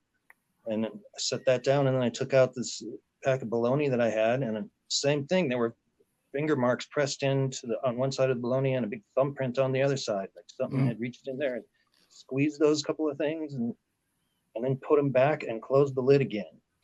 And there was also cheese and bread in there that didn't seem to have been touched. And they didn't eat anything, but they might have picked it up and sniffed it and put it back. Examine it. Mm-hmm. What kind of cooler was it? Like a Yeti with the snap-on lid? I think it's an igloo cooler. Mm-hmm. Red and white one. Also, it just had like the open up regular lid. Did it have latches on the lid? Yeah. Yeah. Oh, yes, it does. I know which one you had. Yeah. And a bear. I was thinking like one of the Yeti ones had that big rubber thing. Yeah. Yeah. A bear will open a cooler, but it's not going to close the lid for you again, and it's going to eat whatever's in there. Usually destroys stuff too. Yeah, it will. Yeah. Mm-hmm. What You had the spam. One of y'all had the spam get eaten and put back or something. Who was that? Wasn't me. Was it you? Might have been the same story. Might just Well, be that was a different confused. time. I had some spam in a cooler, and yeah, that was another time they looked in my cooler, and I had opened the spam to make a sandwich and then put it back in the cooler, and I put the lid back in the cooler. And after we found the campsite had been visited, the lid from the spam was on the ground, like 10 feet away. They'd taken it out and looked at it and just tossed it. So I kept that. It's in my freezer, just in case they licked it or something. Now, depending on what kind of mayonnaise it was, I don't agree with that at all. But some mayonnaise, yeah. He said the fact that Sasquatch didn't want to eat the bologna in the mayonnaise tells you something about processed foods in America. He ate the spam though. Sasquatch may be one of those weird spoiled kids that don't like to eat anything but chicken nuggets. And I'll tell you something about my peanut butter. I went through 300 jars of peanut butter last year, and yeah, bear do get some of them, and raccoons. But when a bear and a raccoon gets a peanut butter jar, it totally ripped up. The caps are bit up, chewed on, and all that. And I find those jars. Most of the time, I don't find the Sasquatch ones, and when I do find them, they'll take them and put them upside down in a bush of a tree. They look like they went through a dishwasher. It's because they don't sit there and lick the jar of peanut butter like some animal. They take it to where we can't go and then bring it back. And it's like they washed it, what it looks like. Because there's no residue. When I find like a raccoon gets one and it's bit up some, there's residue of peanut butter inside the jar. It's zerally. It looked like I went through a dishwasher. Perfect. You're saying it wasn't like tongues or anything else. It was just like clean, like it was washed out, and the lids are perfect. And now they're still putting lids down. So maybe this year so far, now starting since the beginning of March, must be like 25 or 30 jars of peanut butter I've gone through. I just had a thought. What if you took a piece of plywood and made like a simple design, like a smiley face, and tell him to make a design, and then at the end of it, you tack them down and sell it as Sasquatch art, like with the peanut butter lids. I'm not being facetious or anything. I'm just thinking about how cool that. You know how they make elephants paint stuff at the zoo and auction off their slobby like a big Sasquatch smiley face. I know I told you this story before, but they don't like something with eyes. You remember that one? Mm-hmm. The dolls. Yeah. Should I say it again? Yeah, go ahead. So, one time I put a stuffed animal, little stuffed bear, kid's bear, little thing, out by where my peanut butter area is and stuff, by some of my little trinkets, and all my activity stopped. It stopped for about a week, and I'm wondering why. The only thing that was different was that stuffed bear with the eyes. I took that out of there, my activity all started up. Then that chalkboard that eraser board you see out there now, I drew my name. I drew a little stick man with eyes. Same thing. All my activity stopped again. And I erased that a few days, and then I erased that stick man thing out of there. It all started up again. So that's how I come to that conclusion. That's wild. Mm-hmm. It's almost like you could tie it back to cave paintings or something like that. I don't know. Yeah. So I don't put stuffed animals out there anymore. Yeah.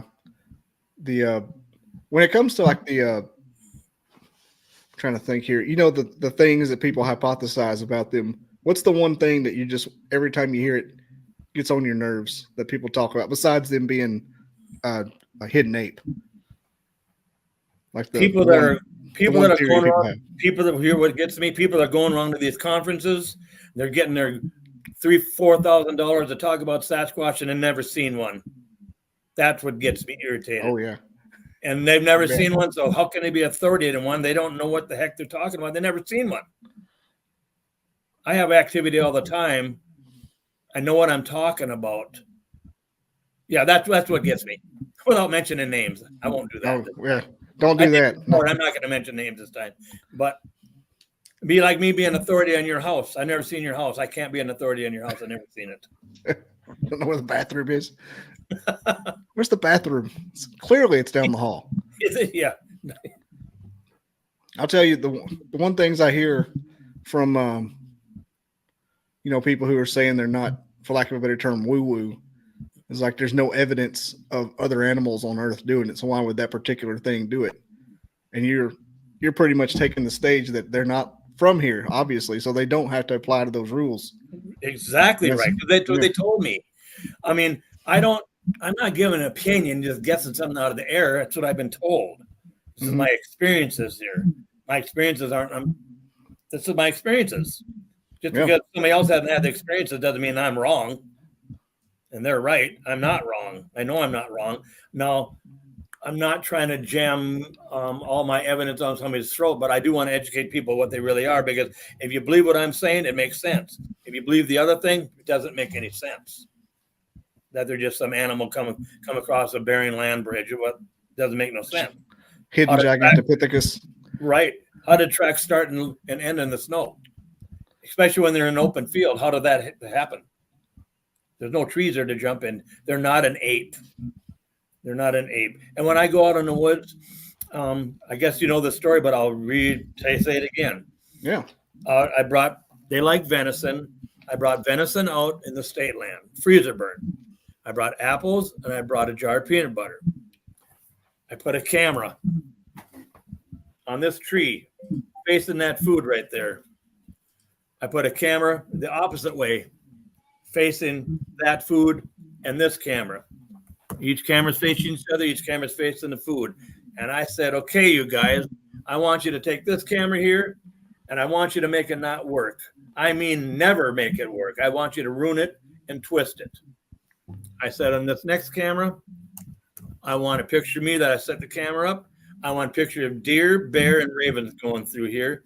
Then do your magic. I don't want no pictures of you taking the food, nothing. Then when I come back to get the camera, I want a picture of me.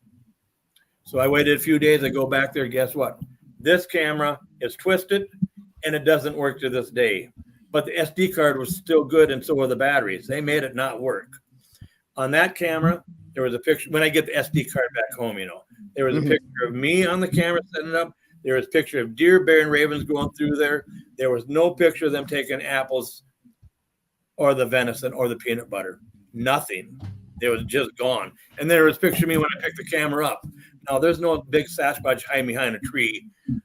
And they're listening to me because they weren't there. This is going to sound crazy, but they can listen to me without being on Earth as we know it. Otherwise, how would that happen? Mm-hmm. It's like they're following you around behind the curtain. Right. Yep. And how come sometimes I'll go out there and I'll think about something. Mike don't even know about this.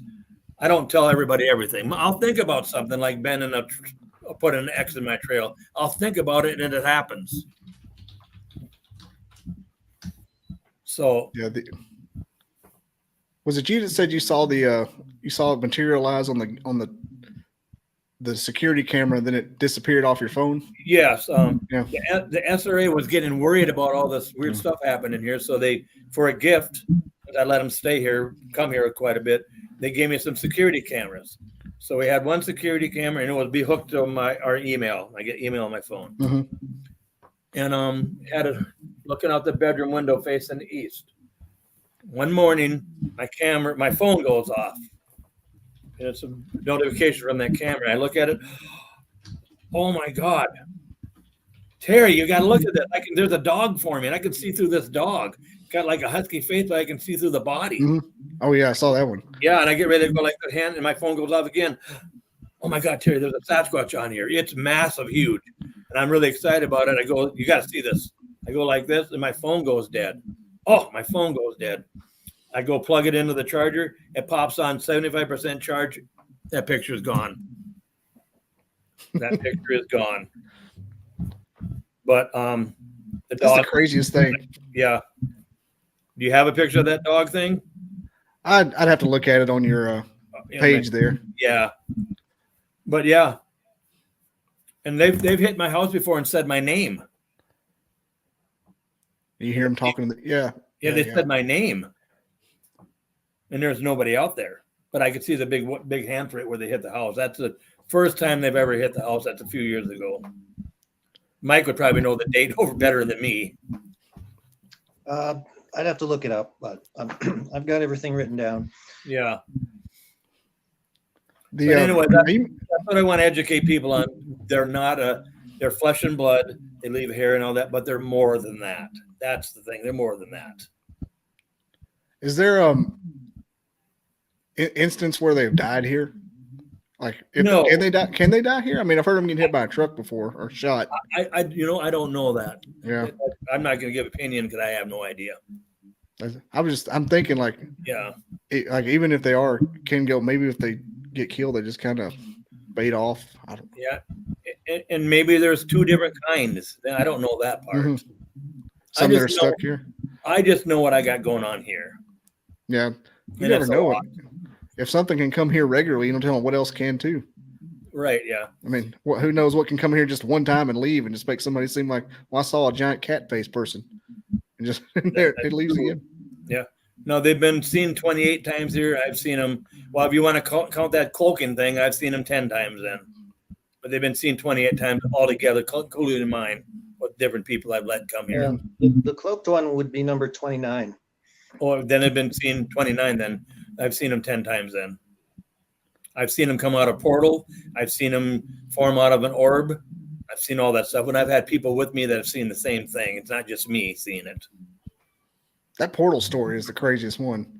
Isn't it? It may be one of my favorite stories. Somebody else said something similar one time. Did they? You have new people that listen on your podcast now that need to hear that? Oh yeah. I mean, it can be like the Bert Kreischer Russian story. You can tell it again because it's a classic. Me and John go back to the state land, close to my original gifting area. It's maybe 30, 40 yards away, but we're in the woods. And my deer stand's one of them homemade things that only made for one person. We got a chair in there. So John brings a brand new camera, brand new SD card, brand new lithium batteries. We put it to the tree. We put some peanut butter down and some apples. We make sure he takes a picture of us for the timestamp. We go into our tree and we're set in there. And I got to kind of stand, it's so dark out, I can't even see him, but we're right shoulders touching each other. And about 11 o'clock, I'm just guessing the yard. It's 30 yards away. I see this doorway looking thing. It's huge, like 3 doorways wide and way taller than that. And it's shimmering like the northern lights, kind of reddish, greenish, orangish, yellowish, bluish like. And I take my glasses off. I'm looking at it, rub my eyes. Am I seeing that? Yeah, I'm seeing that. And I say to John, you see that? He said, yeah, he'd been watching it too. All of a sudden, 2 big orbs. I can't move my other arm because I had shoulder surgery. 2 big orbs come out of it, but they're walking because we can hear the leaves crunching in their steps. But it's like an orange form, kind of orange. It's like a ball of fire kind of looking color. How big around were those orbs? I meant to ask you that before. Oh, big like this. Big. Like a hula hoop? Yeah, maybe a little bigger. Yeah, like a hula hoop. Yes. And they go over towards where that camera and stuff's at. And then maybe a minute or so, they're over there and they come back again. But the first one's not in orb form. I can see the cone head, the red eyes, the shoulders, the arms swinging back and forth, and hear the steps in the leaves. The other one's in the orb form. They go to that doorway. They go into that doorway, and it's all gone. We sat there for a little bit in amazement. We finally get down, walk over. The apples are gone. The peanut butter is gone. The batteries are drained dry. And when we get home, the SD card is wiped clean. There's nothing on it. Not us, nothing. Exactly what they can do. How they do it, I don't know, but it's what they can do. They were scorching earth with that experience. Mm-hmm. Yeah. See, that's another reason. There.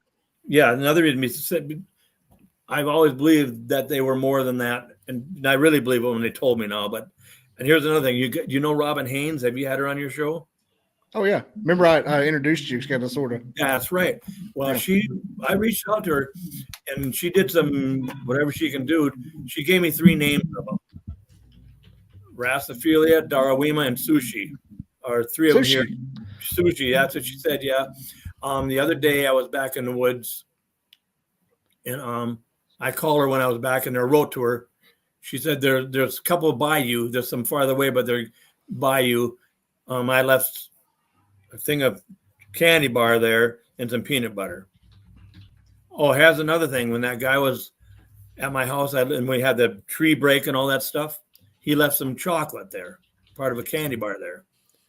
That next night he woke up in a dream with the red Sasquatch, what we've seen here, talking about chocolate to him. He said it was really clear. So I've been leaving chocolate out there. No, I have not really got anything, any kind of nothing like that yet. But I've been leaving candy bar out there. But I haven't gone out there lately. It's quite a walk to go back there, and I just haven't been time to go out there right now. But I don't do recorders. I don't do cameras. I ain't doing any of that stuff because people are doing that or trying to get evidence. Mm-hmm. They're not really getting evidence.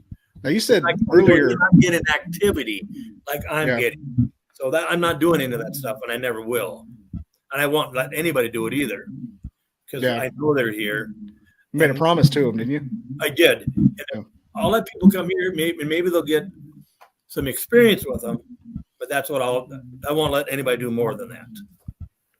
Now you said earlier that you won't get any physical evidence because of the nature of what they are, but you said there was another kind of evidence you can get.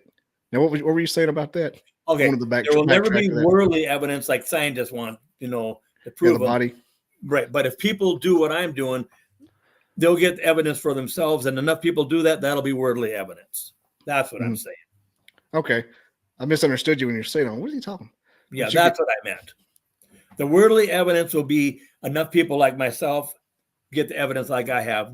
That'll be worldly evidence. Now, I don't mean this in a smart way. There's people that want to believe, and then there's believers. Wannabe believers, they might want to come here and see if they can see one so they can believe, but they never seen one. And then there's believers like Mike, and then there's knowers. I'm a knower because I know what they are, and I've had lots of activity with them, and I'm still getting activity. That's the difference. That's just my take on it. That's what I call it now. Sorry, Mike. I had you muted. Your reverb in there. What were you saying? Okay. Well, I consider myself a knower too because I did see one when I was 8 years old. And oh yeah, Mike did. Yeah. Trying for years. Mike said, "Hold up." No, Mike. Believers are like you. A knower is somebody that's had the interaction with them. That's the difference. One step up. You got to get one, but when you keep coming here, you'll get that next step. I hope so. Yeah, because they interact with me. What I mean as a knower, I ask them to do things and they do it. That's the difference. That's crazy. You got any? So I remember last time we talked, you were just starting to get into the breaking the ice with them, that you could make them do things, and you went out there and talked. Are you attempting to go another step up from that, besides where you're at now? Yeah, the other step I don't know what the next step would be. Yeah, I don't know what it'd be. I guess the next step would be me going out there at nighttime by my area and sitting there. But I don't know if I want to do that or not. I don't know. Here's what's stopping me. There's a lot of bear around here, and I've been seeing a cougar lately. And if I go out by my area and sit there really quiet, and a mother bear comes in and she's hungry, and I get between her and the cubs, that could be a disaster for me. You know what I'm saying? Mm-hmm. It could be. And I don't want to have to shoot a mother bear and wound it, or me get wounded and it's got cubs. And that's what's stopping me. Yeah, because everybody's a bear knower. Yeah. Here's another thing. Sasquatch can see whatever they want to look. I can only see where a flashlight goes if I'm sitting on the deer stand when it's totally dark out. So I'm contradicting myself. I say I'm not scared of them, but I'm a little bit weary, a little bit scared that way. Well, you should be. And I am. Yeah. I heard somebody say that if you go meet somebody that has ever had an experience that's not scared, they're lying about it. Exactly right. And I say I am. I think Mike's braver that way than I am. He sits out there by himself. Well, like I said, when that one approached me within 50 yards, doing its growling and cow imitation, at least that's what I think it was. Mm-hmm. I was surprised how it didn't scare me and how calm I stayed in. I think I had actually been put into some kind of altered state. Yeah. Or shock. Yeah, I mean, my heart didn't even start pounding or anything. Didn't it? No. Did I tell you about what happened to me when it came to what I thought I was about to have an experience on a research expedition a few months ago? Mm-mm. I had I guess what you would call a stocking cap over my ears, and I had the facial hair and everything, and I was breathing on an air mattress, And every time I breathe, the stopping cap would rub over my ears, and I would hear shh, shh. And so I'm like, and I'd woken up at 3:33 in the morning, which you know what that means, the devil. And I'm sitting there, and I woke up in the middle of the woods, miles from anybody, on a Bigfoot expedition, and I hear shh, shh, and I'm breathing. I just noticed it. I'm thinking, what's about to happen? And I freaked out for like a second, and I realized, nope, they don't kill people. I'm with a bunch of folks. If it happens, it happens. And I'm just preparing for him, listening, and just every time I'm breathing. Then I heard somebody go, and it was the guy in the tent next to me snoring. Oh, and so when I heard the rough sound, I moved and realized it was my toboggan on my stocking cap on my ears doing that, and I kind of had a sigh of relief. Yeah. But for 1 minute, I was having an encounter, and I had to know I had to experience how I felt about that. Yeah. I'm just trying to take my shirt off. It's Yeah, hot. see, There.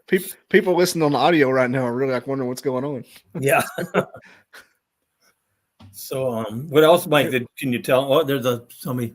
Yeah, Lionel said, with all the technology, have you ever tried to see if there was a cure for cancer or anything that could help mankind on a massive scale? No, I never. Things like that. Just ask them if they know anything they can help mankind with. That may be the next step. That may be your next step you're looking for, bridging the gap. I'll do it tomorrow when I go out there, or something. I'll do that tomorrow. I'll ask that question tomorrow. And I'll be the first one to say this is weird, and I agree that it's weird, but it's true. And I don't know why I have so much going on. Besides that, they're trusting me, but I don't know why it's all here. Have you ever had a near-death experience or died? Have I asked that to you before? Here's what I had one time. I'll just tell you the quick story. In 1977, when I was still in high school, Mom had rented a motorhome for the family to go to Florida to go to Disney World for Christmas. And my friend wanted me to go skiing in a little ski hill in Grand Rapids, Minnesota. She said, don't go, you could get hurt. And you know how kids are. I didn't listen. I'm going anyways. I didn't listen to her. So I went skiing, and I wasn't no good at it anyways. I should have been on the bunny hill. I went down a little harder hill, and I hit some ice, and I flew in the air. And I landed on my back like that. And here's what I remember. I remember being at total peace. Like it was the greatest feeling I've ever had in my life. I can't even explain how great the feeling was. I don't know how long I was out like that, but then I came to, my friends were standing around me. I didn't even know who they were. And then I threw up, but I walked down the hill, and the first aid guy said, oh, you just knocked the wind out of you. You're going to be fine. But then I started getting pains right here. I said, something's wrong. Better bring me to the hospital. Something's not right. And when they figured it out, I had already lost 2.5 pints of blood. Oh my gosh. My spleen. So maybe that's what that was. I don't know. But it was the greatest feeling I've ever had. I've never had a feeling even to this day that great. That sounds like 2 seconds of being dead for a minute. That's what it sounds like. I mean, the reason I asked that is I've been around recently some people who claim to be knowers. I trust them, and I listen to them respectfully. And all of them had near-death experiences and other things, like I've been struck by lightning, things like. And I mean, it's 100% across the board. Anybody that has. So that's why I asked. I didn't know. I thought about that because I knew I was going to have you on this weekend when they were talking about it. I said, I've never asked Randy that, and you may have told me that before. Like I vaguely remember something, but. It's been August of 2022, and so maybe a quick recap. No, the she squashes, they can do that. What's this here? He said they can operate portals and have knowledge about diseases. Yeah, that may be how the Native Americans were so healthy. Maybe so. Yeah, that's stuff I don't know about. They can do that remote viewing. You know what the remote viewing is. Yeah. One time they hadn't been here. Yeah, they did a remote viewing of the woods here, and they see me walking in the woods, told me what I was wearing, told me about the woods and everything. They don't even know about these woods here. And then they said they did another time. They seen 20 of them here. They get down and do that Reiki. They do the Reiki thing and get all calm. Yeah, I know what you're talking. They didn't do it here. They didn't do it here that I know of. Mm-hmm. But they've been here several times now. They both seen them. Two of them have seen them here now, down the power line where I see them. Yeah, that's right. Because she saw it next to the tape. Yep. On the band. Yeah. Okay. Yep. Yep. I say that I'm like a Randy Bauer fan club over here. I know all the ins and I know the details. And to be honest with you, I don't think I'll let. How can I say this? I don't think I'll let no more documentaries be filmed or anything. I don't want to ruin what I got going on. I like what I got going on. Yeah, I don't know what else they could pull off of it anyway. Yeah, and it's not like they're going to get something. No. As far as no, that one was fun because I was like I knew you, I know Jason for all intents and purposes. I know the Sasquatchers. I was like, heck yeah, these guys. Mm-hmm. So, Mike, you got anything else going on, Mike? You got any projects coming up? I'm working on a new book, and it's almost finished, actually. I'm going to try and finish it by the end of this month. It's called Bigfoot, the Minnesota Scene, where I did interviews with a bunch of other researchers from around the state. And also the last chapter, which is also going to be the longest chapter, is going to be an update on everything that's been going on at Randy's place. And, it seems like it's increasing. Man, if the next step could be Randy just getting with them and asking him about like the ethereal part of it, like where you come from, can you help humanity, that kind of thing. Mm-hmm. Some kind of answer, so some kind of threads you could pull, because right now it's just like, oh, it's an ape and tigers do infrasound. That's all you got. You know about the infrasound happened to Brian Glenn, don't you? About the hand and all that stuff. I was trying to recreate it. We got a picture of a hand, a young one. Oh yeah. You definitely yeah, I did tell you that, didn't I? Definitely remember the hand. Yeah. Well, anyways, Doug Hychek wanted me to go out there and recreate it. So I had Tanner with me and Brian Glenn. He's got white beard and kind of bald, and Tanner's reddish. And I never had taken that camera off that tree back there. And I said, don't you guys ever go in front of this tree. Let me do it. And I had my computer back there. But I was doing it wrong. I was being dumb about it. I should have got behind the tree and reached my hand around like this, because that's how the hand's kind of like that. You can see the fingers and the fingernails. But I was laying in front of the tree going like that. I kept getting my body in there. And after I did my last picture, getting ready to take the SD card out, Brian Glenn says, oh, my God, I'm just sick. Just something overcome him really bad, he said. Well, I was fine. Tanner was fine. So I said, nothing I can do. I said to myself, nothing I can do about it right now. I took the SD card out, put it in a computer, and there's a Sasquatch standing by. You can see the shoulders and arm going down half the body. It was standing right by us. And that is what it is, because it would have been a bear. A bear's not going to come up and stand by us. And it would have been a bear. We'd have seen it. We didn't see it. Only the cameras got the picture of it. You have that picture? Yeah, it's on my other computer. Yes, I do. I don't have it on this computer here to show it to you. I'll dig it, find it. That'd be a cool one to have, because you got some of the stuff you have on your page is like this stuff is like MK Davis level. Some of it, especially that footprints. Yeah, I know it. That's good. Well, this has been a great recap, and I'm glad you came back on. I'll have to do it more than once a year, because I might check in with Randy. Sure. Yeah. You should just retire and be my co-host every once in a while. Okay. I'll get some wild people on. So you start drilling them. This guy's full of shit. Yeah. I'm not scared to speak up. Thanks, Mike, for coming, and thanks, Randy, for coming. Yep. We'll go ahead and wrap up. Thanks, Lionel, and everybody for being in the chat. Everyone, please share it out if you enjoyed it, because this has been a great time and first live I've done in a while, and I think I needed it. Now I'm going to have to go have some food. Okay. Well, all right. Thanks everyone for watching. Thanks, Randy and Mike. Yep. Been amazing. Yep. I never didn't believe in Bigfoot. I never believed in it. I didn't believe in it. I never gave it any thought. They kept wood knocking back and forth to each other, and it was in a pattern.